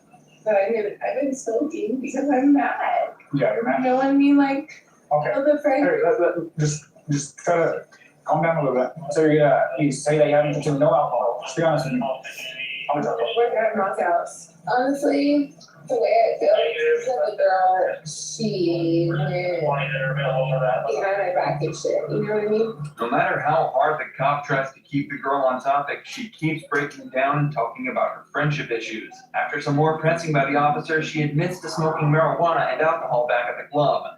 But she keeps trying to excuse it by saying she's having a rough night, and that's her way of dealing with it. Unfortunately for her, though, the officer needs her to focus, which she seems to be having a tough time doing throughout the sobriety tests. All right, just wait right here. I'm gonna move my unit back just a little bit, and I got 2 more tests to administer. You feel okay walking in those shoes? I mean, I'm just fucking upset. That's it. You're just upset? I'm just fucking upset. You know, like. So Miss Ramos, my main concern is just that you're safe to drive, okay? Obviously you're Yeah, I totally get it. traveling at a high rate of speed up I and have okay. 50 kids. Okay, My baby daddy just died. I'm sorry to hear that. My best friend just said that. It's just a lot. 1, 2, 1, 2. Unfortunately for the girl, though, complaining to the officer didn't seem to sober her up at all, and she failed all 3 of her sobriety tests. So all that was left was for her to be arrested, fitting in for what appeared to be a pretty rough night for her. Alright, so at this point, you're gonna be placed under arrest for DWI, driving while influenced with intoxicating liquor and or drugs. Just face me real quick. What's in your mouth? Nothing. Open it. Quick up your tongue. Alright. So on my watch, 0213, okay? But Kelly Barton made it a little easier for the cops. Not only was she seen crashing into a lamppost while transporting a special needs patient, but when police arrived, she was looking a little worse for wear. Kelly? Yes? How are you doing? Kelly admits that she had too much to drink that evening, but doesn't admit to driving, despite it being her job. Unfortunately for her, though, security camera footage from the gas station proves that she was, in fact, behind the wheel, and is now facing charges of both DUI and neglect due to the responsibility she carried while driving with the patient. But as an ambulance pulls up to perform some tests on her, Kelly reveals that she has another trick up her sleeve, and begins repeatedly flirting with all of the officers at the scene. Look at your ass, so you want the white squad to track you around? Let them do what they gotta do. Come on, boys. Hey. I want the little young boys. Ask me how I'm feeling. Let the little young boys. Let me tell you something. What I would do to you with your blue eyes. Let me tell you first something. Look at me. I would do him in a way that he won't expect. Hey, look. They can look tough how they want. Right? Don't let me get it. After multiple tests, it's clear to the officers that Kelly was way over the legal limit and is arrested for driving while intoxicated. And after struggling to get her into the police vehicle, she's sent on her way to the police station. But if you think Kelly was bold for talking to cops like that, 18-year-old Skylar Fluss is on a completely different level, going so far as to post this video to thousands of people bragging about how she got away with the DUI. I got out of the DUI and got let off with a warning. Skylar was pulled over after an officer saw her weaving around the road in a way that suggested she might not have been completely sober. But according to her video, she claims that using her flirtatious and quick wit, she managed to trick the officer and get away with a warning. I blew 3.8 and he let me off with a warning and gave me his number and said we should coffee or lunch. He was hot, so I'm getting lunch with him tomorrow. If her story is true, then the officer would be in serious trouble. But luckily, the officer in question recorded the entire interaction on his body cam, and the video tells a completely different story. Hello, my name's Deputy Spellman, the Jefferson County Sheriff's Office. I pulled you over because you were weaving a little bit back there. Where are you coming from? I was taking my phone out. I actually had Okay. I was like crying, like Okay. Were you on your phone and stuff too? Okay. Well, I'm just concerned that you were weaving because of alcohol, but if you're on your phone, have you been drinking or anything tonight? No? Okay. The deputy then does give Skylar a card with the sheriff department's information on it, but it didn't include his personal number, and it didn't come with an invitation to dinner. Sounds like you're having a rough night, so I'm not going to add to that by writing you a ticket or anything, okay? So I'm just going to give you a warning. It's not a big deal. I just want to make sure you're okay. You're leaving a little bit. I just want to make sure you're okay to operate the motor vehicle. I believe you are. So my information's right here on the front. The reason I stopped speakers on the back, where we're headed, if it's station, I'm sorry, heading that night. Okay. No, you're fine. Yeah, no, you don't even apologize. You're leaving a little bit of no traffic out. I just want to make sure you're okay, that's all. Skylar's video doesn't just contain disgusting footage of her laughing and bragging about exploiting this officer's kindness, but also states that she blew a 3.8 on the breathalyzer, ignoring that she wasn't even tested in the first place. The legal limit is only around 0.8 and already makes driving dangerous. But a reading of 3.8 would imply Skylar was not only blackout drunk, but close to death, as at a level of 4.0, respiratory failure is likely. But this doesn't mean Skylar was lying about being drunk underage. Videos were later discovered of her chugging tequila from the bottle and acting drunk at a party just hours before she was caught driving. After she was confronted with this, Skylar confessed and admitted to everything. I ended up getting a little too intoxicated. I was taking shots all night and I decided to make the dumb decision to get into my car and drive. She also admitted that the officer never asked her out. That was just a lie for social media attention. Regardless of her confession, though, no further action was taken against her or the officer who failed to test her. But the same can't be said for Officer D'Angelo Reyes, who switched the roles when he instead tried to seduce a suspect and took advantage of her criminal record in the darkest of ways. You're sexy. You got a room? On April 17th, 2022, D'Angelo was on duty searching for a murder suspect, but instead he ran into this girl on the street, and his body cam captured the following conversation. What's your name? My name? I'm Eric. It's obvious D'Angelo knew exactly where he was planning on taking this interaction, as he gave a fake name when introducing himself to the girl. I mean, I heard some noise that direction, but Okay. Oh, do you live around here? yeah, I stay in Montana. Oh, which one? The studio. Oh, okay. You're sexy. Is that unprofessional of me? I don't know. I'm sorry, but I'm just like, damn. You just chilling tonight? Okay. If I'm wandering around, where should I wander? Probably somewhere around Okay. You got a room? me and my dog Tony. Oh, really? Okay. This is where D'Angelo turns off the body cam and allegedly gets her phone number. Later, he ran her name through the system and discovered that she had an extensive criminal record. He then called her, menacingly claiming that it wouldn't take much to put someone with her record back in prison. From there, he visited her in the motel and proceeded to have non-consensual sex with her. He initially denied meeting her at all, but eventually admitted to having sex with her, but claimed he thought it was consensual. In June of the same year, he was charged for the attack. But this next traffic stop came as a surprise to the female driver, who had a plan to get out of her reckless driving charge. Well, hi. In the early hours of July 1st, 2023, a Montville police officer noticed a car being driven erratically and initiated a traffic stop to figure out what was going on. Hi. The reason I'm stopping you, I didn't stop you. Why did you stop? Let me ask you that. Okay. Well, the reason you caught my attention when I pulled up behind you is because when you came out of there, you swerved completely all over the road. How much did you have to drink tonight? Nothing at all? No. The driver, who was later identified as Karina, denied that she'd been drinking, but the cop doesn't buy this and decides to remove her from the car to perform field sobriety tests. And sure enough, just a few minutes into the tests, the cop confirmed that his suspect was indeed drunk. So right now, it's not good. You're under arrest. Okay? Drive a little intoxicated. Where we go? I would like my shoes on. Okay, we'll do that when I say.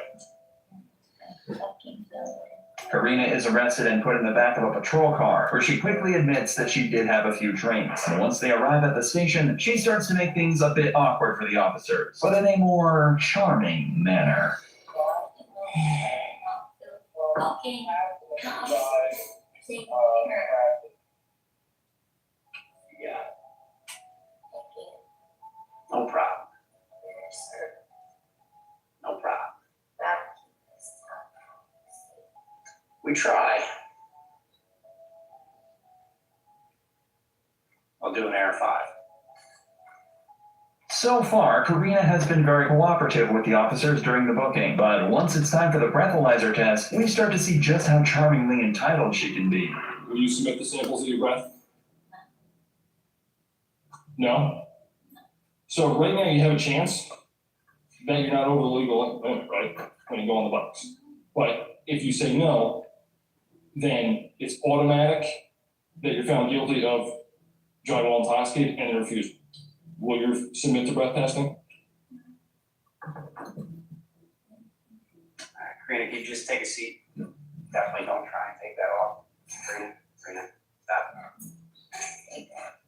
Listen, I want to know. Karina. I want. Okay, just take a seat on the bench for now, okay? I want to. And you're gonna go home soon. So let me call my mother off my own goddamn phone. We will call her, okay?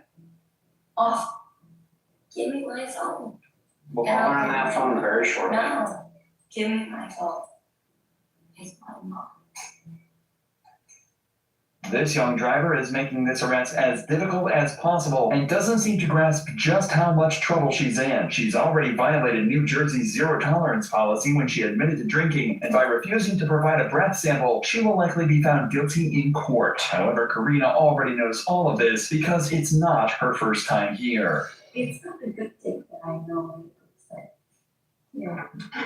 Well, have you been here before? Yeah. That's That's what I'm saying. I didn't know what it is. Just take it slower right here. I fall up these stairs. My pronouns are you. I say. Not bad. Not bad. All right, so we just have to get a signature from your dad before we can let you out, okay? My dad. Here, just, Karina, just hang out for a second here. Mom feels classy. All I gotta say is Mom feels classy. I'm gonna explain the tickets to you real quick. Oh. Officer Greendyke will do the same too, but Don't even bother. I'm gonna cry about them later. let me just explain to I you real will quick. cry about them later. There's 2 tickets there because there's a court date, so I have to tell you. Hey, motherfucker, I know you. Yep. What is that? I was thinking. You meant it in an endearing way? Yeah. Okay. Well, hi. Yeah. Sometimes we don't get it in that kind of way, so. It's always in that kind of way. Wow, Longville police station's kind of meh. Yeah. Karina ended things on a good note with the officers and was released shortly after. She was charged with driving while intoxicated, refusal of breath testing, reckless driving, and failure to maintain lane. Turns out this was her second DUI in less than 2 months. And then she had 2 more run-ins with the law when she ignored a stop sign and again when she got caught speeding, all of which were documented on Drive Through Tours channel. But when it comes to seducing cops, there's no better example than Lydia Badilo's case. I'm looking at your eyes. What? You look pretty handsome. She was caught trying to transport 2 illegal immigrants over the Mexican border, and as soon as everything started to fall apart, she decided to try seducing the officer. Just wait for me right here, okay? You I'm don't looking at your eyes. Sorry, What? I'm looking at your eyes. What? You look pretty handsome. As soon as the officer realizes something might be up with the IDs, Lydia starts to smile and stare directly at his eyes before telling him how handsome he is. Obviously, this is just a trick to try and get out of the position she's put herself in. A trick that isn't going to work on this officer. Estos documentos pues son falsos, ¿ok? Tienen documentos estado de tener asesoría. Las ID, a esta te sale la 12 aquí. A esta no me sale nada. Ok, so estas identificaciones son falsas. Ok. After running the woman's driver's licenses through the national database, the officer discovers that the ID numbers return completely wrong results, meaning that both of them are totally fake. It's later discovered that the 2 women with Lydia in the car are both illegal immigrants from El Salvador. What's worse is that they were being transported through a service that often forces women into debt bondage. The people who transported them will make them pay off their debt through forced labor and sex work. So while Lydia was arrested and the 2 women sent back over the border, they may have been saved from years of horrible treatment and abuse. One thing's for sure though, Lydia's attempt at flirting didn't work one bit. But the same can't be said about this next girl, who was so bubbly and flirtatious that the officer couldn't help but smile throughout the entire encounter. I'm too cute for prison. Don't do that to me. On January 5th, 2022, officers responded to a car accident. As soon as they got on the scene, they were given some useful intel by a witness. She's drunk, and she already said that I don't want to get a DWI in a single car. Okay, thank you. Was she in the wrong lane? No, she was on that side. See, I was coming this way, right before the curve, and she pulled around me. Pulled around another car to make the curve. Jumped smarter. She was trying out there, hit the curve, and then slacked this. I don't know what the deal was. It sounds like this driver completely lost control of the vehicle and was lucky nobody else got hurt. But if they want to understand exactly what happened here, they're gonna have to talk to the driver, and it doesn't take long for them to figure out the situation. So they said you're not having anything medical. No, sir. Okay. Now just based on this driving behavior and what people have been saying when you came on the scene, would you want to take some standardized personality tests? How much have you had to drink? Not very much. Okay, what is not very much? Like the legal limit. Okay, which is what? Like not very much because I ate and I drink water this week too. The driver is being honest and complying with the cop's request to take a field sobriety test. But unfortunately, the sobriety test quickly shows the cops that even if she's acting nice, she's still a criminal that put many other lives in danger. All right, then wait for you guys money back from me, okay? You're being placed under arrest for DUI. All right, I'm gonna have to pat you down before I put you in my unit, okay? The cop pats the girl down before placing her in the back of his patrol car and reading her rights. But this is when she starts to put her plan into action that she thinks will cut her loose. I'm so sorry. I'm so sorry. You don't need to apologize. I'm doing my job, that's all. I know. I respect that. I respect. Have you ever been arrested for a DWI before? No, sir. I've never been arrested, period. So I hope that we sound like one of the cuter people that you've had in your cop car. Do not confirm or deny, please. Yeah, I can talk about that. Yeah, you can. For legal purposes. I'm too cute for prison. Don't do that to me. Anyway, I'm sorry you're stuck with me, though. That's all right, I've been, like I said, with worse. Back at the station, the seduction doesn't stop. All right, so what time is it for I remember you. You would come up to the Alcatia with your face mask and be like, I'm gonna step fine. And then, respectfully, Oh, yeah. obviously, because, I'm a mess right now. And have your face mask on, but I was like, I'm gonna so fine. Yeah, don't worry about it. Obviously, nobody wants to date any woman that's looking like this, so. You are such a happy man. Oh, thank you. I appreciate it. I do. Okay. I'm getting prepared. Yeah. I'm sorry. Yeah. I hope I haven't been disrespectful. No. I haven't been disrespectful to your job. But even as she waited for her medical examination, she couldn't resist flirting with the officers in an attempt to lessen her sentence. What do you suggest? Okay, maybe a little Hey, come over here. This way. I just want to say hi. I'm sorry. Come over here. I'm sorry. It happens. You look good. Yeah, just have a seat right How the here. hell am I supposed to do it? Hi, Daddy. What are you doing? I'm a valid now. Why you should? I still have to triage this. Look at penis. Okay. Because you're so cute, sir. Oh, yeah, thank you. I appreciate it. Hey, might as well treat me happy if you're in a shit situation. You should. What's I got stuck with this cutie? I got stuck with the cutest one. Thankfully, this didn't seem to change anything in her charges, as she was hit with an aggravated DWI and reckless driving. At the end of the day, though, a DUI never gives that big of a sentence, at least not compared to what Amelia Bassoon was trying to dodge, as she attempted to seduce the cops and get away with murder. Amelia was arrested in connection with the murders of Cindy and Sean Stack. They think she helped her husband cover up the crime, but she will do everything she can to get away with it, including flirting with the detectives. While this case started in a playful manner, it quickly evolved into one of the most intense interrogations of all time. I didn't do anything. The detective starts by reading Amelia her rights and getting some basic information. Am I like getting arrested or something? No, explain it to the others. Normally, just like someone getting in trouble or arrested. Well, we just, like I said, we want to be able to talk to you. Already, it's obvious that Amelia is making her voice high-pitched and speaking in a timid tone of voice. While this could just be what she sounds like normally, other footage of her suggests otherwise. I don't want to press charges, but I would like a no contact order. Okay. Her change in tone could also be a reaction to being in a stressful and uncomfortable situation. And as the interrogation continues, she begins to show more and more of these flirtatious signs. Josh, did you say that? Did I hear you say you shot yourself in the leg? Yeah, so in December, we went bowling. Okay. The bullet went around the bone and around the artery. Through. Jeez, that's lucky. Yeah. How long you guys been married? It'll be a year in September. Oh. Here, Amelia gathers her hair and moves it all to the right-hand side, exposing her neck on the left. The neck carries the jugular, an important and vulnerable part of the body that many people will make an effort to protect. However, when someone feels comfortable or safe around someone, they're likely to expose their neck by tilting their head or moving their hair to the side, suggesting attraction, or at least the desire to show it. All right. So, Amelia, I can tell you the reason why we're here today. Because of that issue with that. Okay.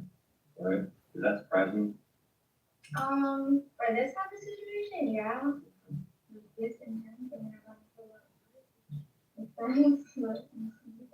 Well, let's walk through it a little bit, okay? Let's walk through that and see how maybe we came here today, all right? And find out if this was just a misunderstanding or what, okay? The story ended with Cindy and Sean dead, but started with an equally disgusting crime. Amelia was an employee at Chase Bank and exploited her position to steal $50,000 from a dementia-ridden man. She wrote 2 checks from his account, and her husband Josh deposited them in his accounts. When Cindy and Sean started asking questions, Josh purchased a gun and shot the pair in their own apartment. This interrogation is not only to uncover the details behind the theft, but also to determine what part she played in the killings. So what happened with this write-up? So, I mean, had you been a banker for a while? I mean, yeah, so I didn't think it was. so what happened with these checks? Nothing, just there's a chief problem, so I it over the security. So when they came in, they pulled like photos, they pulled like cameras, just to make sure little signature files, so that we could still file it.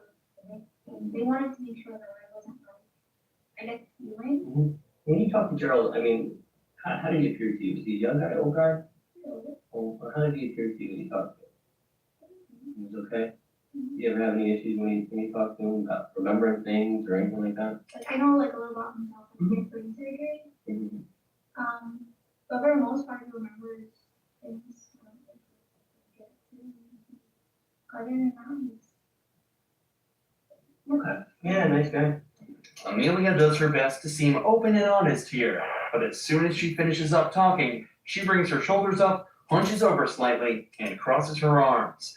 All movements that are done to protect vital parts of the body and are obvious tells that someone feels uncomfortable. These signs only become more apparent as the interview continues. What did you have to do? Like, what did he ask for? No, you just see the teacher and another knowledge. The grandson came into the movie? It was either the day before or the day after, and it opened up an account for him. Oh, so he must have just deposited those checks into the account? I think your best bet right now is to be completely honest with us, okay? So let's go on a little bit more, okay? The truth is gonna be the best thing right now. This happened in May? My right up. The account's still open? So, then, Amelia's speech has become much shorter and unclear, and she continues to seem more and more uncomfortable when pressured about Gerald's banking records. Of course, the detective has noticed this and is seeing straight through her original timid and playful demeanor, so he decides to ramp up the pressure. At a certain point in time, we have to move past it, right? He's a nice guy, and I'm sure you really care about him. You see him? but it's not like I No. Did you take advantage of that?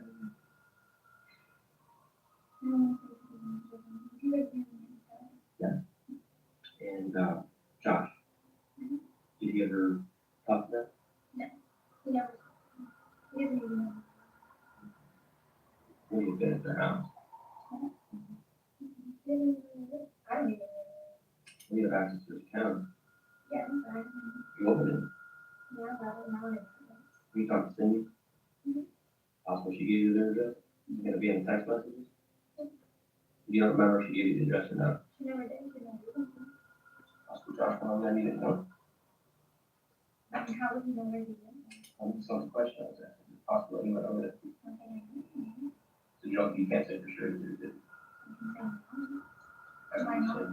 Because he doesn't know where he doesn't know that. Amelia now decides to change strategies. Instead of her original flirtatious and playful demeanor, she switched to an innocent and clueless one. At points, she even smiles and laughs while being asked serious questions in an attempt to downplay the intensity and pressure. This is a sign that the facade she's put up is starting to break, and the detective takes this as an opportunity to press her even further. You need to start understanding the severity of the situation. Because I don't know if you really do. Right? And I think you need to start understanding that how this interview goes and what decisions you make here are going to affect your life for a long, long, long time. I think you think that you had this all planned out, and again, not to say it in a bad way, but this is what we do. Okay, when we make mistakes, we figure things out and go, okay, all right, there's a lot more going on here, all right? And you know who's name's all over this right now? You and Joshua. Okay? You need to start thinking real hard and real fast, okay? Who is involved in this and what happened, okay? That's all I know. Okay. Things got out of hand. Okay? This got out of hand. I think what happened was Cindy was asking you for this money back and you didn't have it, and there's some issues there, okay? Sometimes, again, when we make a mistake, we do something wrong and the ball gets rolling and we can't stop it. You understand what I'm saying? Okay? Listen, you have your whole life ahead. You have an obligation to him. So whatever happened beyond, we need to know. Because if you want to keep going with what you're telling us, okay, then we're gonna have to go on that, all right? And you have to understand. So somebody did something. Talking about her son obviously strikes a chord with Amelia, and as interrogations are all about exploiting emotions to extract the truth, the detective jumps on this to make her as vulnerable as possible. Did Josh think you looked good? Well, this is the stuff we need to know. Listen, if you push up to it, you push up to it, that's okay. Again, like Detective Reggie said, I think you're kind of at this crossroads right now, and you've got Josh, who you probably love, and he's your husband, okay? You also have Julian. And you got a picture of that little boy, you got a picture of not being able to watch him grow up. Think about that for a second. Think about being put somewhere very far away from him, and the only way you're going to contact with him is through letters. You're going to get pictures in jail, in prison, of your little boy growing up. That's your future. I don't know severity what he did, but he knows the relationship that I have with Mr. Dad. He knows that. I mean, everything concludes, like, so I told when he would get upset with me that like I'm too nice, that I can't kind of act with my customers, and he's an old guy, he has no family. Well, I mean, I talked to him because he knows my husband, I talked to him. And Josh said that you kind of were owed this money because you were taking care of this guy? I don't know if he said that, but Something like that?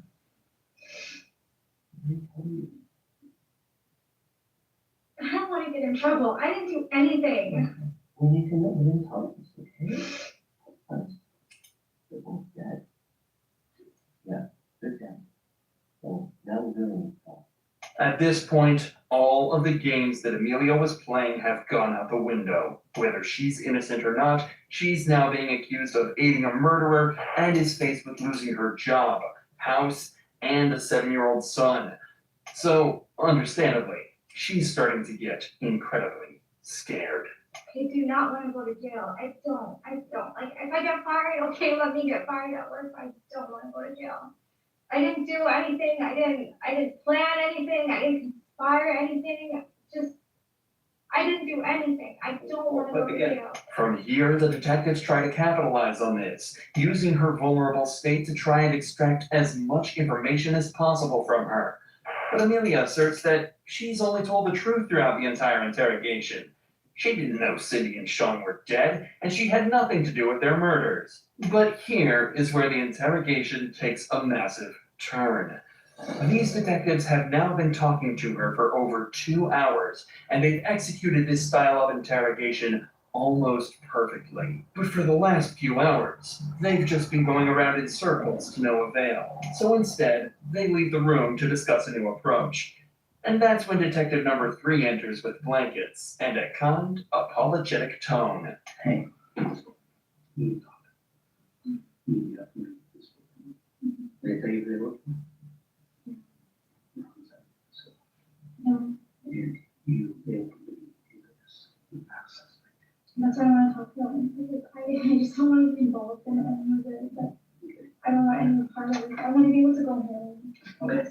Entering like this after such a stressful experience with the other detectives will set Amelia's mind at ease and subconsciously enforce the idea that he isn't a threat. At the start of the interrogation, Amelia was trying to seduce the detectives in an attempt to get better treatment and hopefully even a lighter sentence. So if the third detective plays into this by treating her kindly and playing her game, maybe he'll have a chance of finding out what really happened. In these cases, you can't lie. You can't, which means holding something back, telling a partial truth, or just flat out lying. That is accessory. You're protecting someone, and until you know, you don't do that. If you know what happened, I didn't tell you what he did. Don't you have to say anything? No, he just told me if you say anything, then, like if you, because, I mean, I'm not stupid. Okay, well, eventually he told you what happened. No, he didn't tell me that he killed anybody. Or that he was going. But you know that he was going over there. I knew where he was going. What day? He told me, he's like, don't worry about what I'm doing. I'll take care of it. Talking about them, though. I'm guessing so, because that's just what he was saying. Your importance is in details, not in vagueness. They told me I'm going to jail regardless. Well, the fraud part may be, that's nothing. That's nothing. Compared to these charges, the first degree murder. If I say all of these things, will I get in trouble? If you don't say any of these things, you're definitely going to get in trouble. But this is why I'm scared. If I say these things, I didn't do anything. Put it this way, if you're protected and you don't tell us everything, then you're part of the crime. Amelia is now met with a harsh dilemma. She has to either gamble that the detectives never connect her to the crime and face felony charges herself, or fess up and snitch to the police, likely sending her husband to jail for the rest of his life. This is her last chance to make the right decision, or she'll never see her son again. Yeah, go ahead. So I let her know she wanted to know. She went with her dad to the bank and she looked at the transaction history and she wanted to know what the tax were. So I can't tell her much. And then he's over my shoulder listening to my conversations with her. And he's just like, I'll take care of it. Don't worry about it. He just wasn't having it. He didn't talk to her. He didn't contact her. And who are we talking about her?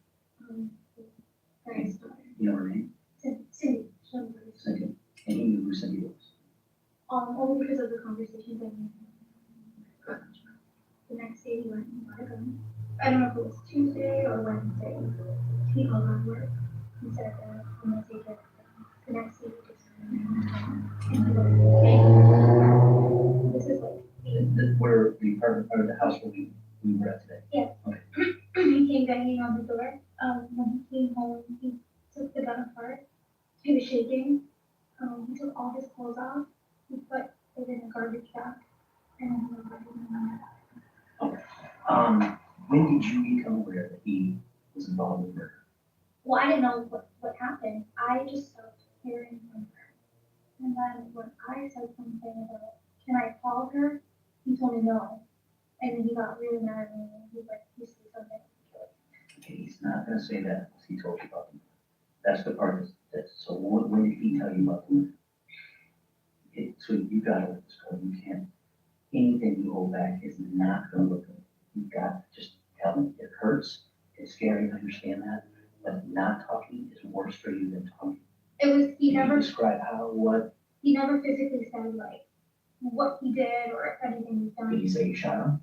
Well, I'm guessing he had a gun, so. Don't guess. Did he tell you that he shot him? Yes. He said he shot him. And with that, the detectives managed to use Amelia's tactics against her and got her to confess to her own husband's crime. The detectives also stuck to their word and, after confirming she had nothing to do with the murders, dropped the charges against her. She was, however, still charged with theft and sentenced to 3 years in prison.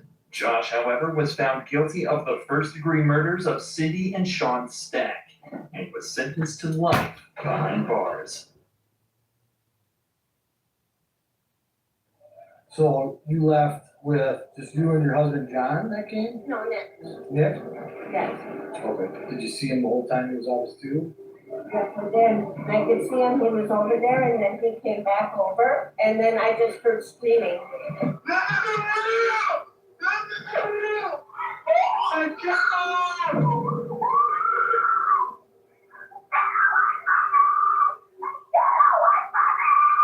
Does Nick know does he ever carry a weapon with him? He had a knife in his pocket. Well, we got some stuff to work out, okay? Because it was more than just an interview, it was a pretty serious event that happened. Please help us, this guy's a pedophile, he won't leave us alone. Yeah, he's just started coming everyone, and How many people have I was told at least 3. A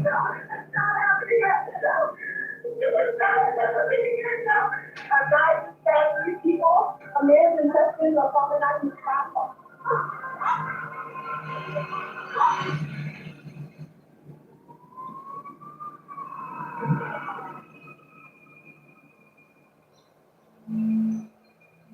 On July 30th, 2022, a group of teens swimming in the Apple River noticed a 52-year-old man allegedly making inappropriate comments towards one of the females in the group.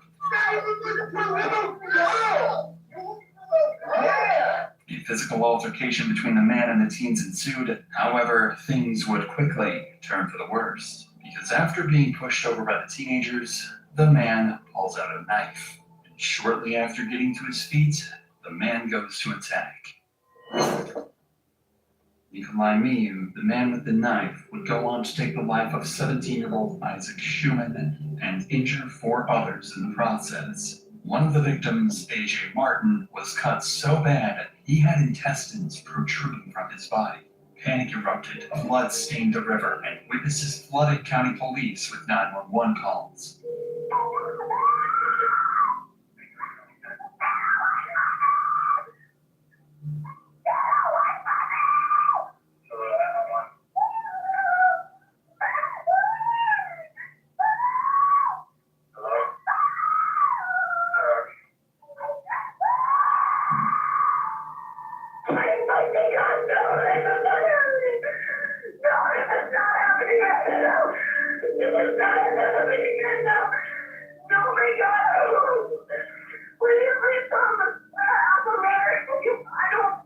Yep, we got help coming. Are you there? Yes, right here. Yes, I'm calling 911 for the emergency. I'm at Apple River. We're on the river and a guy just stabbed 3 people. man's intestines are falling out of his body. Oh, okay, stop right now. What's going on? I'm on Apple River, in Wisconsin. Police rushed to the scene, but the damage had already been done, and the attacker, Nikolai, had fled the scene. The race was now on to apprehend Nikolai and determine what caused him to commit such a horrifying act. This footage has never been seen. Viewer discretion is advised. I'll take it this way if you can get this way. Yep. They're doing CPR right now. If we could launch a boat here and get up there, that'd be awesome. That's the initial location, quarter mile, upward on the 50-foot bridge. Did he go up on the north or south bank? South bank. He went up right here? They don't know. Okay. They don't know. Okay. It's at this region, they don't know exactly. Okay. Are you three all witnesses? Friends of one of the victims or? All of them? Okay. I just saw the video at the dude. Okay, you didn't see it in person happen though? No. Okay. We were floating, we caught up to those, that dude their heads, and the guy was harassing them. And so I wanted to stop it before, I was worried they were gonna hurt that guy. Okay. You know, kind of worried they were gonna gang up on him. She went over there to try and defuse it, he punched her, and then it's like, yeah, he just started stabbing everyone. And then the other group tried to stop him, and What do you look like? He was having this 250-pound beard. He was like a chain going around. He was kind of bald. completely right, that's what he looked like. First off, he had two good goggles. Yes, clear goggles. Now that the officers have a clear description of this man, all hands go on deck to find him immediately. As such, officers send out multiple thermal drones and shut down the area until his capture. The hunt is on to find this ramped killer. I'll turn it off, stop, set up here. Hey, start roaming perimeter on this road. 30-year-old white male, black shorts. Yeah, the picture? Not yet, I'm waiting on the picture. White male, about 30 years old. I went down to the campground down here at the river. I notified all of them to get off the river. I don't think we do that either. Just start roaming this. However, it wouldn't take long to find Nikolai, as a witness noticed him and threatened him with a baseball bat to wait for officers. Our current witness was a female appears to be wearing a camel colored shirt. I'm sorry, yeah. No, I'm just being detained at this point, okay? Yes.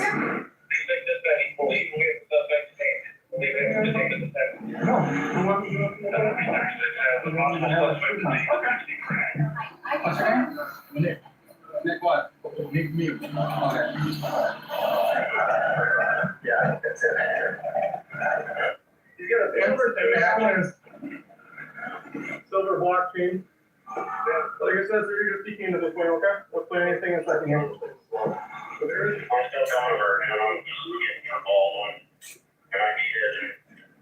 The guy with the baseball bat was just responding to the sighting. Can you step up for a second? We just want to check you out. Are you injured at all? No, other than my butt. I ain't injured and scratched. Your butt's injured? Well, from sliding all over the stones. Oh, the rocks? Yeah, and my hand, I think. Yeah. Now that police have Nikolai apprehended, they can bring him to the station and begin investigating what happened. However, as Nikolai is about to leave the lake, he says something that would change this investigation completely. I hear somebody got stabbed. And I fit the description. Yes, you do. All right. Yep, so we're working through that now. Did you see that fight on the river? I heard about it. You heard about it? Yeah, and I've seen people gather around. Okay. All right. And I went over to talk to see if somebody saw anything, but that's about it. Okay. Our whole group was pretty interested in finding out what happened. Okay. And that's your whole group over there? The jail? Yeah. Okay. Did you see anybody injured? No. You didn't see anybody injured? No. Did you see anybody fighting? I heard people screaming at each other. Yes. Okay. Screaming in anger or screaming in pain, do you know? Rob, so I don't know, I can't tell the difference, but I would say just screaming. Calling each other names, but it's seen that all day. We won't be drinking a lot. I'm sure they're drunk. I'm sure they're kids being kids. Not only does Nikolai completely deny that he was responsible for the stabbings, but he pretends that no one even got hurt. The video recordings from the stabbing clearly show the attacker's face, as well as the chain Nikolai is wearing right now. Regardless of what happened during the altercation, the fact that he feels the need to pretend to be completely innocent will downplay any of his future statements. Regardless, Nikolai will be transported to the St. Croix Sheriff's Office, where he will undergo an intense interrogation. But for now, police need to speak with witnesses on scene to try and better understand the story from the point of view of those who saw it directly. Can you tell me, I guess, what you saw in the best of your recollection? When we got about 400 yards from here up there, there was a small group of kids, they looked like kids. This guy was harassing them. They were pointing at him, trying to get away. Two of the boys ran down in front of her. Two of the girls did. They went over and was trying to get him away from them. Yeah, she moved over and punched Madison in the face. Okay. And then the other boy hit him back as he punched her. The guy pulled out a knife and he just started stabbing people that were around him. Okay. We were just chilling, and then we saw this older guy start harassing these younger teenagers. And we're the type of people to not let that happen because we're young. So we tried to stop him, and he punched me in the face, and then went literally crazy because all the guys started attacking because he punched me in the face. So he took out a knife and he just started stabbing everybody, and that's what happened. Everybody was just, it's all because he punched me in the face. That's like why everybody just got stabbed. If you're thinking by that statement that it's your fault, it most definitely is not, okay? We were floating down the river, we caught up with a group of kids, sitting in their tubes with an older guy standing over. How old people kids were? The kids were high schoolers. Isaac was part of that group. The one that passed away, he was part of that other group. And they were flagging us down, telling us, please help us, this guy's a he won't leave us alone. And at first I thought they were joking. He's like, no, really, please, help us. He's being very creepy. But that's what it's good. I was worried that they were all going to gang up on him, and something bad was going to happen. The 52-year-old, yeah, I was worried something was going to happen to him. We just wanted to see the guy away. I figured he'd go away if he saw people intervening. Next thing I know, everyone's running at me. He stabbed me, you know.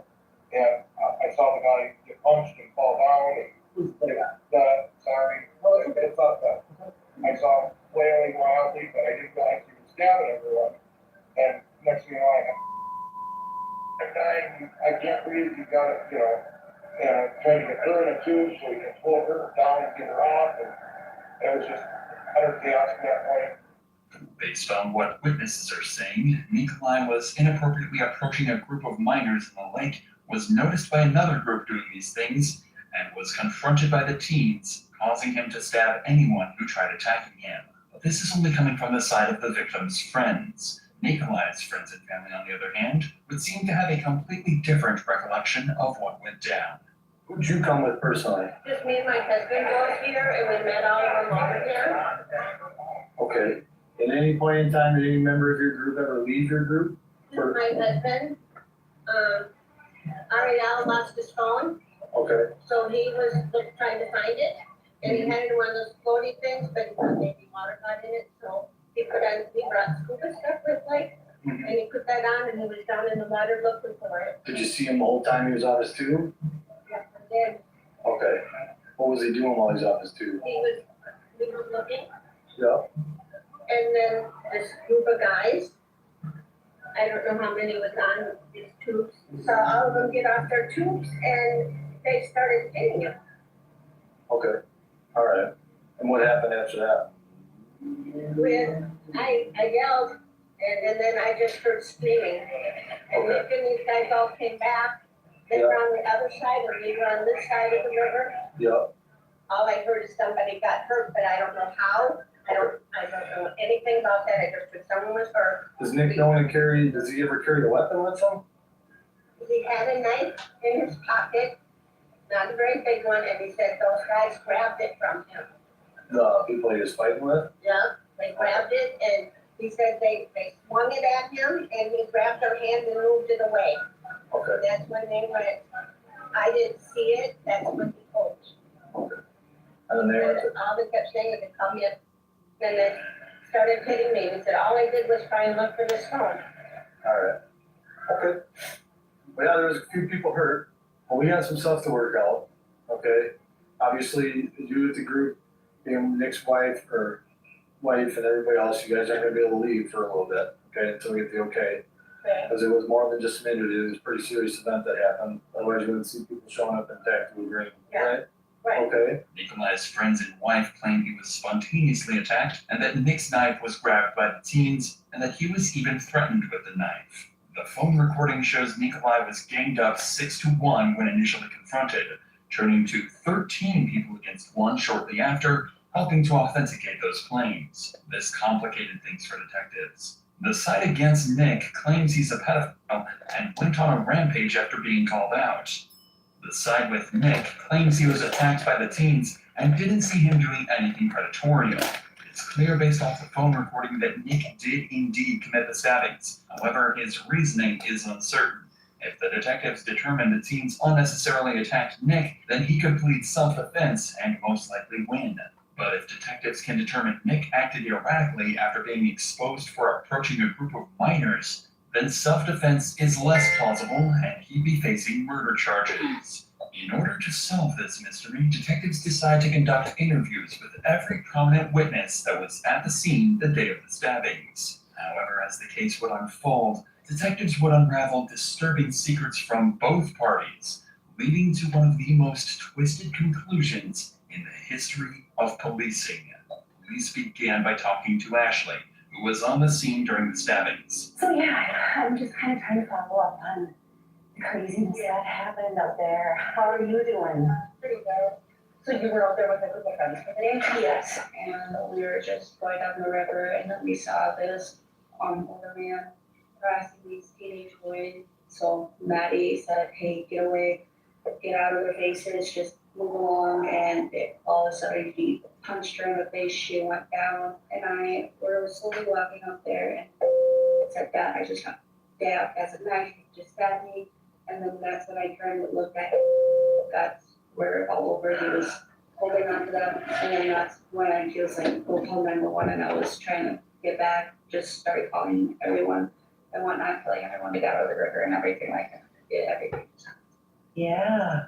So he was harassing them, and then you said he was messing with their tubes? Yeah, he was trying to like pull apart their tubes. And that was the first contact you had with that other group? Yes. So then, you asked that other group if they need help, and they said that, he was harassing them, messing with their tubes, and then what happened next? That's when Maddie went up to the group. Maddie went up to those guys, said, "Hey, get out here, stop messing with these boys, they're only teenagers." Like, I don't know what started him off to wanting to punch her in the face, but that's when he punched her in the face, she slipped, fell in the water. That's when everybody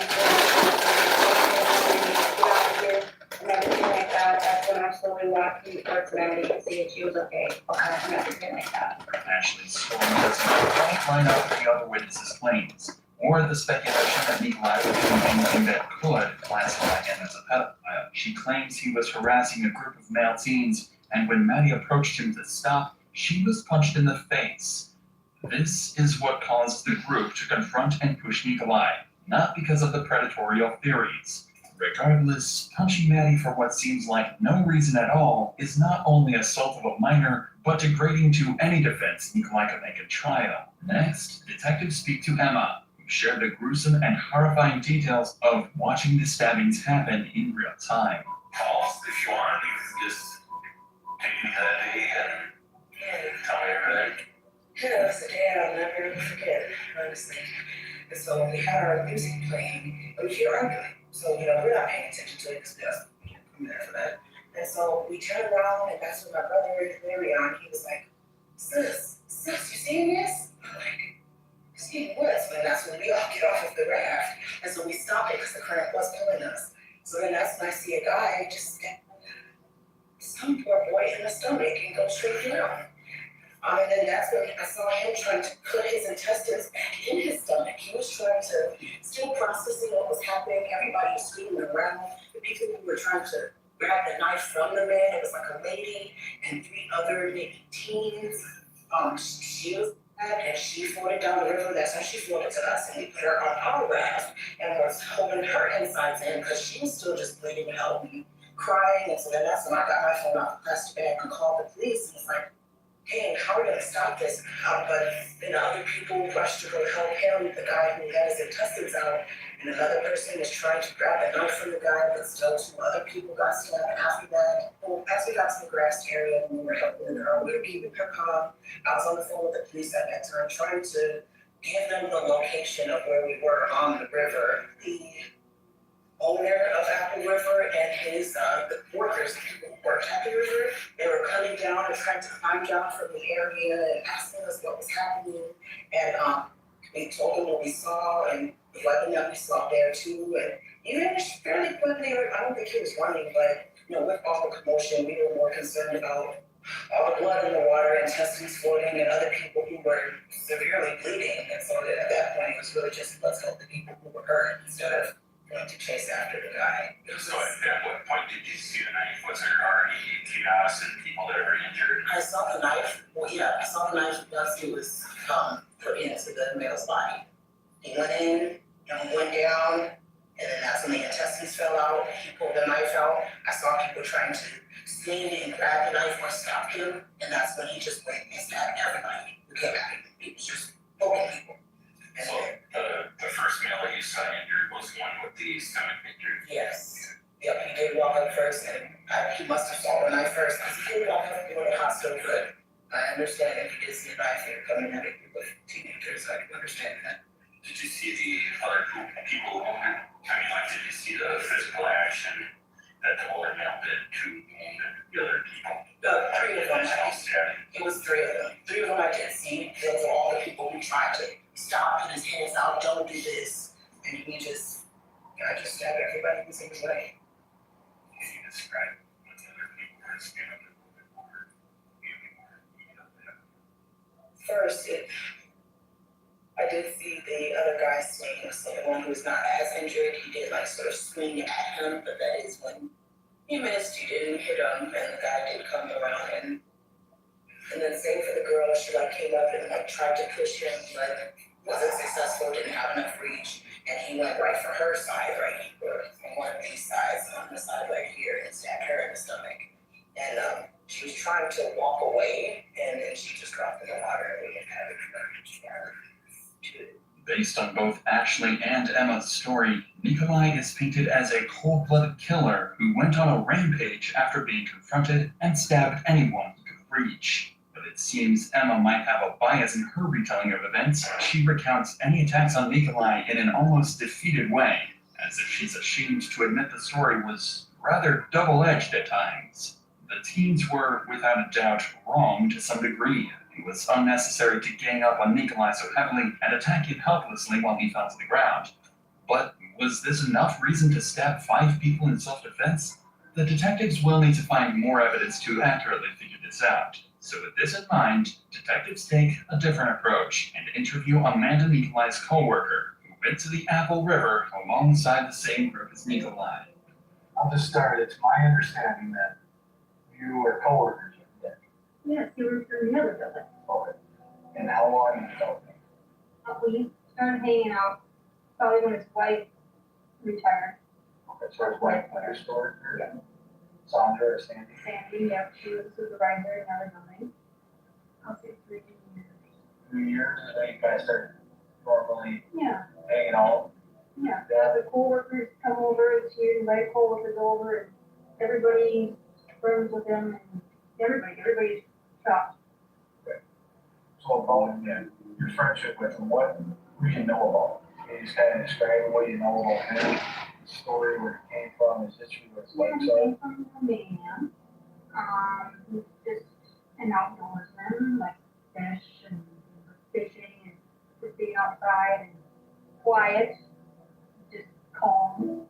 Doesn't like a lot of noise and chaos, but Yeah, he's just a very calm, caring guy who would help. Whenever we needed help with something that would break down, he'd come over to fix it or help, or have to fix something. He's always helping out, always helping people. Can you kind of just describe the day from there? Yeah, we just got there and we got everybody together and we got our stuff and we started setting up the tubes. And we got in and started going. And then Sandy moved and said, Nick's in trouble, Nick's in trouble. And I was still sitting and said, Nick's in trouble, somebody help, somebody help. And then I got up, I'm looking. I never saw Nick down there. I never saw any of our group down there. I never saw Nick down there, and I'm just looking, I just see people going every which way. I didn't see any blood or anything. And I'm like, what's going on? There's a big fight going on. And then I was handed a phone. I think Deanna called the police. And she handed me a phone. And I know there's something going on. We're at the Apple River going, and there's something after there's a fight. I don't know what's going on. Anyway, so she leave myself. And then she hung up. And after that, they came back. And I just looked at her. I'm like, what happened? He's like, they called me a file. They took my snorkel, they attacked me, they threw me on the ground and attacking me. And I'm like, I thought there was some kind of fight going on and maybe he kind of bumped into them. I could see the kid on the side. I thought maybe he knocked his head or maybe got water in him. I didn't know anything about stabbing or anything at that time. He looked like kind of stunned and shocked. And then I think he sat down. He didn't say another word. He didn't say nothing, and everybody's just like looking around. I see the police. The police are here. So let's just wait and see. Maybe they want to talk to Nick because he was part of the thing. If I knew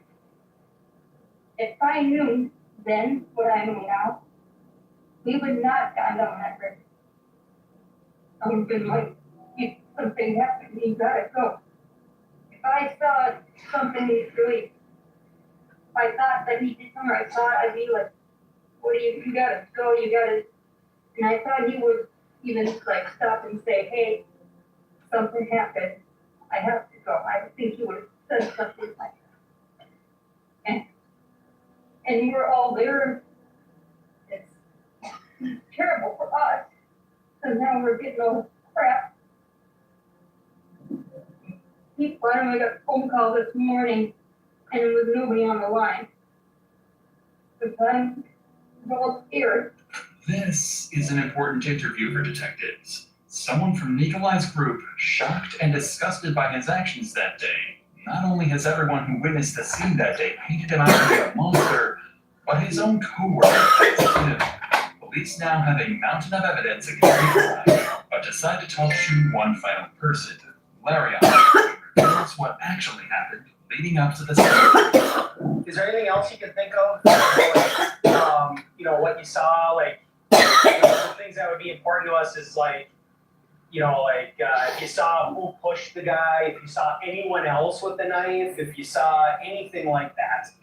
Well, one of the boys who got stabbed, he was telling us that the dude, came up to them and asked them for pictures, explicit pictures. And I'm like, what? Y'all got the fighting? I guess they got the fighting. He said, yeah, then you got the stabbing. So. And he asked him or this is one of the guys who's actually got stabbed. Yeah, okay. Yeah, he got stabbed. He said that's what happened. The dude was asking him for a explicit picture of the girl that they with. So I guess from there, it was like, oh, what you doing? They got to altercation. They must have put their hands on him, and then he retaliated by flashing him. This claim backs up why he was being called a file on the phone recording. If this is true, then the story makes a whole lot more sense. Nikolai approached the females asking for explicit photos. The females, being mostly underage, declined, and Maddie confronted Nikolai on the matter, potentially putting her hands on him in the process. That's when he punched Maddie in the face, and all hell broke loose. On The man then punched Nikolai, knocking him down, prompting him to stab anyone who tried to approach him again. A common opinion stated in unrecorded interviews was that Nikolai allegedly thought that teens on the tubes stole his missing phone, which prompted him to attack the teens. This is largely confirmed in the phone recording as well, as we can see Nikolai searching around the area and pushing the group's tubes around. Detectives would go on to interview countless more witnesses, all with the same general story. Nikolai harassed the group of teens and when confronted, went on a cold-blooded rampage. But still, people lie. Those who were friends with anyone injured at the scene would obviously remain biased towards the side against Nikolai and could keep out any information that didn't get caught on the phone recording. So, with that, they sit Nikolai himself down and prepare to confront Nikolai on the piles of evidence they proved up against him and determine whether or not all of these stories are true.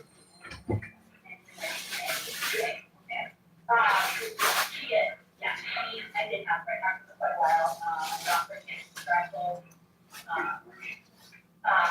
He is with an authority. He had home to take care of.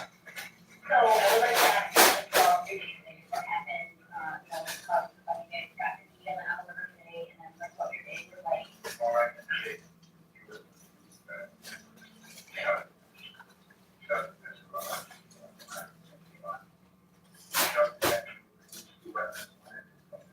This would be the start of Nikolai's string of lies during this interview. Nikolai did bring the knife he used to stab the victims. He brought it specifically so he could cut rope while on the river. After the stabbings, Nikolai threw the knife into the river, which was later retrieved. That's the only thing I can do. And they hit me, they were on top of me, and I don't remember anything after that. I just remember I ran away. I ran away to my direction. People were coming over here. What was going on? I said nothing, just sit there. And they kept asking me, and I said nothing. I didn't expect anything because I was so fearful. I didn't know what these people were doing to us. I've never been in that situation. People produce weapons on them. They were saying they were calling, don't. I don't remember, but they said don't run from us and do this. You're this. Yes, a little bit that. Or you're, the only thing I remember in my mind is if I went to should you be drinking alcohol and doing what you're doing to people that you don't even know, attacking them? And I said, it's not, you should be having alcohol, you know? And they took my, smoking, so they took my smoke away, they threw it in the water. They grabbed my pants, one wanted to put my pants down, and I grabbed onto him, and I don't know who that kid was, but he produced, he had a knife on him. And then there was another knife, a longer knife, and it looked like a knife. This is true. There was, in fact, an additional knife at the scene. It's unclear if that knife was pulled out at any point during the altercation, but at no point was the knife used to stab anyone. And I don't know what happened to me, I just know that the kid attacked, I took that from him. The kitchen knife or the other? No, the smaller knife. Okay, what did that knife look like? I don't remember. Like a smaller? Smaller knife. So, that's all. How did you get the key by them? I never lost his phone. That phone was in the floor. One of those bags? Yeah, everyone had one, but his phone was in the floor, so we said, well, let's go for it. So I put my phone on, and I looked at this guy's house, and they were talking about it, and I said, This group of people? Okay. I don't know when, I said, you guys found the phone, and if you did, can I see it? And I got it, and they started calling me names, and they got out there too, they came at me, like, I said, oh my God, and they're calling me all kinds of men insulting me for being in the water with a snorkel. And I said, hold on, guys, did you find the phone? And I saw they had thoughts on me. It seems rather ridiculous that Nick would be called such specific things if he confronted them as kindly as he says he did. It's very clear he's leaving something out of his story. Keep in mind at this point, Nick has no idea the entire altercation was recorded, so he likely thinks these stories being completely innocent seem plausible. And we were looking desperately to find this phone. And I know somebody found it, but I thought it was that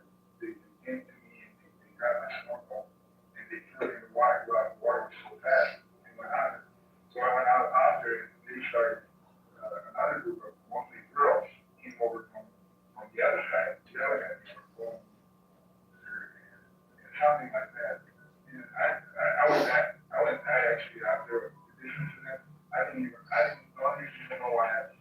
Again, another flat-out lie. The phone recording clearly shows Nick was the initial aggressor when he started pushing the teens off their tubes. I just know that they attacked me, and I was in shock. I went into self-defense mode, and then I went over to my group of people. That was it. And they asked me what happened, and I was I said, I can't tell you. I didn't found out. I was shocked. So nobody on that knew exactly what happened. The only thing they said was, you know, somebody got in an argument, and I was like, yeah, this is, leave that alone, don't go there. And I said, did you guys find something? And I thought they did. And I know they did because they were hiding something from me. And then I went over there and grabbed my phone and threw it out. They got out their tubes. They came after me, they pushed me. One of them hit me, and then there was a girl that came from here and hit me in the back of my head. And I was about right there. You got right here? When she hit me, yes. And that's when the female hit you? Yeah. I mean, I feared for my life. That was the truth. When they started hitting me and pointing a knife at me, and then another kid pointing a knife, I thought that was it for me. Luckily, I took it from one of the young kids, and I think that's when I found back. What did you do with it? I don't even know. Okay. I don't know. Absolutely, I don't know. Nikolai's defense becomes extremely hard to believe when he constantly lies about the incident. Again, the knife used was his. He did not take it from anyone. He pulled it from his own pocket and used it to stab 5 people. He threw it into the lake in the hopes he could cover the incident up completely. Proof of this is in his talks with police while being arrested, where he pretended he wasn't even near the scene of the crime. I don't know if you got it back. I have absolutely no idea. Did you hit him? Like, did the knife make contact with him? Then I don't remember. He was so close. And one had it in his hand, so I took his hand and I bent it and I poked him with his own hand. And then I took it from his hand and then I went and swung like this. So I don't know who I hit. I just know that I took the knife from one of the kids. The other one, I don't know what happened. I didn't get it. Did you have a knife? No, absolutely. Okay. But you had only been kidding, right? That was. A knife, okay. How did that? I think it's in my car. Okay. Yeah. Did you drive or did Sandy drive? I did. Okay. Yeah. I don't even know where it's at. It may be in one of the bags we had with us. I don't know. Maybe I left it, put it back in the bus. Because I went back with a bunch of, I had straps. I didn't want to pay for strength. But they should stay. they probably want you to have a strap. They told me, they said, yeah, they have straps. There was a kid over there. They have straps, no problem. But the string is free. So I said, okay, I'll take the string. Okay, and then I took the straps back. So the straps can puncture. Yeah. So I had a whole bag of straps that I took back in my car. Okay. And so maybe the knife was the strap? Probably. Did you have any cuts or marks on you? Have you had a chance to like look at your torso or? Somebody was telling me that I'm bleeding from my ear, from my left ear. Who told you that? I think it was bleeding from your left ear. I went like this, I went in the water, I cleaned. I don't see any. I don't know if you see any cuts, but I don't. Yeah, I don't know why I was bleeding from my ear. This is a smart tactic used by the detective. By getting Nick to confirm he had no injuries, the prosecution can use this as evidence to rule out self-defense. Nick claims Amy told him his ear was bleeding, but says himself that he didn't notice any blood. In addition, it takes him seconds to recall who told him his ear was bleeding, meaning he could have just made the scenario up altogether. But Amy saw blood? I think she says you're bleeding from your ear. And then I cleaned and I said, there's nothing. Oh, okay. Yeah, I don't know if it was blood or bleed. She saw it, I don't know if we were like, she was on the other side.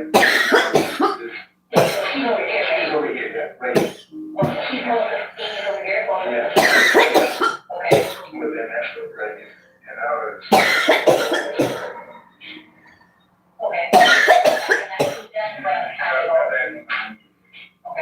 notice how Nick feels the need to provide a detailed description of his claim from Amy, if not for anything else. This is a common defense mechanism used by someone lying. When they feel like their claims aren't being taken as truth, they try and depict the scenario in as much detail as possible to make it seem more authentic. Okay, if you just. Is that the one that? Oh, I was going like this. I went out. They were coming, they were touching me, and they were circling me, and she came really close, pushing me in the water. I didn't even know if I was holding it right. She tried to hold me with it. I was very, Is this you? yes. What do you think was happening at that? They were playing. They pointed the knife at me. They pointed the knife at me.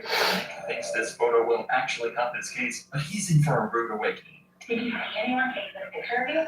No, I was actually very, scared. I was very scared. I didn't know what they were doing and why.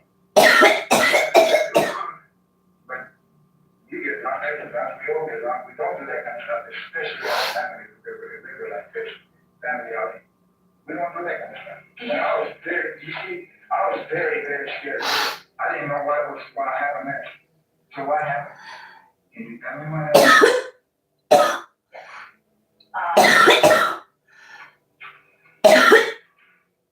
People went to the hospital with injuries. Oh my God. And, Not a very remorseful reaction for someone who's just learned to kill someone and injured four others. It's almost like he fully knew that he critically injured multiple people. I don't know any of their names, and I don't know any genders, so I don't know. Because they fought together or is that? I don't know what their names are. I was time, and then when I kind of ran over to her, and I was here. So I have no idea what their injuries were. Oh my God.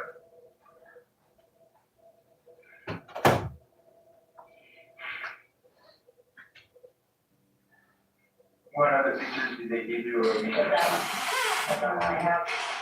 No, all that is done too. Well, I don't know if that's the case. Because people have the right to defend themselves. I know, but this is Wisconsin. This is Wisconsin. You continue on. I usually know that people that defend themselves, they end up being accused of being this and being that. Well, I think if you'd asked me what I would have done. Yeah, I don't know. Yeah, you don't know. I don't know. I would have been scared shitless, I can tell you that. Because that many people that tried to pull your pants down and hit you and two boys had a match on them. They didn't find any of those tonight? I don't know, but we're looking, and, we're looking before things start out. I'm glad I actually took that in from like, you would have stabbed me. He was not there to scare me, he was there to harm me.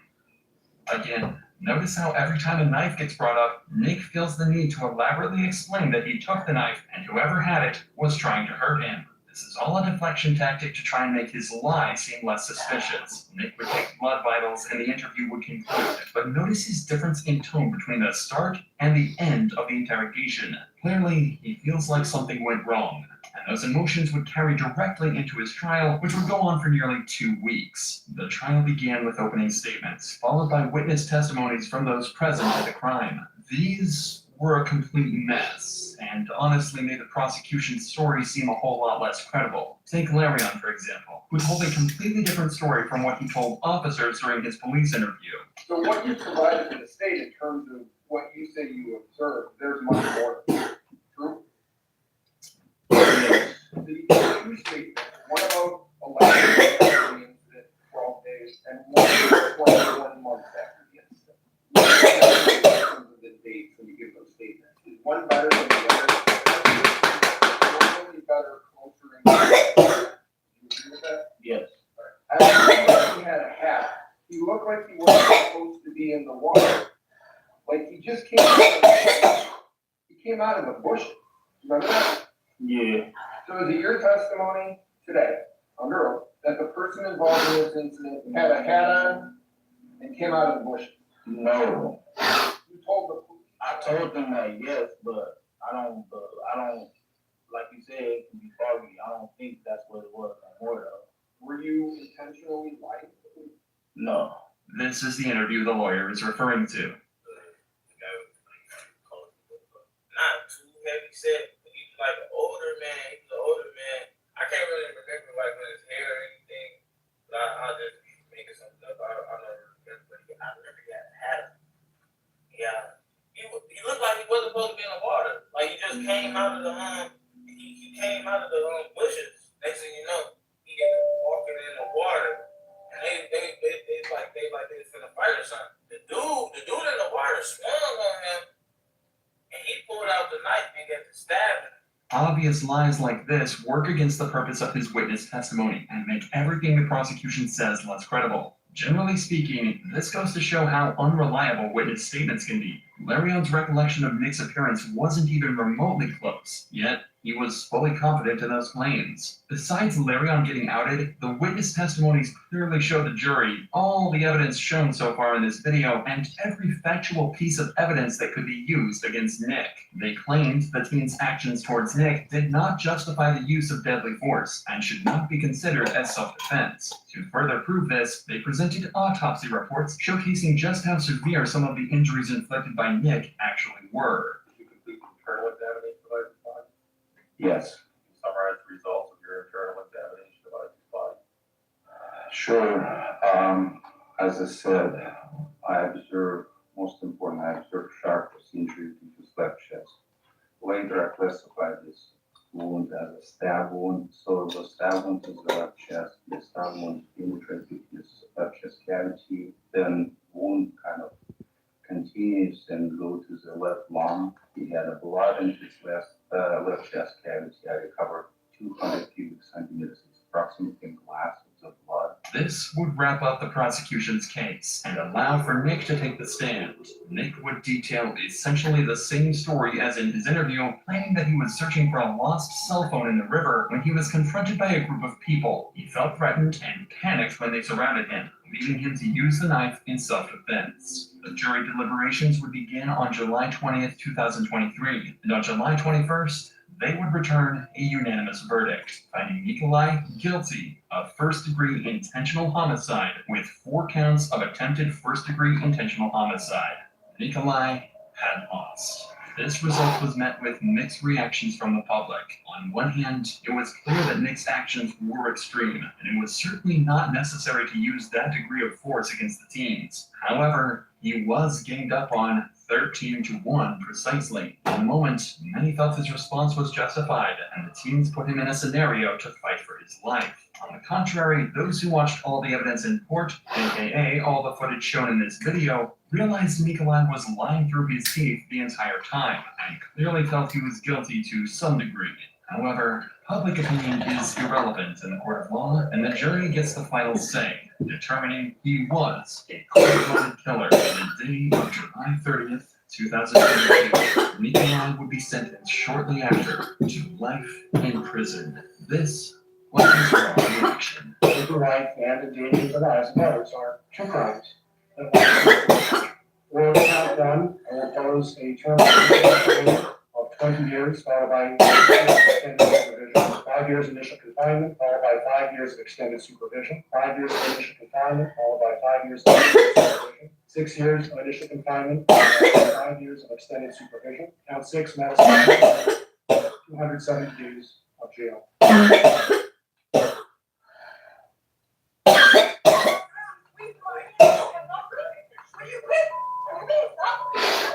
This is Officer Ashlyn Plough, and she just punched this black woman in the face. What's worse is that this is a pattern for her, and she's well known for excessive force on people of color. Up to this point, she and her department have gone unpunished. There are countless cases of racist officers who forget they're being recorded, like when a cop repeatedly shouts slurs at an innocent black man.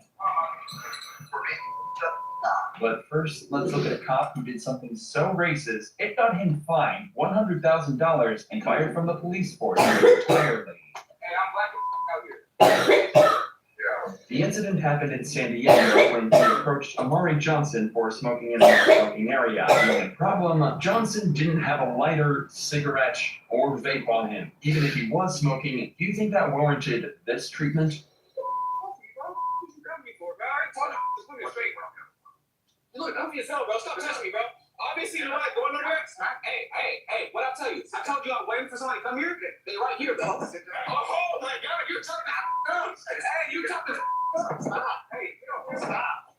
Bro, you goofy as hell, bro. Hey, Mr. Dad just making a big ass deal out of nothing, bro. You making a big ass deal out of nothing, bro. You real big though, huh? Hey, you real big. Hey, you real big. Hey, you real tough. Okay. Thank you, bro. Thank you. No reason to be detained by you, bro. Stop. What am I doing? Y'all are funny as hell, bro. Hey.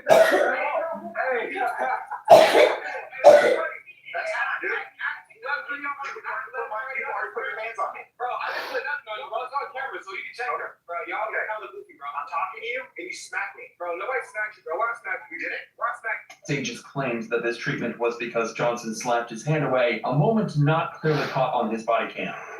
What the fuck, bro? You don't know what's going on?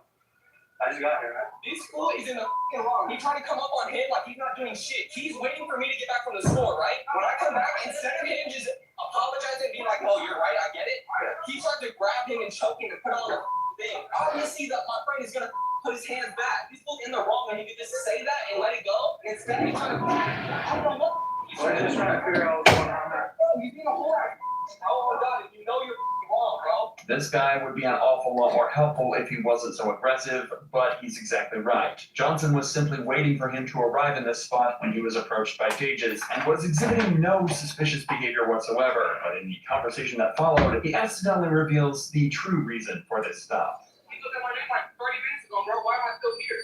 I don't got nothing on me. I'm doing nothing wrong. I'm being a citizen. So you know what I'm saying? That's why I'm frustrated. It's not a tell I'm sitting outside for no reason. You know what I'm saying? You really don't get it though. You don't get it. I feel like I understand you being empathetic. I appreciate that. You know what I'm saying? But you don't get it, bro. I already know what it is.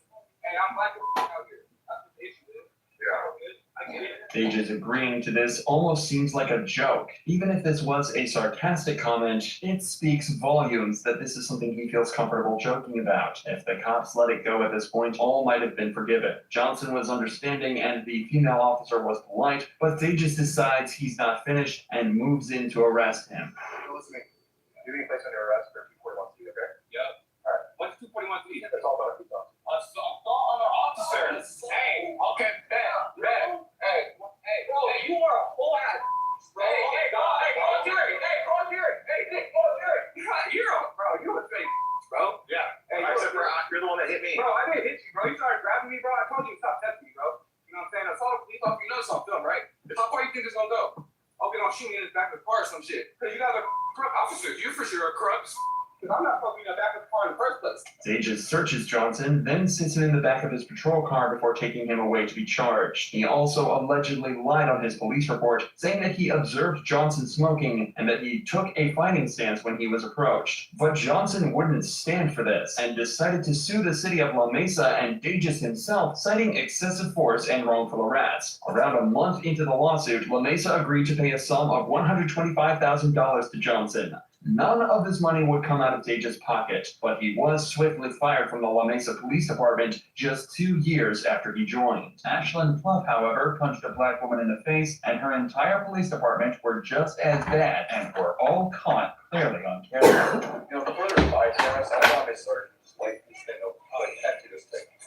Ashlyn's police department were dispatched to a house party in Toledo, Ohio. Guests at the house weren't causing a disturbance, and they didn't seem violent or rowdy whatsoever. So when the cops decided to move in to arrest them seemingly at random, it raised serious alarm bells. Hey, who lives here? Who's the owner I can talk to? Who lives here?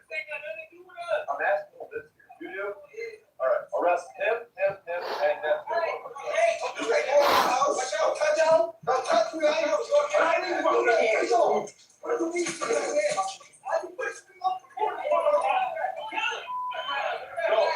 Don't stay back. The cop cop tells them that they're getting charges of failure to disperse. And in the state of Ohio, this charge can only be given out when the suspect's presence creates a high likelihood of physical harm or public inconvenience. In this scenario, the cop is clearly just looking for a way to get the guests in cuffs. All right, let's do this and that first. Okay, I'll explain to you. I stood here and I told everybody to go in the house. Listen, are you gonna let me explain or are you gonna talk over?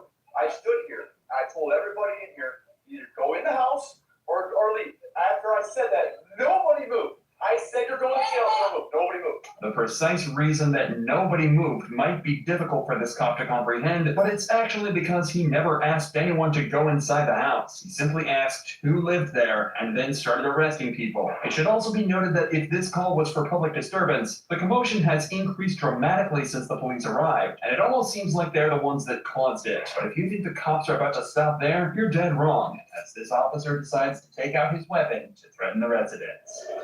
Guys, let's go! Time to move! Let's go! Who else wants to go to jail? Because we're about to go. Go! Go!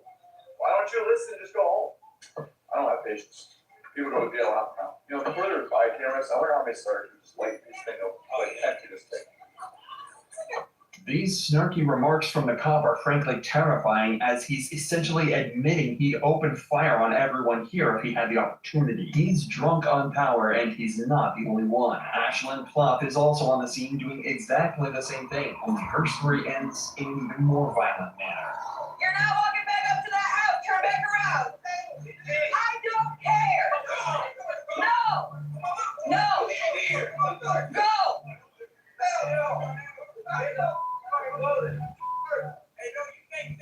I can take her ass to jail. I don't give a.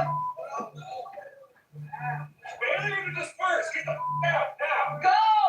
Tensions are clearly extremely high right now. However, what makes the following footage even crazier is that the girl we're about to meet is professional boxer O'Shea Jones, an Olympic-level athlete who should be respected and admired for her talents, but instead she was assaulted, plain and simple. Back up. Go. I'm asking. Go. Sir, I'm asking for your back there. Back up. I'm asking for your back.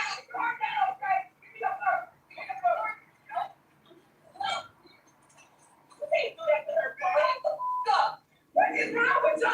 You can't do that to her phone. Okay, give me her phone. That's her phone, so you gotta keep it. No, you're not getting her phone to anyone. Then stop moving. You're angry. You angry. You angry. Oh, she's squeezing my hand. What are you with? Stop. She just hit me. Don't you see it? I know. She just hit me. I know. She just hit me. I know.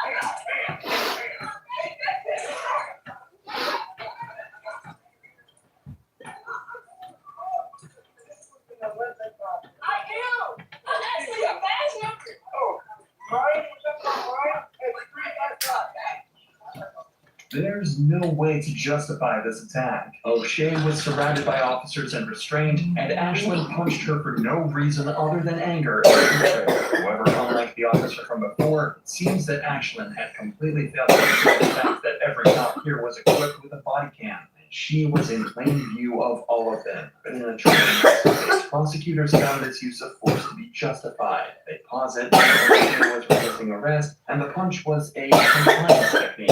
Instead, she was verbally reprimanded for profanity in the incident, but received no charges. But there's no better example of racism than yelling racial slurs at a suspect, and that's what Officer Tim Garcia was caught doing on July 14, 2018.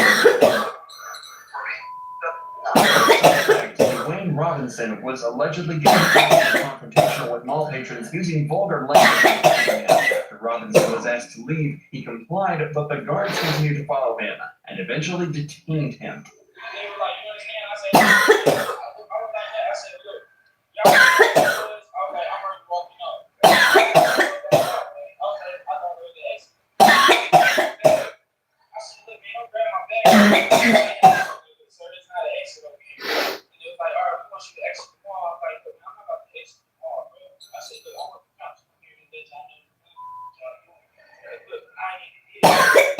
recap, Robinson has basically said that he was confused why security asked him to leave, but he fought until they started to get physical with him. He then asked the police to try and work everything out. This would be a huge mistake. The cop would soon turn out to be not just rude, but derogatory and insulting.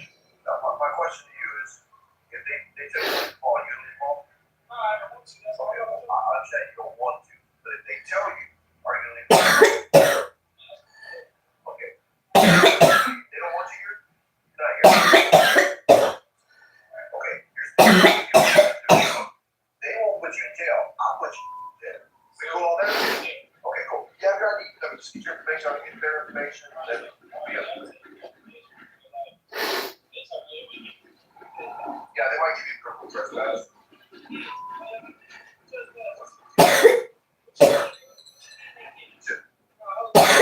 Okay, here's the deal. I'm gonna ask you to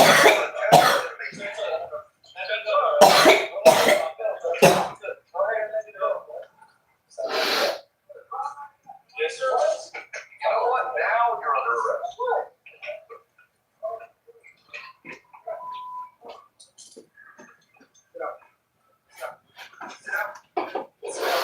Sit down. Sit down. Now you're under arrest for criminal trespass. After Robinson allegedly refused to hand over his ID, the cops decided to arrest him. At this point, they had decent reason for this. Robinson did refuse to leave the property when asked, and if Garcia is to be believed, he even took up an aggressive stance when he was asked to hand over his ID. But that's not the important part. That comes when Robinson is on the ground, cuffed and helpless, as the cops start to become more blunt and abusive. He said, look, he had me, so I want to get to you. But you did? No. I took it back. Hey, it's all on camera. Dad, bro, I didn't do that. Dude, look how old I am. You think I act back? I listened to all your stupid for like 5 minutes. Look, bro, and I said, look, before I give you my ID, like, why would I get it from the suspect? If you're not shopping here, you do now. Now you're going to jail. Who you had my arm, bro? Answer, bro. All I do is ask a question. Right, you ask a question. And look, I said, look, you know, tell me. All right, so look, I'm about to get it. Distribute the peace. Yeah, this is peaceful. It's ours. Man, the way you were raised is bull. I'm telling you how you're raised. Yeah, you are. Police officers are supposed to do nothing other than protect the public and de-escalate tense situations. But it seems that Garcia has absolutely no concern for his image whatsoever, as he decides to take it up a notch by using slurs and acting blatantly racist. Hey, here, look, this is the police. I like that. Police said it right back. I know. On camera, I'll say it. Do I look like you? Oh, only 3.4% African. 3.4% Sub-Saharan African. There you go. Say it right. Put an R at the end. If you're gonna say it, don't call. Not only did the cop just say all of that completely unapologetically, he did it all right after acknowledging that he's happy to do it on camera just to prove a point. But he wasn't done yet. Oh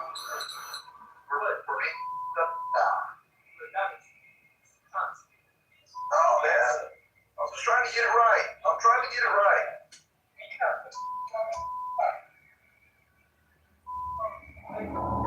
Where you want me to go? That way. Everything was going good. You and I had a good rapport.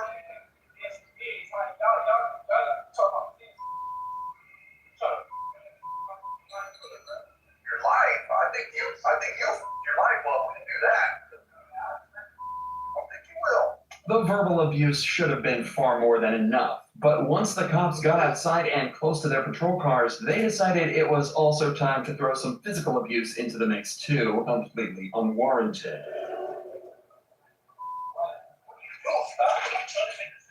Just stop.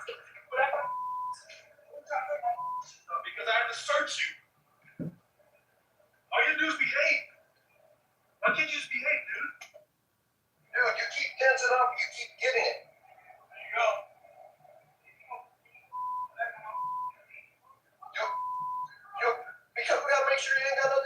If you think it's unusual that the cops are taking Robinson's shoes off, you'd be completely right. He's being arrested for trespassing, not a drug charge, not a weapons charge, and nothing dangerous whatsoever, especially when you realize that the cops didn't even search his shoes and forced him to walk on a hot pavement in the middle of July, barefoot. Hey, Rookie, you stop harassing me. This all would have been over if you would have just handed me your ID.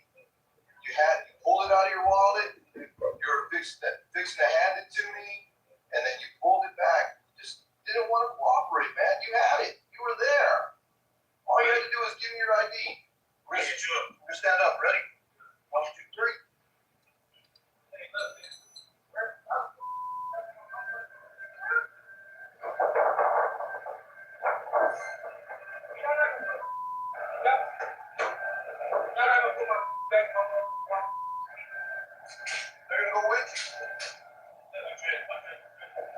Robinson was brought back to jail on charges of trespassing and resisting. But it's what happened to the officers after the event that was so interesting and gives us a clear window into the corrupt insides of a police department. An investigation was, of course, launched into Garcia, and Garcia's sergeant wrote that he thought a written reprimand would be the appropriate punishment. According to him, Garcia didn't use the word in a racist manner or direct it at anyone. He simply repeated the word back to Robinson. 2 lieutenants also reviewed the incident, and they concurred with the recommendation of a letter of reprimand.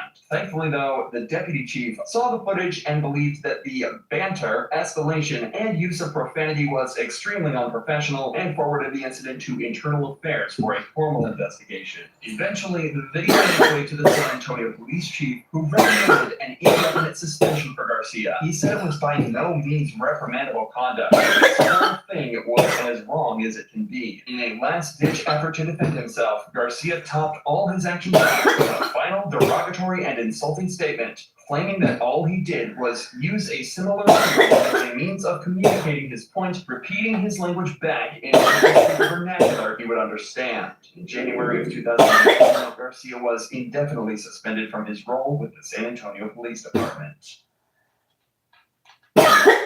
This girl went missing hours ago and was trapped down a well.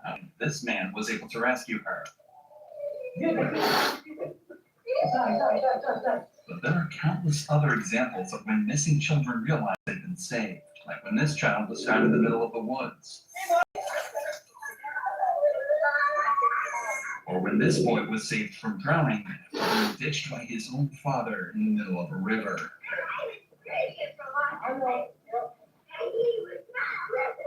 Let's first join this detective who's trying to figure out why this 2-year-old boy was found alone next to a busy road with no parents in sight. Did this little guy? Yeah. He was so close to the street. Yeah, scary. He's like, hey, Tyler, you felt very scary. No.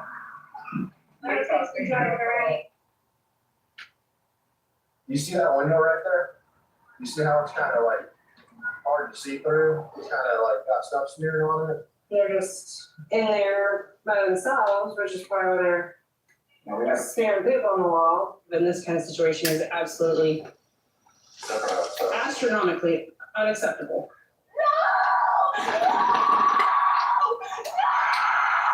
The following report is based on official police records. Most of the footage has never been seen before until now. Police note that all persons charged with a crime are presumed innocent unless and until proven guilty in a court of law. Officers with the Oklahoma City Police Department show up at this door on September 2024. They have no idea what horrors they will encounter inside. The man was 24-year-old Dakota Dodd. The cops are here to check on his stepchildren. His first move is to grab some shorts and call his mom, who is never too happy about the news. Charlie, we got a wellness check.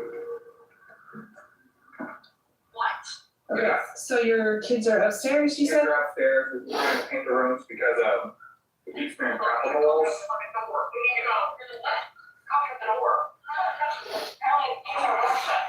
Okay, so we're just here to make sure the kids are okay. Yeah, you okay? I can go get them down. Can I come with you? Yeah. What's wrong with it? You were if you can find a good, keep the room safe. Hey boys, come on. Hi, guys. What are you doing? Come downstairs for me, okay? And we're gonna go to the shower. So it makes the shit on my own. So, I'm trying to keep that in the room. okay. Two boys, 3 and 4 respectively, emerged from this foreboding room without a stitch of clothing. The officer notes in her report that both kids are extremely dirty and covered in feces. They're just in there by themselves, which is probably why they're Now we have, smearing poop on the wall. we have a camera right there, Uh-huh. always checking up on them. Okay. We make sure they eat 3 square meals a day. Yeah. As Dakota's wife Aubriana panics on the phone downstairs, the officer delivers the understatement of the morning. It is like kind of in over the head, maybe. Yeah, I was at night. Okay. The wife is taking care of the boys. Where is she at? She's currently getting her glasses. Okay. Well, come on back downstairs for me. So, Yeah, it's good. We can try to get painted. And we can try to use a rug doctor because if you try and get her potty trained. mm-hmm. How long have they been in that room? Yeah. Where are they supposed to be napping at? They're not a bed in here.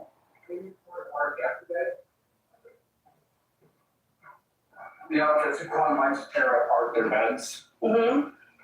And so we had to throw them both out. Mm-hmm. I'd rather just save me money. I'm actually gonna be able to talk about this home place. In her report, the officer notes that the door frame to the room is torn up from the inside, suggesting that the boys had possibly attempted to claw their way out. That detail, combined with a smell that police describe as overwhelming, may explain the look on her face when she returns downstairs. Yeah, this one they keep tearing mattresses. Uh-huh.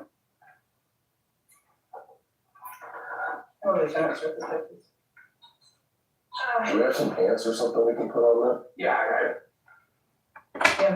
I'm going to get my glasses. I can't really see. As the officers try to come to terms with what they're seeing, Dakota struggles to find the children's clothing before finally asking his wife for help.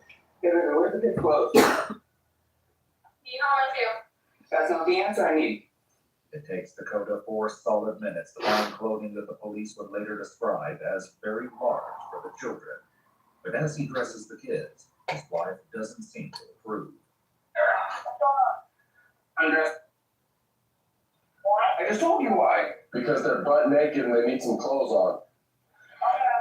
In her report, one of the officers notes that when she opened a downstairs closet, she was immediately covered in cockroaches. Another officer observes the large amount of flies in the home. It's clear at this point that the officers have seen enough. All right. How about you? Okay. My carry weapons right there. Just my phone, finish her. Change my back. Come on. I'll place you under arrest for child endangerment and neglect, sir. What? What? Yeah. You're their father, right? I'm the stepdad. You're your stepdad. Well, you're the one that's responsible right now for their welfare and everything, right? He's been supposed to take a nap. He was supposed to be taking a nap. They were supposed to be taking it out Yes. in a room that's covered in feces with no furniture. I You know, I'm not questioning you or anything like that. You have the right to remain silent. We'll read you your rights. Dakota has one question, but the officer has many concerns. He called on us. Huh? He called on you. I'm sorry, I'm still trying to hold back the vomit in the back of my throat. In the meantime, Dakota's wife Aubriana arrives at the house with their 11-month-old daughter and her mother in tow. And if she was anxious over the phone, the police quickly let her know she was right to be worried. Hello? Hi, Mom. This is the obvious lady? Yes. Okay. So here's where we're at. The fact that kids live in this kind of situation is absolutely astronomically unacceptable. So, outside. I called Mom to check that was allowed. I don't care about the check. Okay. Yeah, sorry. Fucking not told us you were clean. Tony. Those are your babies. Those are your babies.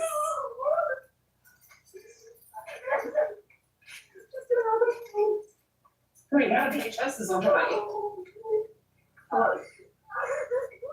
Do not cry me. You cried for half children. I literally couldn't even stand in that room. I've been talking about puppies cleaning. I'm trying. Screaming for her ain't gonna do no good right now. As the police gather her children outside the home to examine and talk to them, Aubriana proceeds to ignore this advice.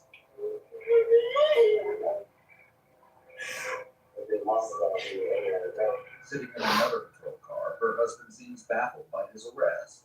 Just got it home.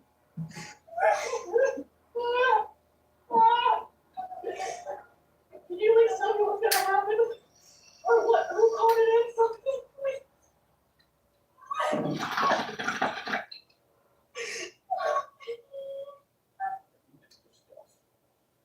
Don't you dare touch my son's stuff.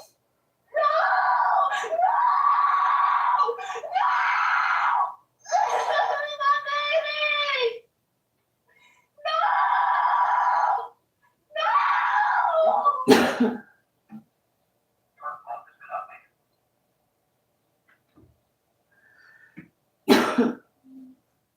At least give him one last hug before I leave. Don't even talk to me right now. The officer's apparent disgust is reflected in her report, where she describes the way the carpet in the boys' room crunched as she walked, and was completely hard with dry feces and other unwanted filth. It's only one of many shocking details that will emerge about this home. Details that the officers share with those closest to the couple. Can I ask you a question? You're her mom? You're her mom? Have you ever, how often do you go inside their apartment? Usually about once a week or so. I don't figure out the work 2 jobs, so. You see that window right there? You see how it's kind of like hard to see through? Okay. It's kind of like got stuff smeared on it. You know that that's human shit? That room is completely caked in it. Not to mention the entire house is absolutely filthy and disgusting, just horrendous. But those kids were up in that room, locked in that room, taking a nap. No furniture. Look, there is no excuse. There's no excuse for this. This is a felony crime that's occurring right now. Well, it wasn't. In their respective police cars, Dakota and Aubriana express indignation and defiance. My wife. Shit.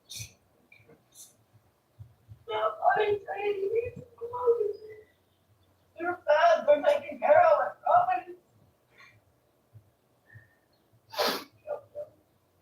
I don't know the fucking clean.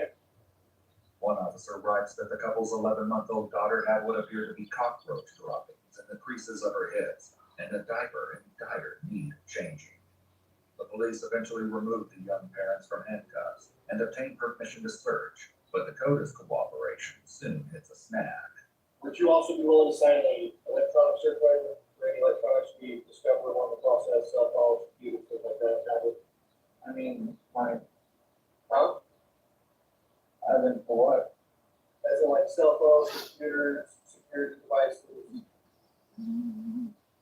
I suppose, but I mean, So you do have a right to refuse. Here, I'll give you a minute to think about what she said. When she hears about her husband's reluctance, Aubriana has some choice words. Okay.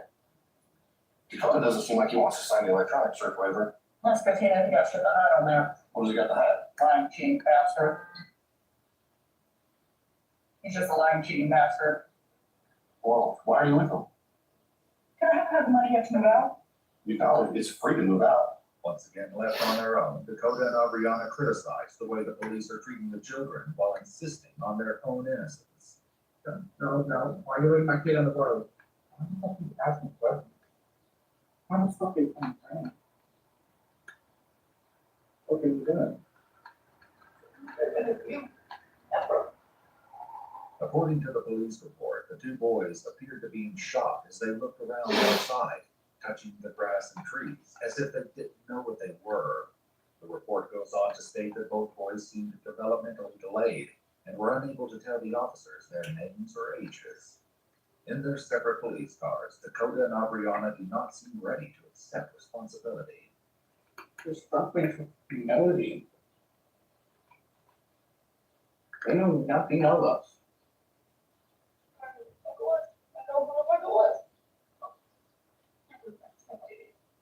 Oh, awfully asshole. See her brother knew what he didn't do that fucking bitch.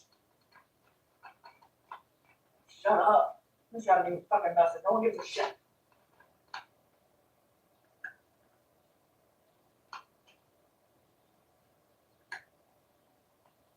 When the two are questioned separately, they give conflicting stories. While Aubriana says that the two boys would spend a maximum of 2 hours a day in the upstairs room, Dakota tells investigators that they're locked in the room for at least 12 hours a day and overnight to, quote, keep the kids safe due to the neighborhood. Hours later, the couple is reunited at the jail for processing, where they will be booked on 3 charges each of felony child neglect. Both 22-year-old Aubriana Freeman and 24-year-old Dakota Dodd pled not guilty to the charges and are currently out on bond as their case proceeds. According to the police report, the children were checked out at a local hospital and at least temporarily taken into DHS custody. In his interview with investigators, Dakota acknowledged that the kids would possibly be better off there.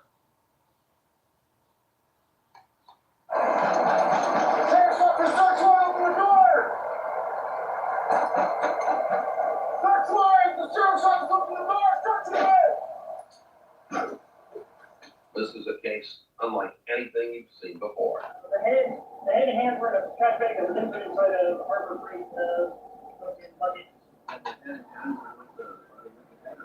Yes. So that's the really important, like I did together. The details are so disturbing, they will make you question how someone could bring themselves to do something like this.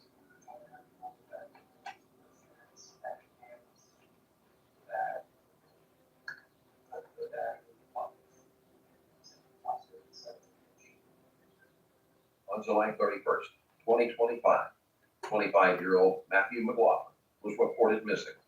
As deputies began speaking to people close to him, his roommates kept coming up again and again. Something wasn't adding up. And now on August 17th, 2025, officers are heading straight to his house with a search warrant in a fully armored tactical vehicle. This is the trailer with cameras right here to your right.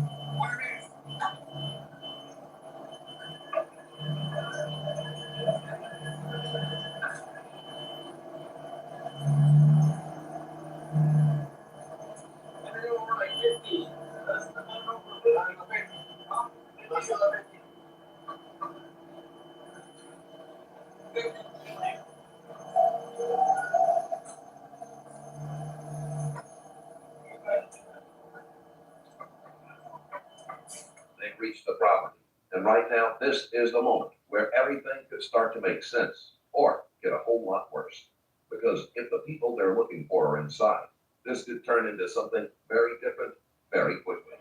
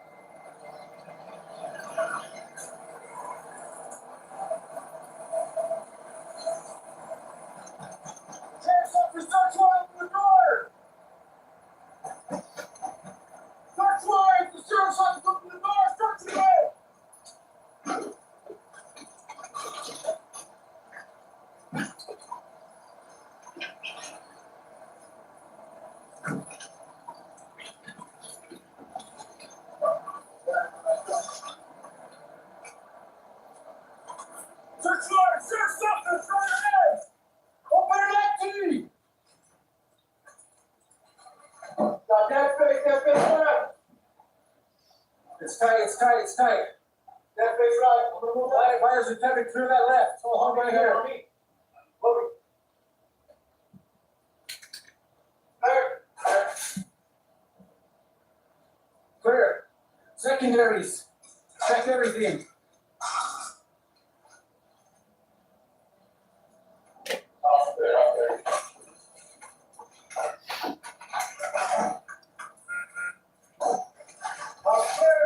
Clear. Clear.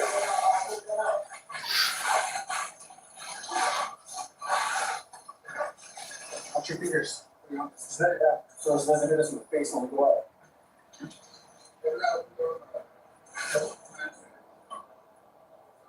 The first sweep of the house has it empty-handed still.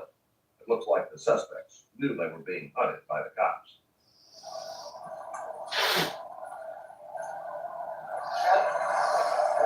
Clear this vehicle.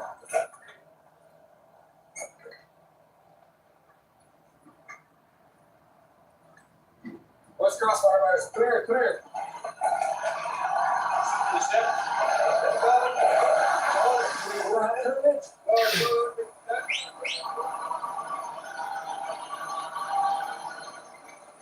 Okay. It's always different fucking piece of land. Hey, we go back in there to look at shit. You guys want to just circle that? Yeah. They check every corner, every room, every possible space, and still nothing, which only makes this worse, because now this is a chase. Cases like this can weigh on you after a while, which is why taking care of your mental health is something a lot of people are starting to prioritize.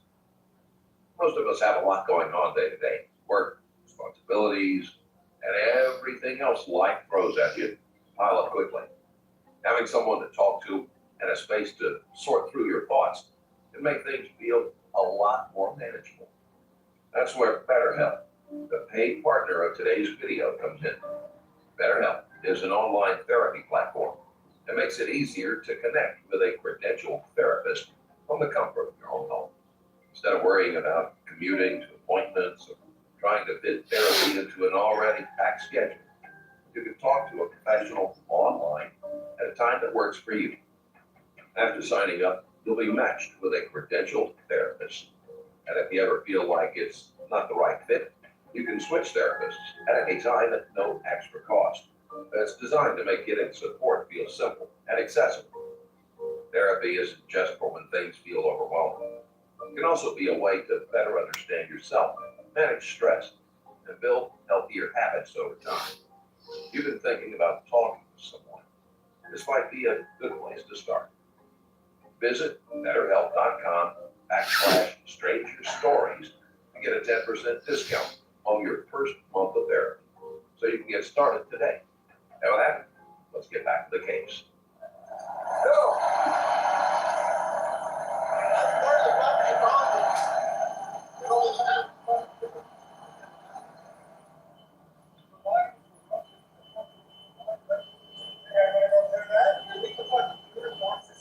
Let's just go through it.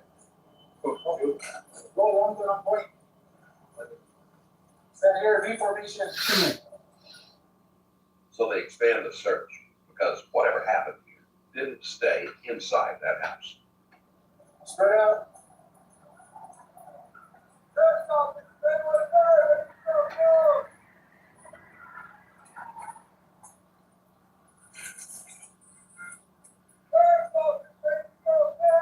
You guys hold. Kevin, move up.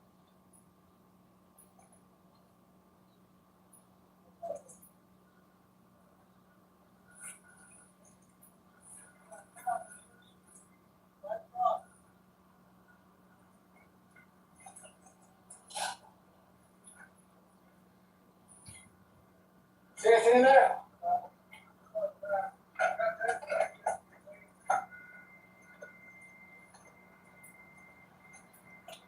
What, go in. You guys watch our 6. On your left. Small room.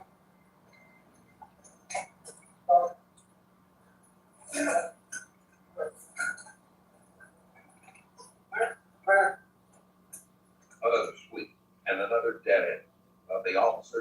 here to give up that easily. They have a fully armored vehicle.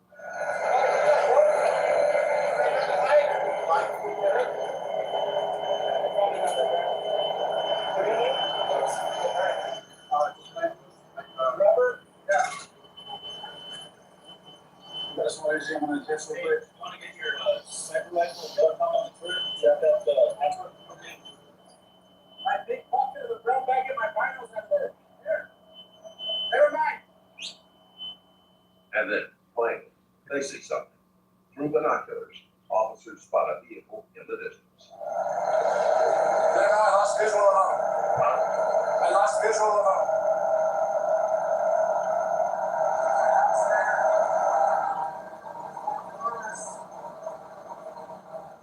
And there was an easy group.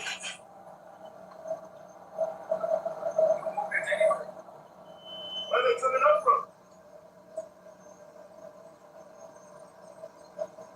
Where they coming up from? Guys, we're gonna hit this road if it connects. Nothing right there. I'm gonna check that. I'm gonna check that utility van.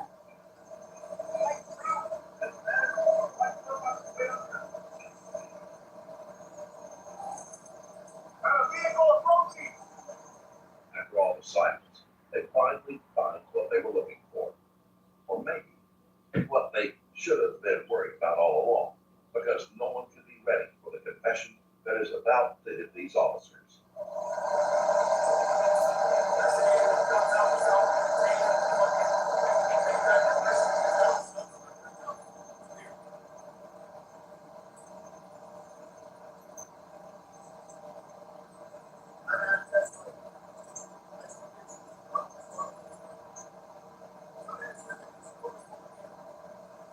Two males in the front, one driver, one passenger. Passenger has a beard, both wearing sunglasses.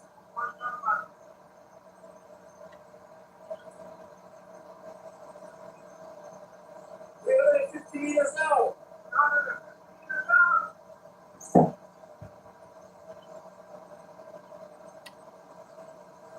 Texas. Henry William John. For a while, it looked like these two were staying just out of reach. But now the car is in sight. Officers close in.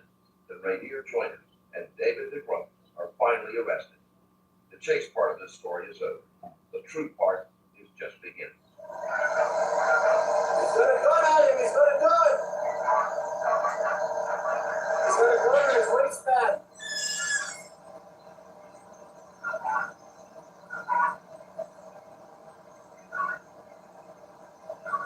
He's got a gun on his right leg.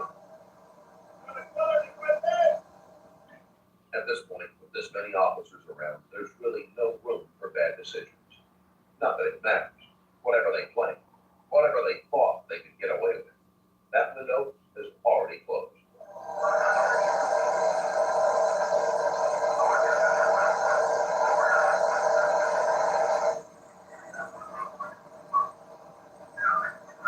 They're separated and placed into different patrol cars, which is a standard procedure.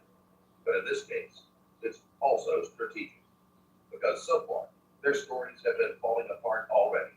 And now that they're finally caught, it'll be interesting to see how far their lives will go.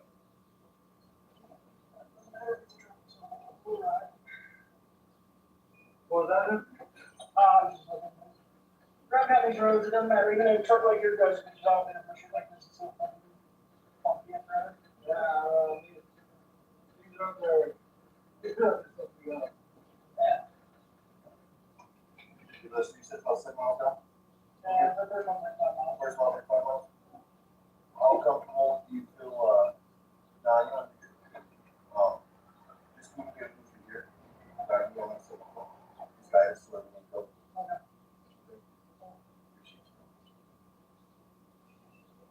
All I can tell you is, I'm not part of this. The fact that you're taking us to a brother's body, the fact that you came clean and honest, I'm really sure that that's reflected with the district attorney.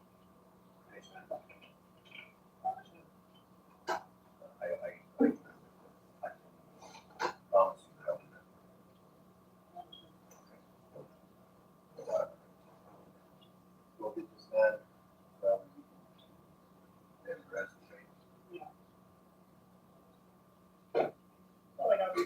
to say, but I'm not gonna lie, you guys have a nice head set up for your resolution. You do have one or don't? Do. You have. It's better out there, boy. I don't complain, that's for sure. Right now, it sounds like nothing important is happening. Just casual conversation, nothing out of the ordinary. But in about 2 minutes, he's going to say something that changes everything. Where are we headed to, brother? 64, about 4 or 5 miles. What's the best way to talk? The way that I'm walking out currently.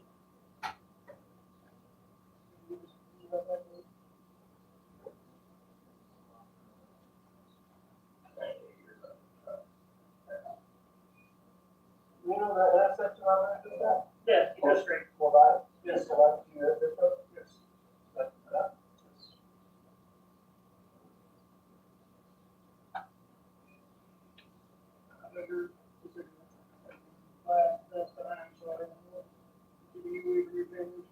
Are you good, bro?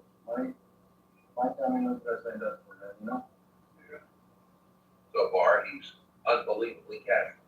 Like he's discussing weekend plans instead of a horrific murder. The level of comfort here is almost impressive. Like I said, where my gas taking my dinner coming up here. Yeah, just follow this straight. Yeah, well, it's not straight. There's nothing straight about this road, but just follow this straight. Yeah.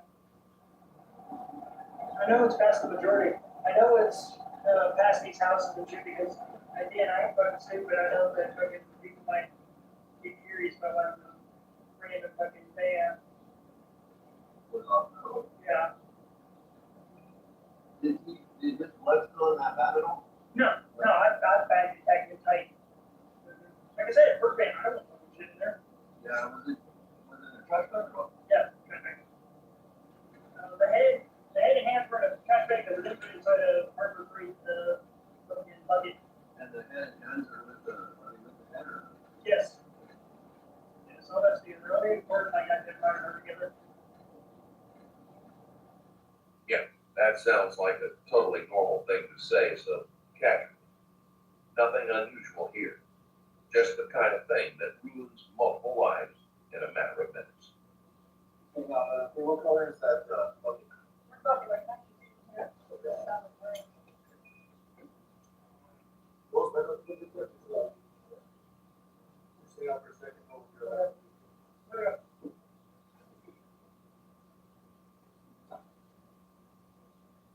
So we're gonna hang out here until we get another unit here, to make sure that an animal doesn't take down. Right now, preservation of evidence is like my number one priority, okay? Okay. Just to keep you updated. Okay.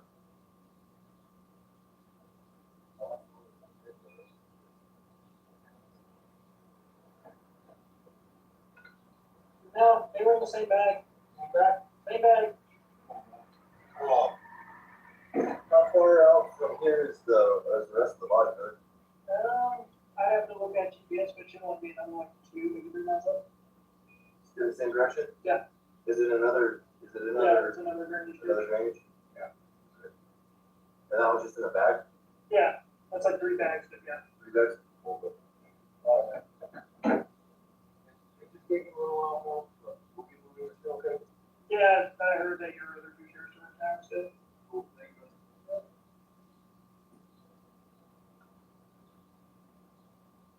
Get me on this side of the fence. You get it down there.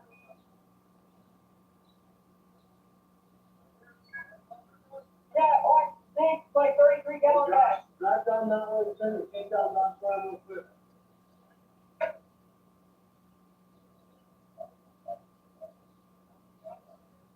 There's should be 3, but I can unless animals took them away.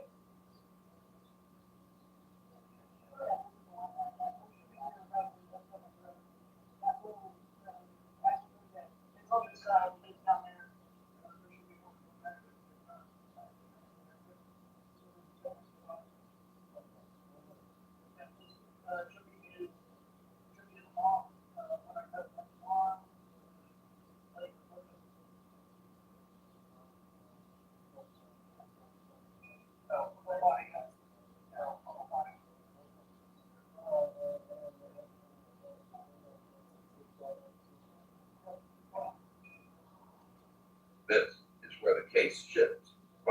disturbing to something much worse. You would think as officers recovered most of Matthew's remains, the full extent of what was done was starting to come into focus. But that's not the truth in this case. The details are so much worse. So you're gonna come through, you can take you back to the office, I'll meet you there, I'm trying to get hold of your fiance now. If I get hold of your fiance, I'll have him move to the office and just kind of hang out, and be able to see and talk to him after the meeting. There's a burger in there, so we'll get to the office.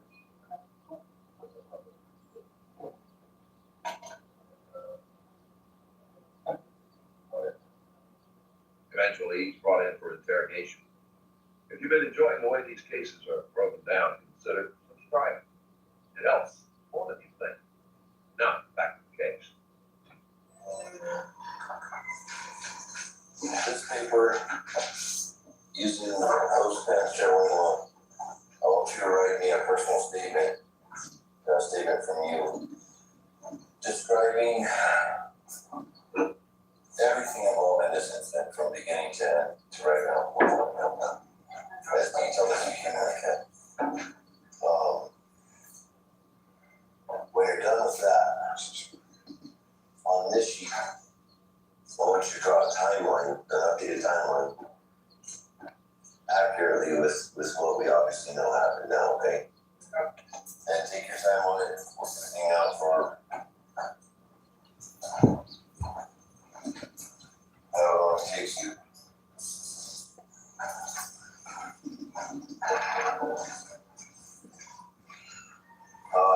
Also, now I want to read you your handwrites again. I'm just going to tell you. The other recommendation on you see kind of reasons to pull up. That's going to be the best way to do it. Most of everyone here one freaking morning. We're both going to be called text by the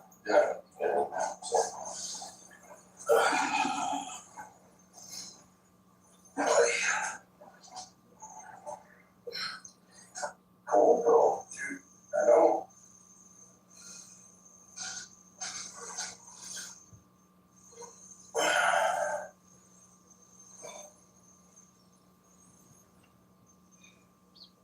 Okay, brother. Yeah. With this.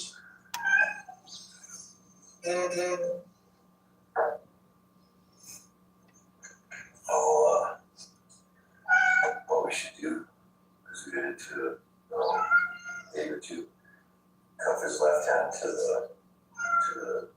the chair. Yeah. It's just that way we treat you the same as we treat everyone.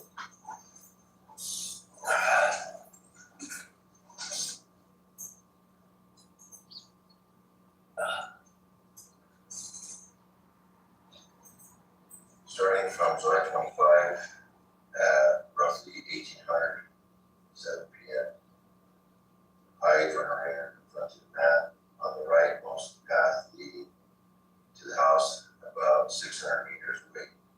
And confronting Matt, I asked him to explain why he was spreading rumors about me and bringing drugs, strangers over to the house. He, Matt, in parentheses, said that I didn't come up there often enough. So it was basically his place. At a dark state of mind, I shot him with the Springfield St. AR rifle I was carrying. After shooting him, I dragged his body to a tree 40 meters away on the left side of the road. Slide 26/27. I went to work. After work, I went to Harbor Creek and bought buckets. Not having what I felt I needed, I went to Tractor Supply. There I bought trash bags and a spare axe from there.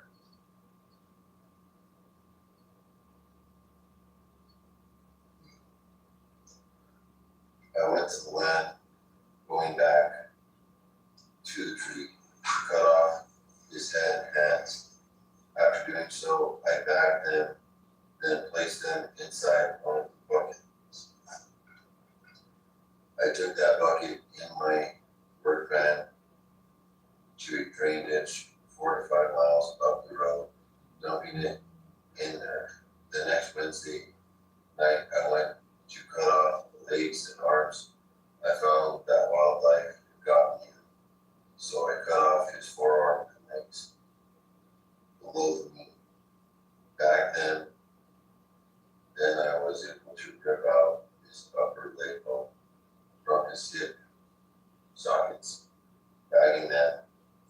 Settlement was closed.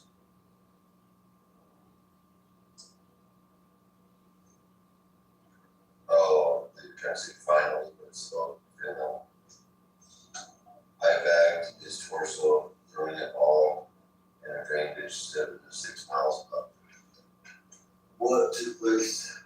Just describe and explain to us the entire situation with Matthew.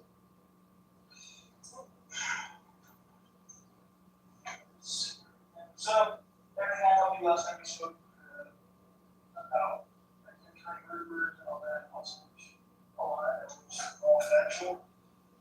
What is anything changed from what I told you last time? Last thing was basically just the fact that when I went for instead of when I got shot. So, everything was pretty much the same. Like I said, you spread rumors, you bring drugs, you bring strangers. I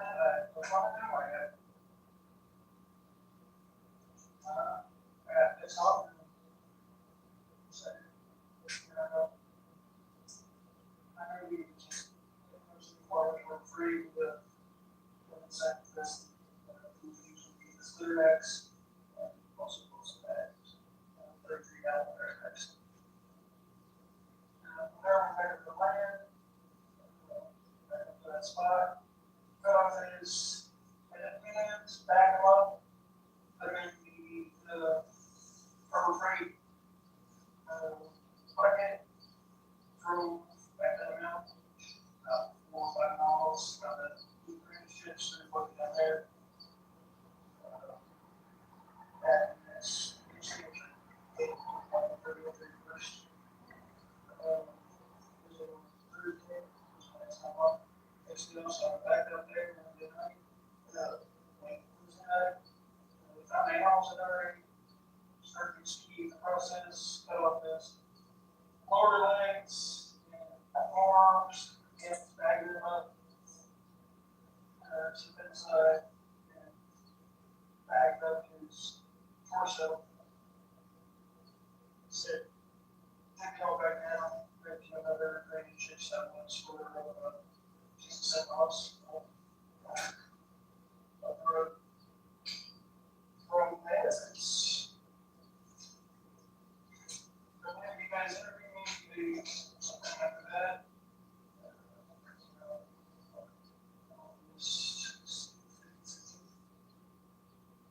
I don't remember it.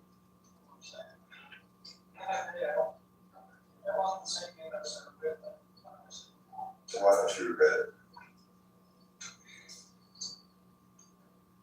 Honestly, I'm not. No, I've never been. I think that the normal sense of. I guess normal sense of humanity. I don't know how to put that. I always have to be off now. When there's the first one to just say it's. You're right. You always do.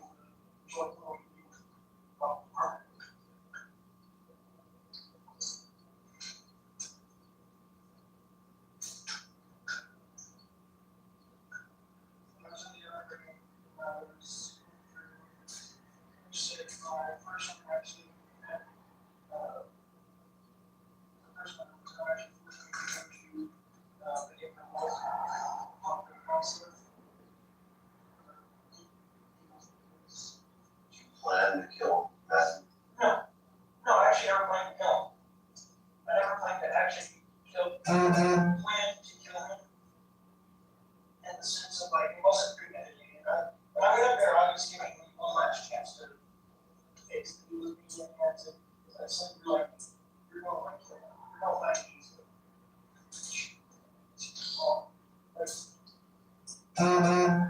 So.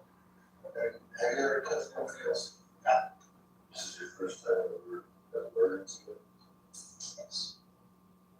We do have access to 2 other interrogations. His boyfriend and the man who didn't just know about it, but helped him carry it out.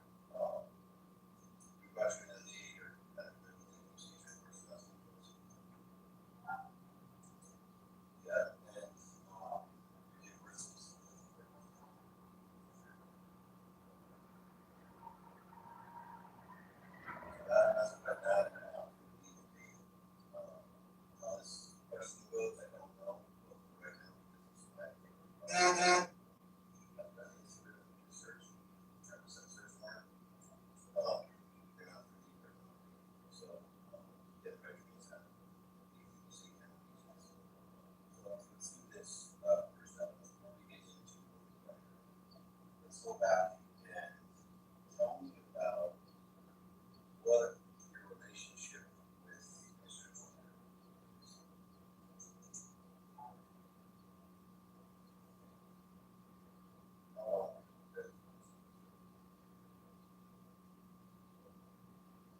Does this go back to the second one?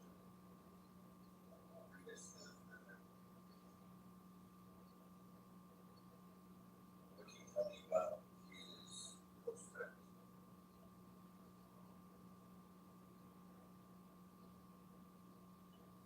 Fred, that relationship.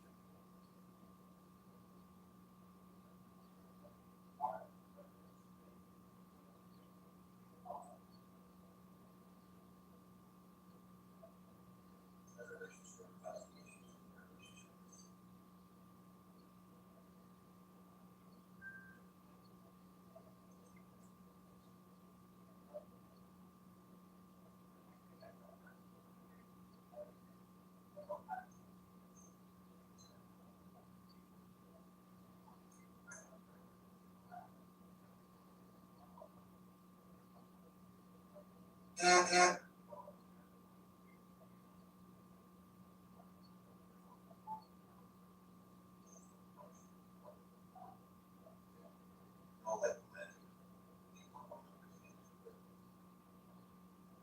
Now, before we go any further, the relationship between Rainier and David is something we really need to understand. Rainier and David had served alongside Matthew in the same unit of the U.S. Army at Fort Benning in West Georgia. So now the question here is, how does a friendship end up here?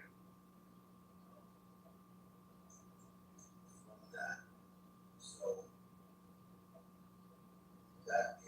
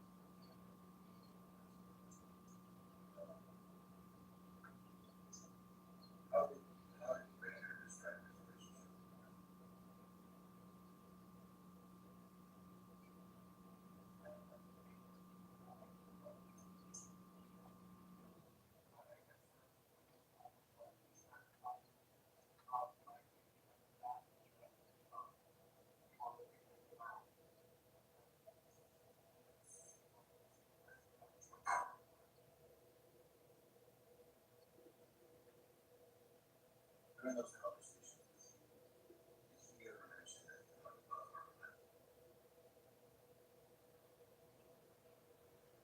So when you see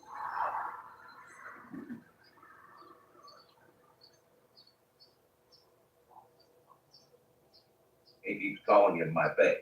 And look, there's nothing wrong with that until you realize the context he's saying it in. Because right now, we're not talking about a love story. We're talking about a homicide investigation. And the contrast is just uncomfortable.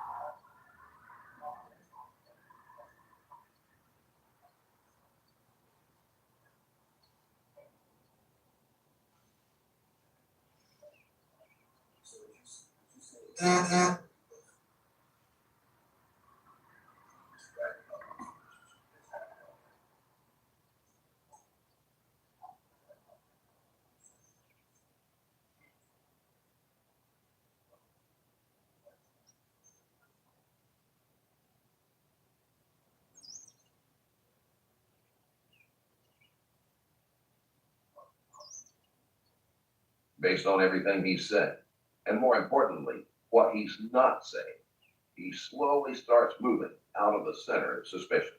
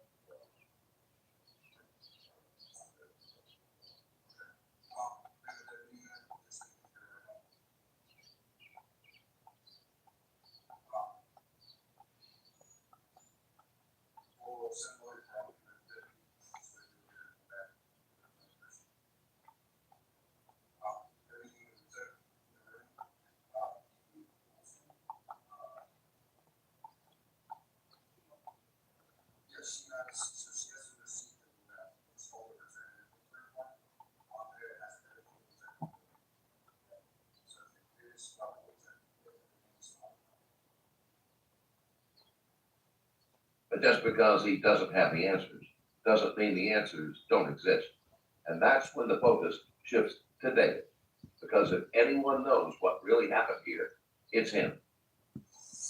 It is 04:37, so 4:37 a.m.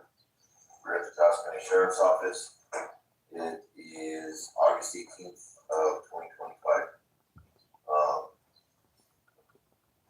This go around, you are not going to leave.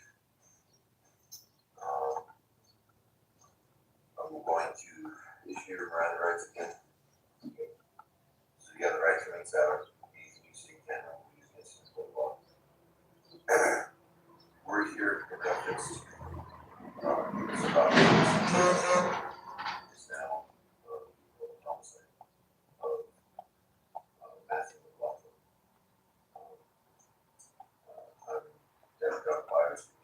So I'm going to be the partner that the party we're just trying to get the full story so we can like last time, like we told you last time. Now that we are out in the open and we're in the situation we are, from the beginning to the end, I need every possible detail that you have in reference to the situation. Do you want me to explain to you the whole movie trailer versus movie? Yeah. Whenever you're ready for it. So I'd say it was a big plot for me. Because I was telling about so drug addict and so shit everything that just stopped working. So I'm told like, hey, no.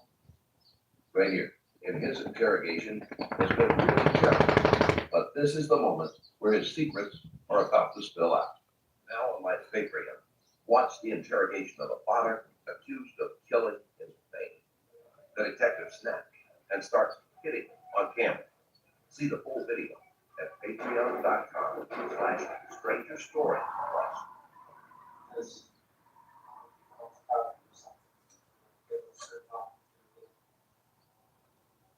To the point where eventually came down to the point where he says that he was gonna go with the plan for not to get killed.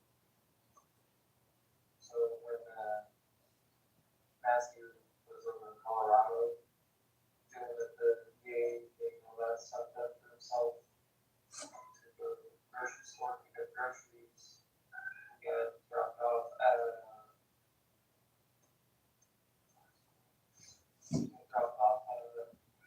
the Sandra and Jason's house. I went to go walk with him, let's walk up the road. At the car carried the groceries and everything. As we got to an intersection, a shot rang out. Matt got shot in his right long gun, John's rifle. Specifically AR-15. Matt, not knowing what's happening, he did say, I got shot, he starts to freak out. Then Jordan comes around the corner to the back of the sticks into his face and shoots for the jaw. His face, his eyes swell up. And he starts to choke his blood and gets the floor. And then he hovers over him and the execution shot gets him right in the temples.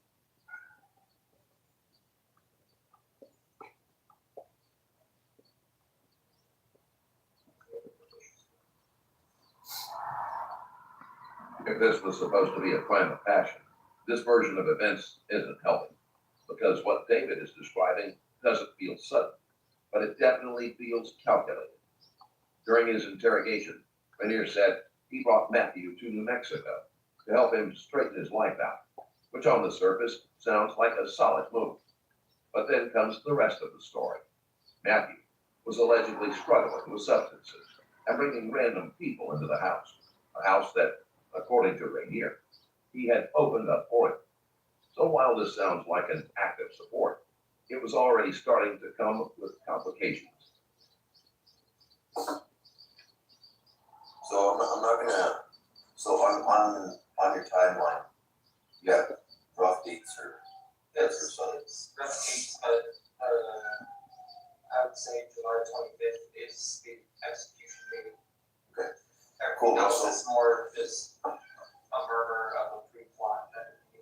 So my one question for you is I want you to explain to me the plan that you're talking about.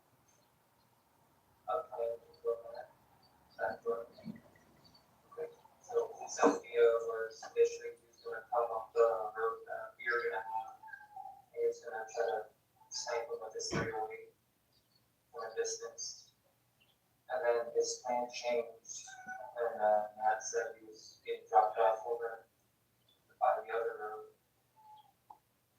So then Jordan's idea was he's gonna take my Beretta so he can have a sidearm, and then grab his AR and then waited in the bushes for us to come up and told me to stick to one side of the road and to be very loud when I'm near the area.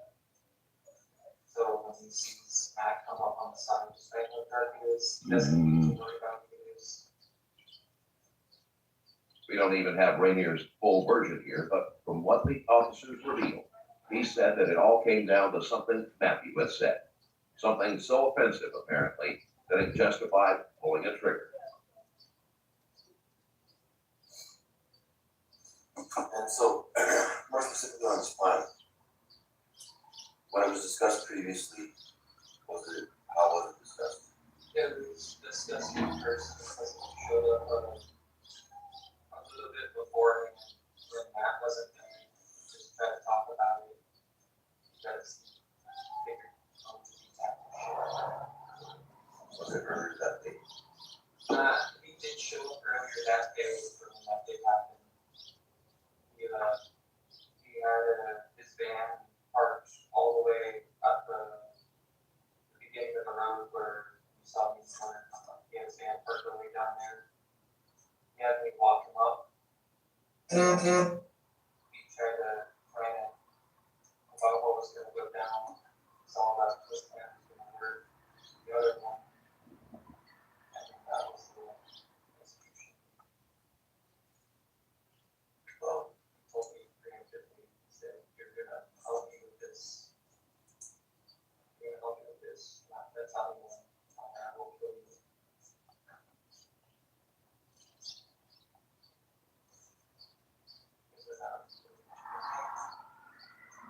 What this tells you is simple. Rainier Joyner is capable of killing. That part isn't in question anymore. The real question is what exactly was said that made him believe this was the only response. Let's dive into the disrespect. What was so disrespectful that Rainier was angry with? So Matt was constantly talking a lot of shit. That's how it's up here. We've been up here for 4 months. Has been out here 6 years. He doesn't show up any more business in his talking about the city. And then we start talking about how these other people are just making shit up of like, oh, we did this, and this, and saying shit like that. And he's getting women and shit. Referring to who? Join Join. But I know I at least know he didn't do that, but he didn't try to push an agenda to other people for him, which is why it's not true. Sure, it might have been disrespectful. People say things all the time, but there's a very wide gap between being offended and deciding someone has to die for it.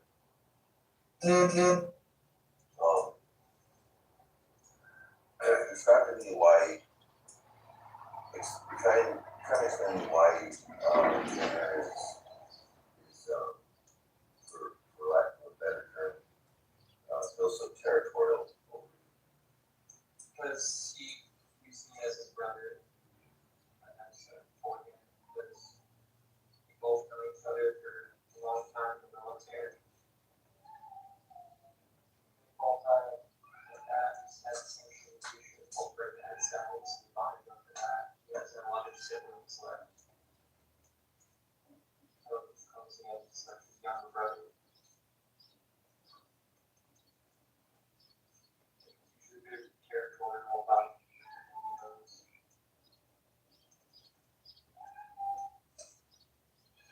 Basically, the reason that you're actually does this is because you guys consider yourself brothers.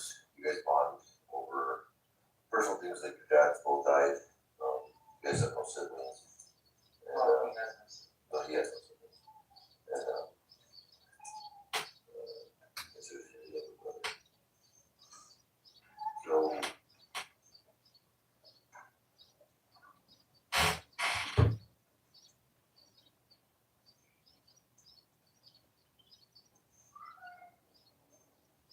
explain what made you decide to participate in the murder of your friend.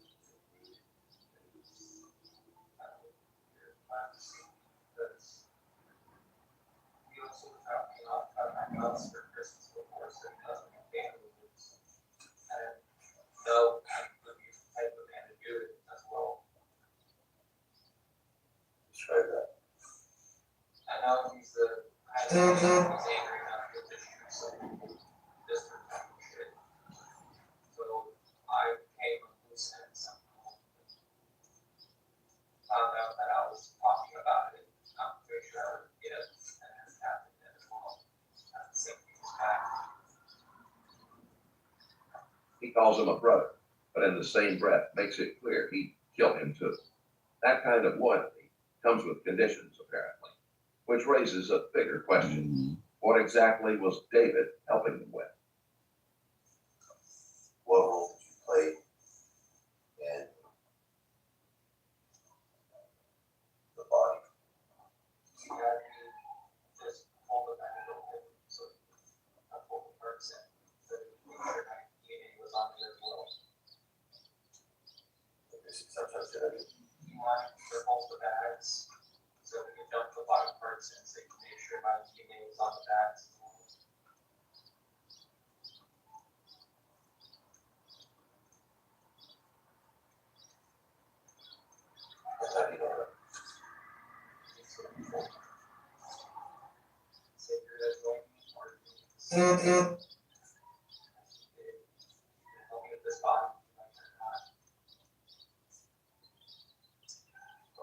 We know the two weapons that were used in the murder. What was used in the decapitation of the criminal? The weapon used was a sledgehammer with an axe head on it, stored specifically for that purpose. What was blood purpose? I'm guessing power trade or something.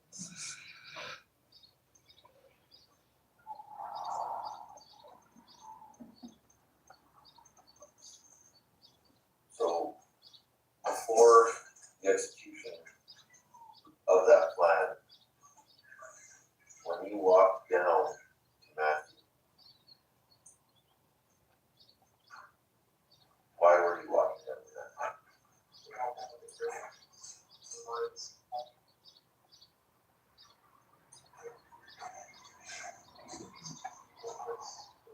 And at that point in time, did you know that your friend had been shot? How did you know? Because when I was walking down, I know the runner still behind me with his rifle. So the plan was that that's it, motion was gonna happen. I didn't know the thing for a moment in time. I went down for a moment. You mentioned that Joyner told you to be loud. Yes, Were you loud? I was loud, but I was trying not to hear that much. And what were you doing too loud? Just talking, not the words were not.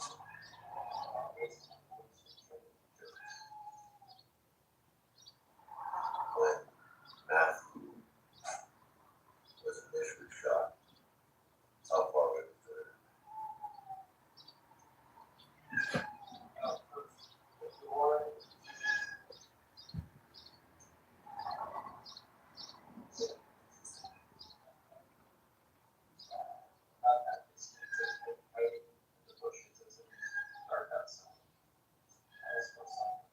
About 12 yards.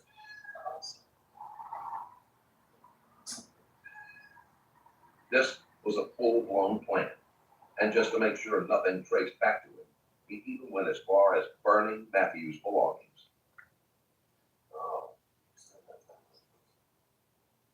So for the timeline, Matt's official date of death was July 25th. That's when Joanna shot him. Almost a rough estimate of almost a week passes. Joanna chops off the hands and the head. And he dumps off everything else. Reviews pass.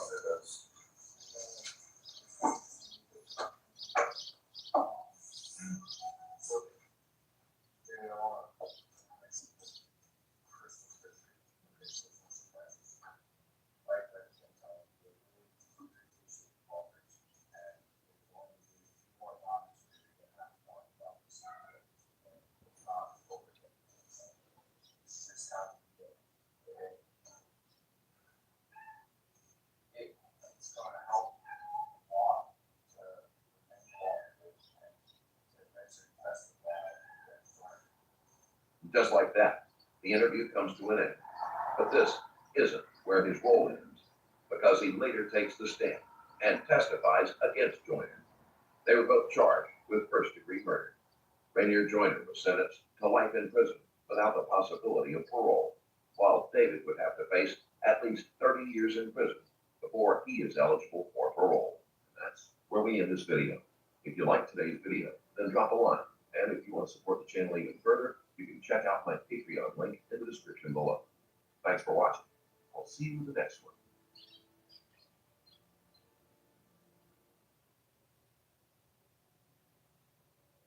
When they arrived on the scene, they found the victim injured inside the residence with a gunshot wound to his head. There was very little evidence at that point in time. It was baffling to law enforcement who shot him, why he was shot. That was unclear. Names were coming up. Two of those names were Cody Murphy and Randy Kennedy. Me and Cody, back then we had a falling out. We fell out about a girl actually gets in the car with me, running around, but the whole time Cody's blowing Ashley's phone and coming back. So that really jumped out at us. That's the first time we had heard that Cody thought Randy was at Timothy's house, Randall's house, because Ashley Thomason told him. In 2012, Ashley Thomason was freshly released from jail after serving time for drug-related charges. Unwilling to give up her previous lifestyle, she immediately sought out her old friends, including Cody Murphy and Timothy Ramsey. Murphy and Ramsey did not know each other well, but had mutual acquaintances in common. One of them was a potential romantic rival to Murphy, who was interested in Thomason. The two got into a physical fight, but Thomason lost track of everyone's exact whereabouts after it broke up. While she was with her friends, news reached them that Ramsey had been killed in a drive-by shooting. The description of the suspect's vehicle was similar to Murphy's, but no one could understand why Murphy would murder a man he hardly knew. Privacy. People putting down. All right. So, you're actually up, correct? What's the best telephone number for you guys? You live there alone? My fiance. What's your fiance? Thomason's main connection to everyone involved is their shared addiction problems. Several she only knew by sight, although her relationships with Cody Murphy and Timothy Ramsey were closer. So, obviously, talking about a little bit, you said that we're looking into the cold case in 2012. Can you just kind of just start from the beginning and just let us know everything that you know, what you told? Pretty much remember most of it, you know, like the time and the date, like I had just got out of Anderson County. I was in their old ditch work, and I was going to talk to Timothy because I had an investigator pull me for my sale and was asking me about my little boy's dad, my oldest son's dad. And I was like, no, I haven't seen him. And then he was just asking me random people I knew. And he brought up Timothy, and I was like, yeah, I know him. He was like, well, you know anything about him having some guns from a burglary? And I'm like, not that I know of. And so when I got out, he was early morning. And I called him and I was like, look, I need to talk to you. I was going to go tell her. And I was like, I'm just going to get Cody or whoever to bring me over there. So I was at Chuck and Jerry's on Hollingsville Road that morning, and Cody Murphy was supposed to pick me up. Well, when he got there, he was so messed up. I think out of there, he couldn't hold his motorcycle up. So I called little Randy, which is Randy Kennedy, to come and pick me up and give me a ride. So Cody stayed there until Randy got there, and he and Randy, I guess, had beef about something. So Randy jumped on him. Well, I got in the car with Randy and Aunt Howard and Hayden. And we left there from Hollingsville Road. We went to the McDonald's in Moonville and got something to eat. Then to the Dollar General, and then we went park in the driveway and smoked all. But then after that, we rode to Jeremy Fowler's house. he had to stand off with the cops. Well, we was helping his mom with his stuff out of his house because this is after he went to prison. So right after that is when somebody called Randy's phone, which was, I think, Candy too. Candy, she just got shot too. So I never made it over there, but I was supposed to talk to them, and I don't know. And from what I've heard, it was a motorcycle that came out, they heard came out there, and I guess she could go on, and somebody said it was like a blue silver helmet, and that matched his helmet. Because me and her was talking, kind of talking at the time, so I don't know why he would do it, if that's who done it. And I mean, I just don't know, because Randy's car wasn't there, so he knows we wasn't, he knew we wasn't there. I don't know. So, I don't know. So, just a little bit of backstory on this. We're playing catch up, right? Detectives that worked this case back in 2004 out here at the sheriff's office. So we've inherited the case because we do cold cases here at the sheriff's office. So not everything. The case is 7 years old. Most of the witnesses who could have helped with the investigation did not share information out of fear of having their own crimes brought to the attention of the police. That was in our original document. We have some statements, but we'll just count some context as to what those statements mean. So I'm going to ask you some questions about the original statement that you gave, and also after we go through it, then I think to make sure that it's still what you gave us. Did you guys, when you left Anderson County, where did you go right after that? Honestly, if I can remember, Cody picked me up in a dream home, and I don't remember whose home it was, to be honest. I think we went to 12 Hilke's apartment, and I don't even remember how I got to Hollinsville Road, to be honest. I don't know if he dropped me off or I rode somebody else, I don't know, but, I ended up on Hollinsville Road, and he was supposed to come back and give me a ride to Timothy's and drop me off, so I could talk to him. And when he got there, I wouldn't give him a bike with it, so I called another route. And I didn't even know him and Randy had any kind of beef. No clue. But I stepped up, Randy jumped on him in front of Chuck and Jerry's in the front yard. And I got the car with Randy and we left. And I don't know if that's what's started off. I don't know. I'm clueless. I feel so dumb to it all. Like, I don't know. Did you see, did you guys take anything away from Twyla's house while you were there? Not that I can remember. You can remember. At what point did you guys get on the motorcycle? Did you drive the motorcycle from Twyla's to? No, I didn't even get on the motorcycle at all. None whatsoever. Okay. No. As a matter of fact, I think I know who I was with when I went back. I ended up with Johnny Banks in his car, and that's what I went back to Wallace with. And because he came and picked me up, I just got out and was ready to have or whatever. But I think that's how I ended up with Chuck and Jerry's. So Cody picked you up from jail, or Mr. Banks picked you up? No, Cody picked me up from jail, but I guess I must have ended up calling Johnny or something to come hang out and pick me up. So I mean, he ended up riding while I was from Cody's. I can't remember exactly where he picked me up, but I know we ended up at 2 hours and so forth. Okay. So Cody had 2 different vehicles, No, he just had a motorcycle. I can't remember whose Honda it was that he was driving. So his only means of transportation back then Was his motorcycle? Yeah, it was a motorcycle. It was a motorcycle. Okay. 100%, yeah. All right. Whenever you guys, so you left Anderson County and then you went to where was Mr. Banks that picked you up in Cody? It is possible, I'm trying to think of the road that he used to live on, because I was staying there with him and his mama, Cody and his mama. And it's right there off 29, like, Carrot Road. You get off like on 85 going down 29 towards Anderson. It's like the second, you know, when the storage place is on right there on the left. It's them little back roads, it's one of them little back roads right there. That's where Peggy's mom used to live. So I'm pretty sure that's probably where I went to the shower and shave my legs and all that stuff. And that's where Mr. Banks would pick you up? Okay. So did Cody go over as well as too, or? No, I don't know where he went. I don't know what he was doing. I don't even know. But I know I called him later that morning to see if he would take me, come pick me up at Chuck and Jerry's to take me over to Timothy. He said, yeah. And when we got there, he couldn't hold his motorcycle up. So then you got in the car. With Randy Kennedy. You called Randy to come to Chuck and Jerry? Yeah. Him and Aunt Howard, Anthony Howard, and a girl named Hannah. So they were all in the car with Randy whenever he picked you up? Yeah. Okay.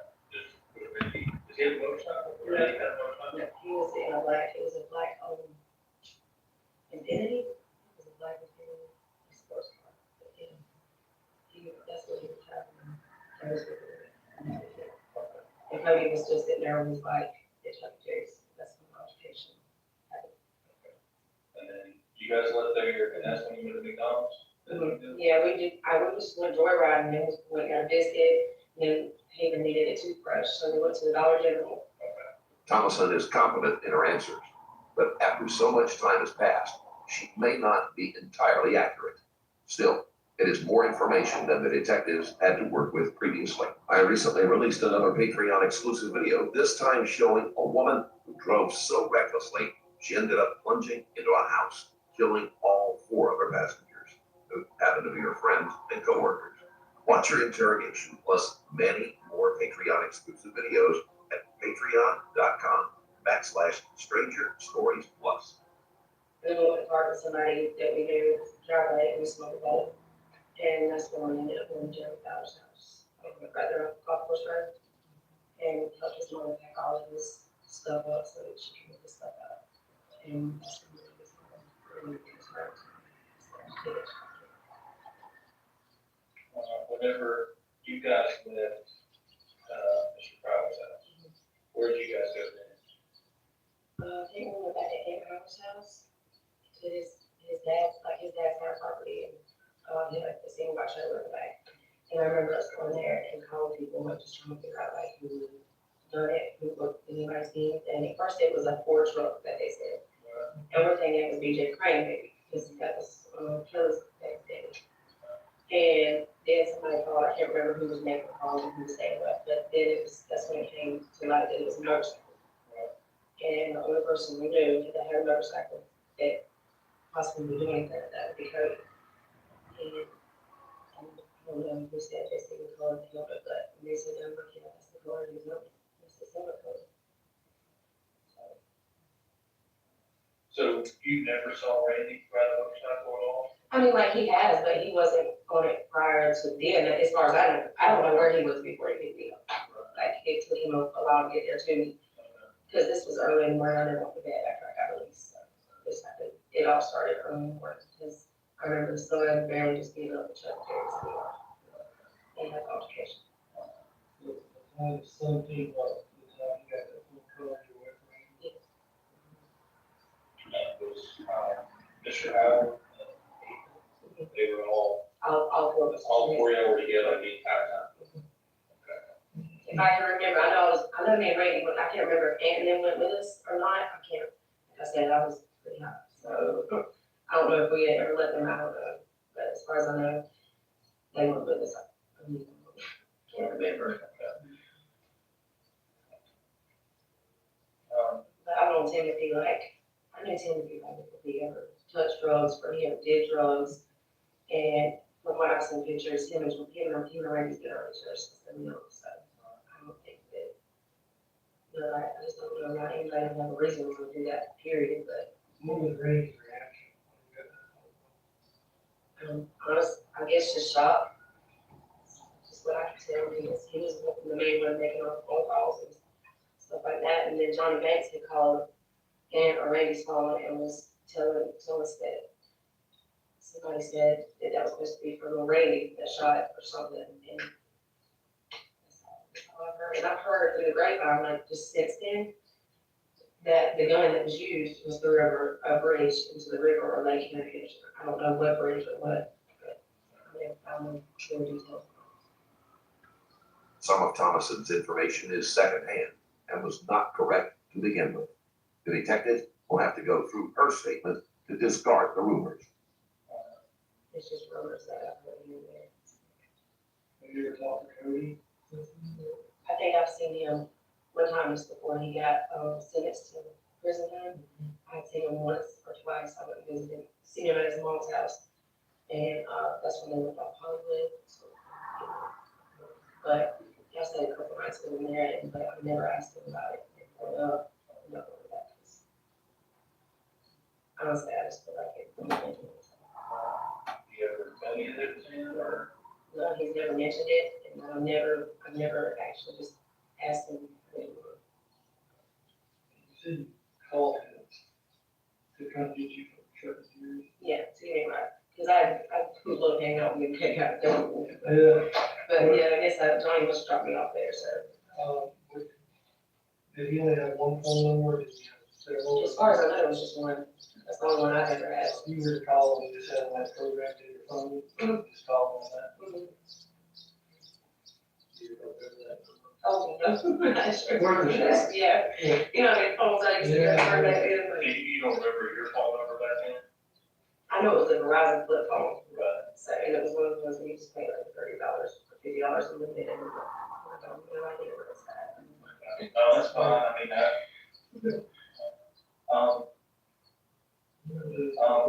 this is the original statement you gave on the day of the incident, or it's what we have. I need to verify that this is what you gave. So if you would, just take a minute, read over that, make sure that it's accurate, and that those are your initials and signature.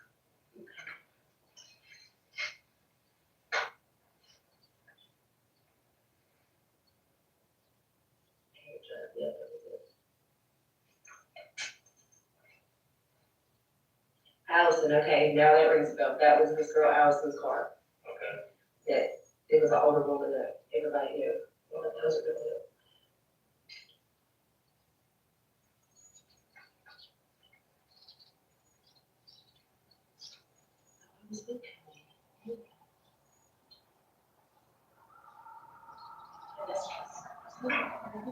So those are your initials and your signature. I remember all that now. Okay. Yeah. So does any of this jog for details? That's pretty much correct. The only thing that really just wasn't accurate, and I went around the bush, is that it did come with blows. It was on Jerry's car. Randy did jump on it.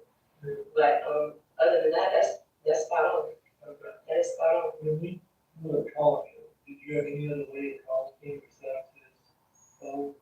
Not if I was aware of, no, I always called his phone. You mentioned it there, like, lost his phone. Yeah, he had dropped it. And then you talked to him I later don't know on. if he called me from another, because he was blowing my phone up. So I don't know, I can't remember if he was calling me from that phone or, because he couldn't find it. That's how, because I had remember that. And it was so dark, he couldn't find his phone down the road. And he was scaring the shit out of me. It was like, so maybe drop it back off. But as far as the phone, I don't know if he got another phone and he's got his service, I don't know. But yeah, that's pretty much fine.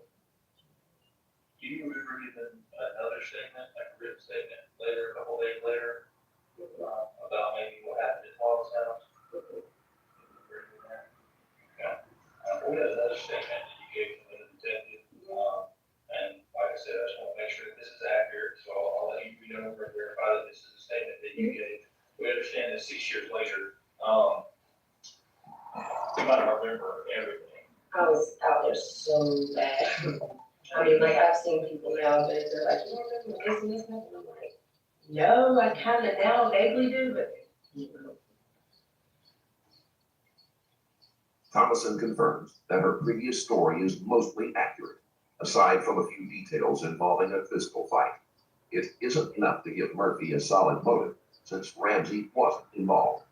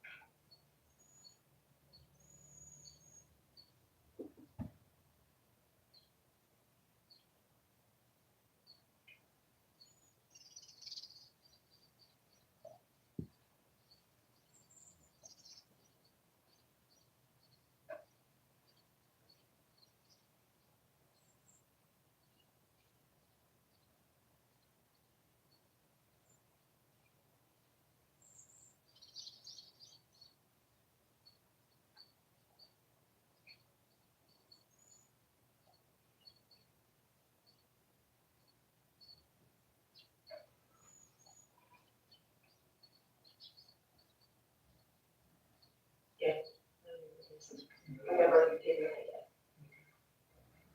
What is it? And I remember going like to Brandy Baldwin's house out. I cannot even recall that. You remember the swap of shoes and all? Mm-mm.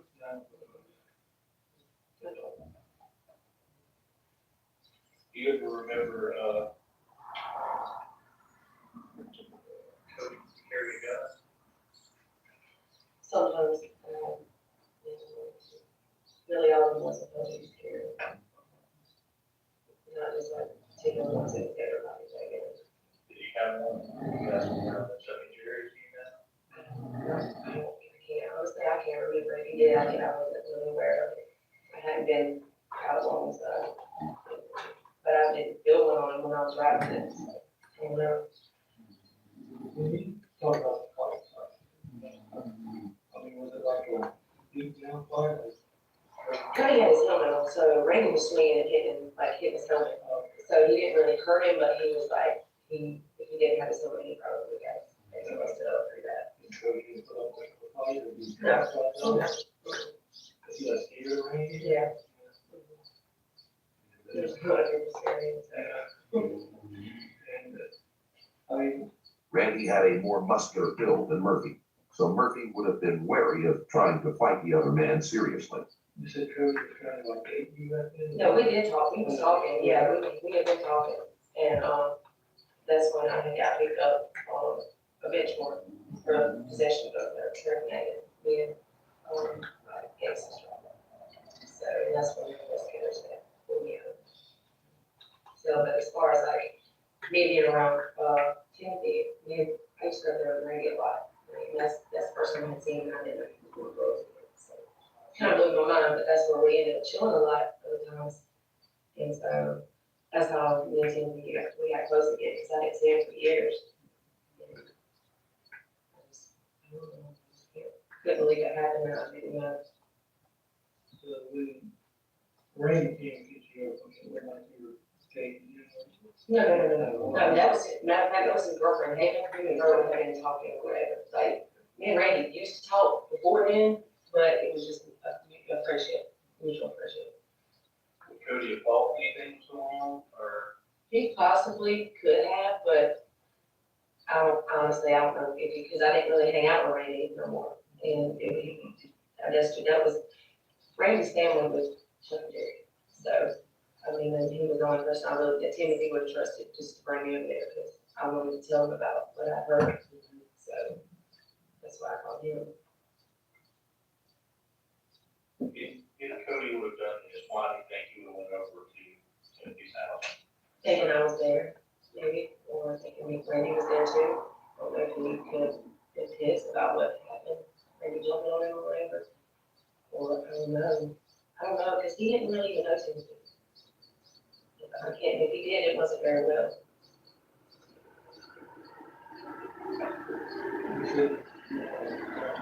Yeah.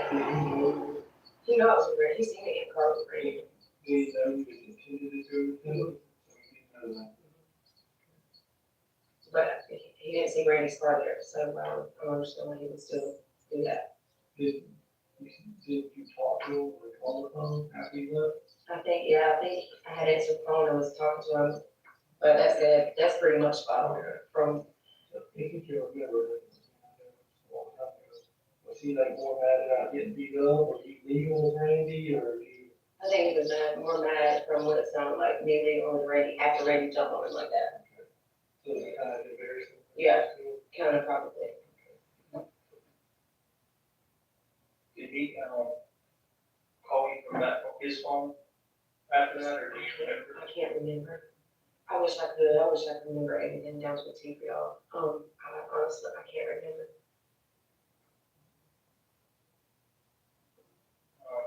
We want to show you a picture. You tell me if this is, Haven or not. Is that her? Just bear in mind that driver's license photos, don't always look exactly like people. If it is her, she's still got skin.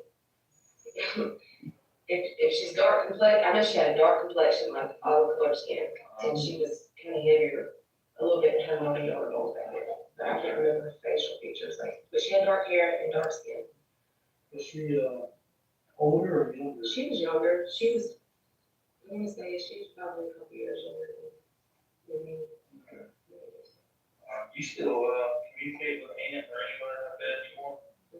I befriended Randy and his new wife. I befriended all of them. I just got playing with them.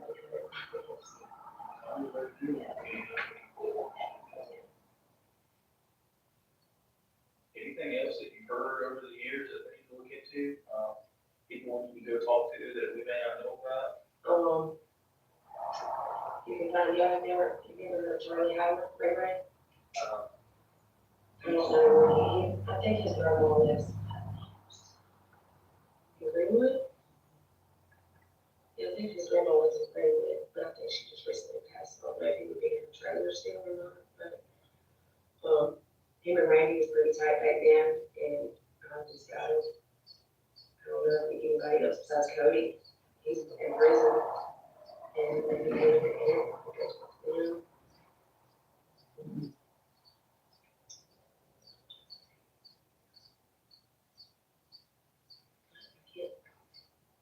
Kelly Campbell, does anybody tell her?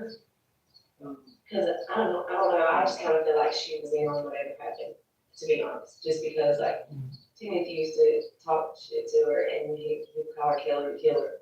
Like, why? He was talking about how she was always up to sneaky stuff. I don't know, that could have been them just tweaking apparently. I don't know, but. Thomason doesn't have any leads, but there are several names that the detectives can follow up on to see if any more potential witnesses will come forward. In cold cases, that is often how any new useful information is found.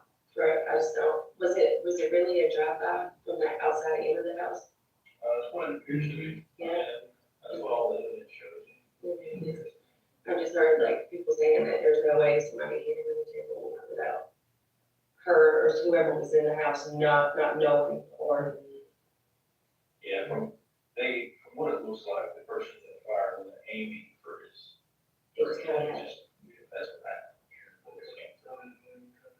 Yeah.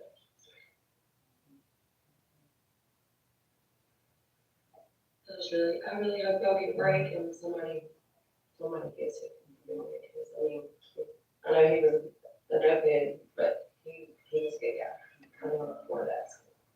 Well, that's our application, but still early, still trying to go through everything.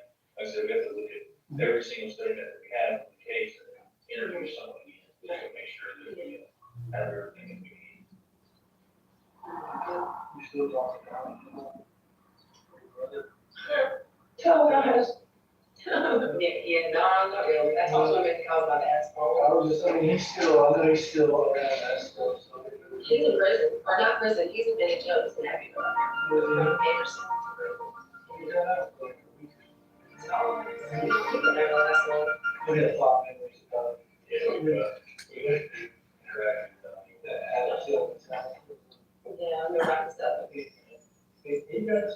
We got a car, Oh my gosh, my brother's a dummy. we got out of the car, he was washing the stolen car, we got out, and these three officers came running toward us. Yeah. And he said, those dogs bite, he said, hell yeah, they bite. So we stopped, and then those dogs came over, started licking us, and we look up, and he's running through the woods. Oh my God, I think I remember talking about that. Yeah, that's right. Even though he was on his drug bin, whatever, and I was on my way there, oh my God. We just stopped, so, yeah, I can't, you guys get, yeah, we got one first. It was a buzz game, so. So he went on. And not that I know, I think it's real shot, but as far as I know, he really went around. So different, right? Yeah. Brady Baldwin, I can go try her, like, I don't know, there's people that know a lot of stuff about other things that, like I said, other people don't. It's just where you rank at in the group, you know? I wasn't really one to get told too much for whatever reason, but that was one of my friends. This, every time we talk to somebody, we wait 4 or 5 minutes. We're just continue to keep plugging away different things. I've heard the gun, I don't know if the weapon has ever been recovered, but I heard it's gone. It's in the lake, right? It was thrown off of the bridge into the body water. neighbors. Do you have any questions for us at all? Just, when I get ready, I just want to know. So I can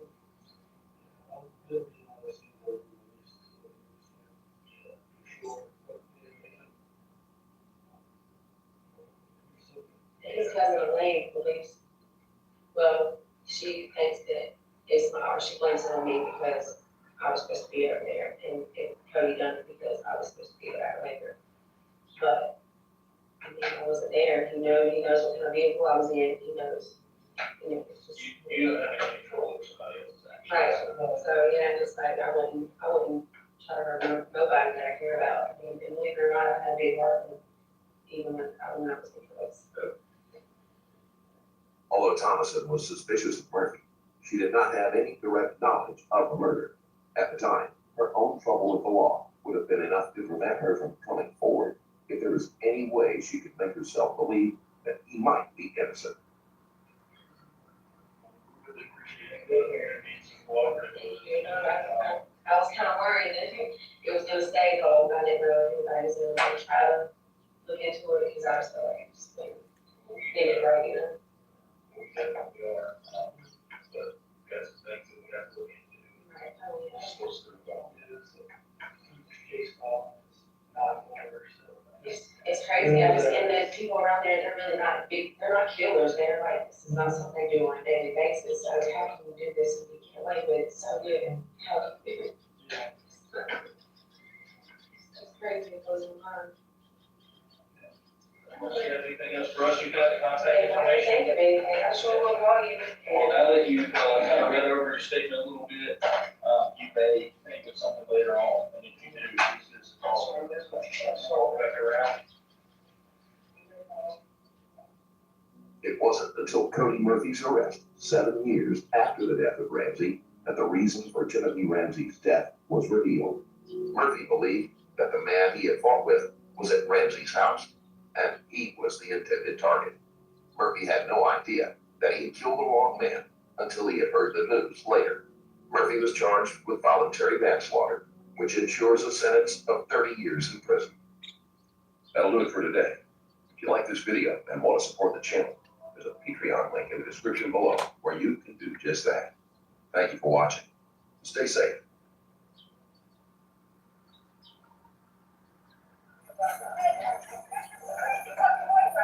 I'm staying right here, okay, hon? Where's the suspect?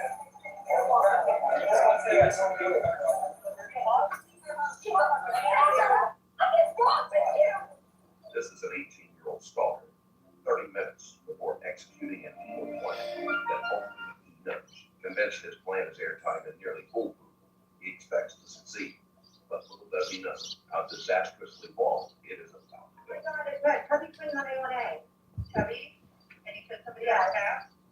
Somebody just got stabbed right in front of Cubby. Oh my God, there's more people injured. Okay.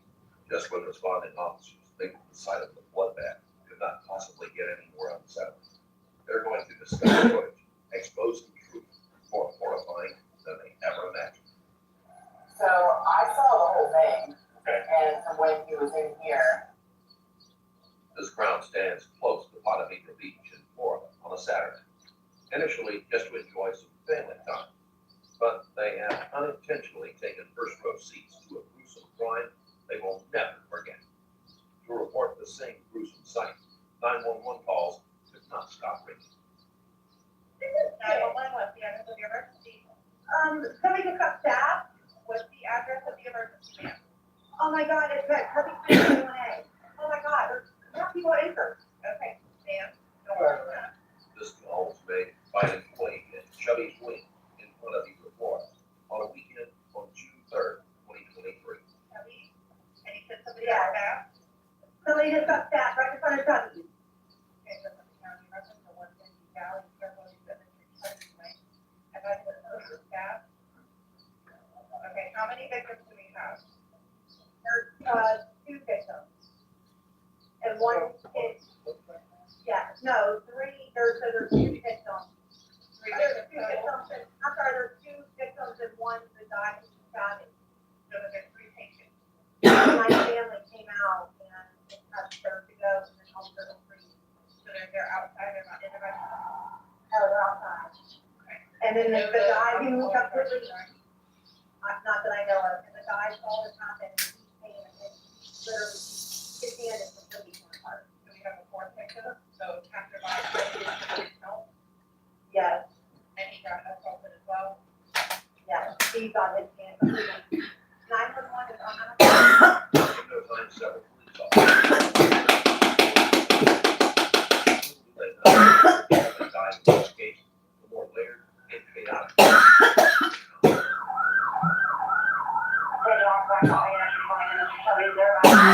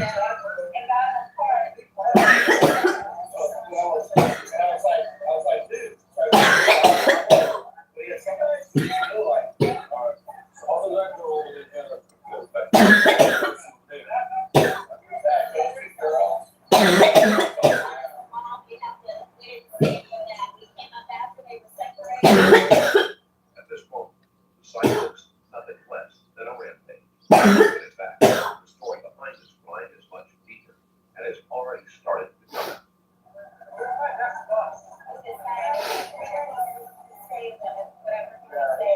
So you trying to say that he saved them and the girl? He saved them.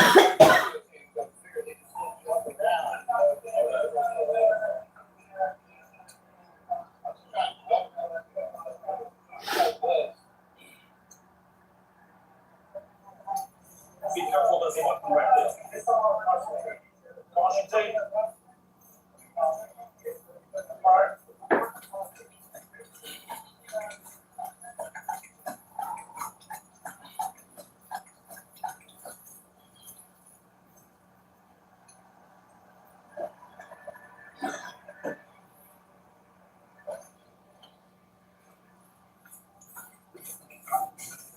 All right, get out of the wall, please step back.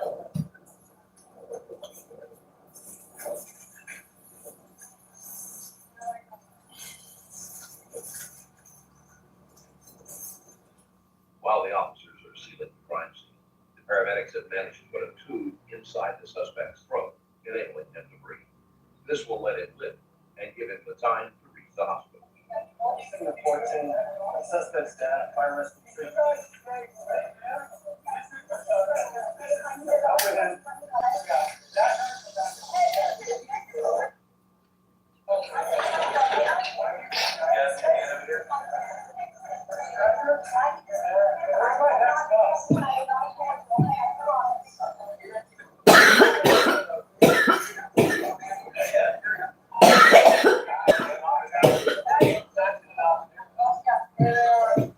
Somewhere on our side.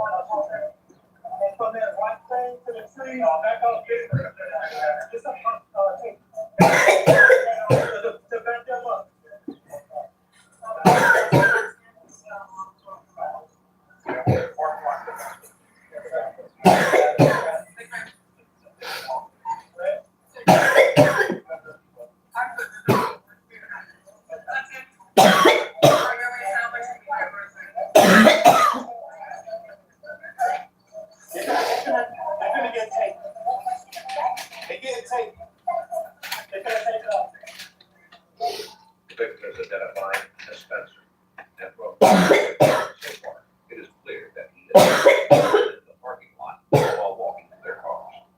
But that raises the question, what is the entire story? The witnesses, they were right over here, the guy that stopped them. Around, we're just getting names and not. All right, because I was first told to stop, but I don't know how they went, so let me find everybody.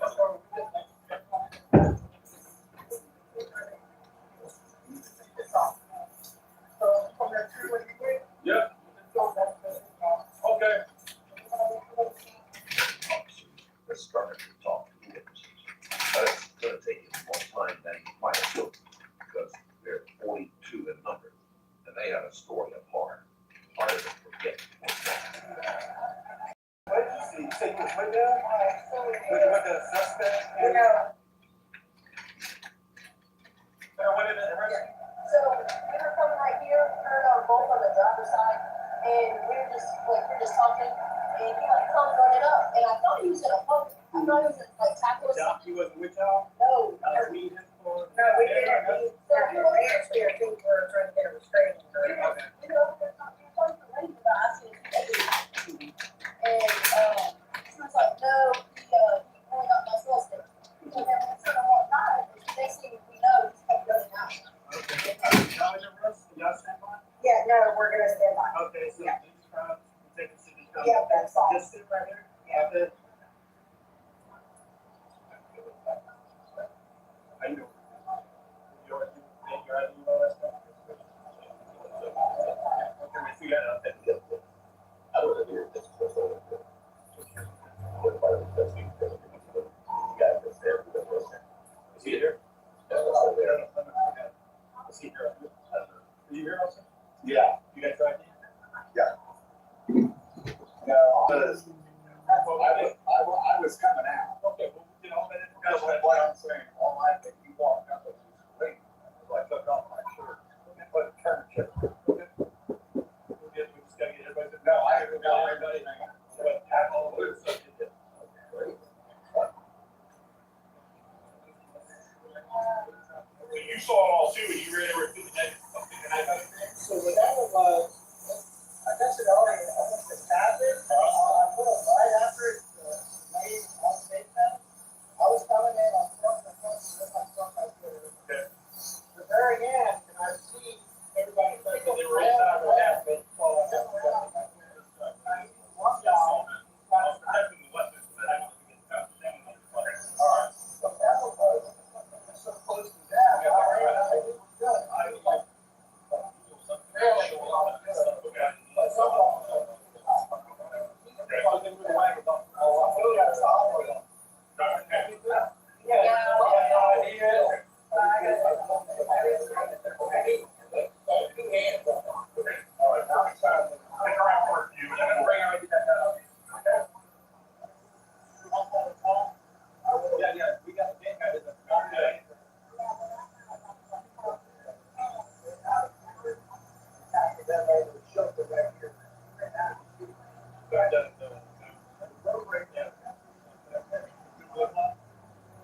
Went after the Right here, just laying on there.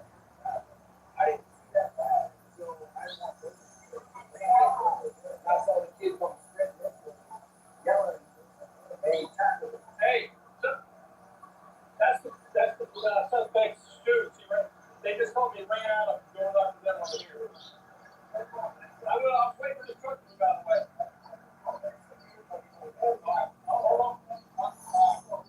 While they're talking about Kennedy Armstrong, Straight, who is no less than a hero, as he jumped in to save the women. Officers spot the manager of the Chubby Wing, and her story is even stranger. If you're finding this case interesting so far, subscribe and help support the channel, and to make sure you don't miss future stories. Now let's pick it back up.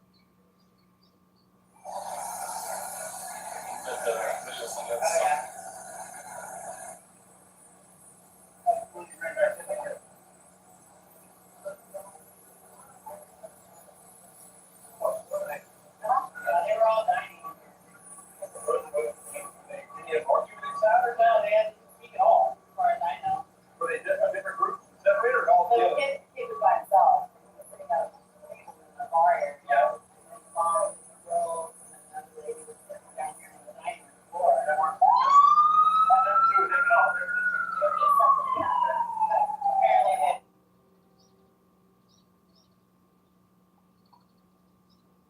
and then the kids followed them here, and as they were leaving, but one of the mothers told me outside and asked me if the kid was eating or if he was just there at the time. No. And I was like, he's eating. She's like, oh, okay. I was like, everything all right? And she said, because they had, you know, some kid stuff going on. Yeah. Like a thought thing. Oh, absolutely. And then, and he was, So they had that joke, you get back and that's the man right there. According to the manager, moments before the attack, the victims, Madison Shepard and her mother, had mentioned a man witness talking as they signed for their friends. I don't know if the manager gave you the old gist about it, about the daughter. Yeah, I got that, yeah. Or the mother and daughter. Mother and daughter, he stopped them here. Just told me that they just did a report on you. Okay. And, well, now all this, hey guys, where am I seeing? Hey, right now, where am I seeing? Are you here now? That way, around that way.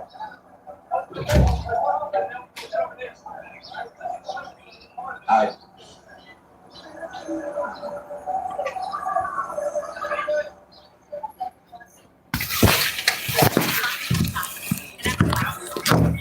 Okay, at this point, I've been live streaming for way too long. Bye.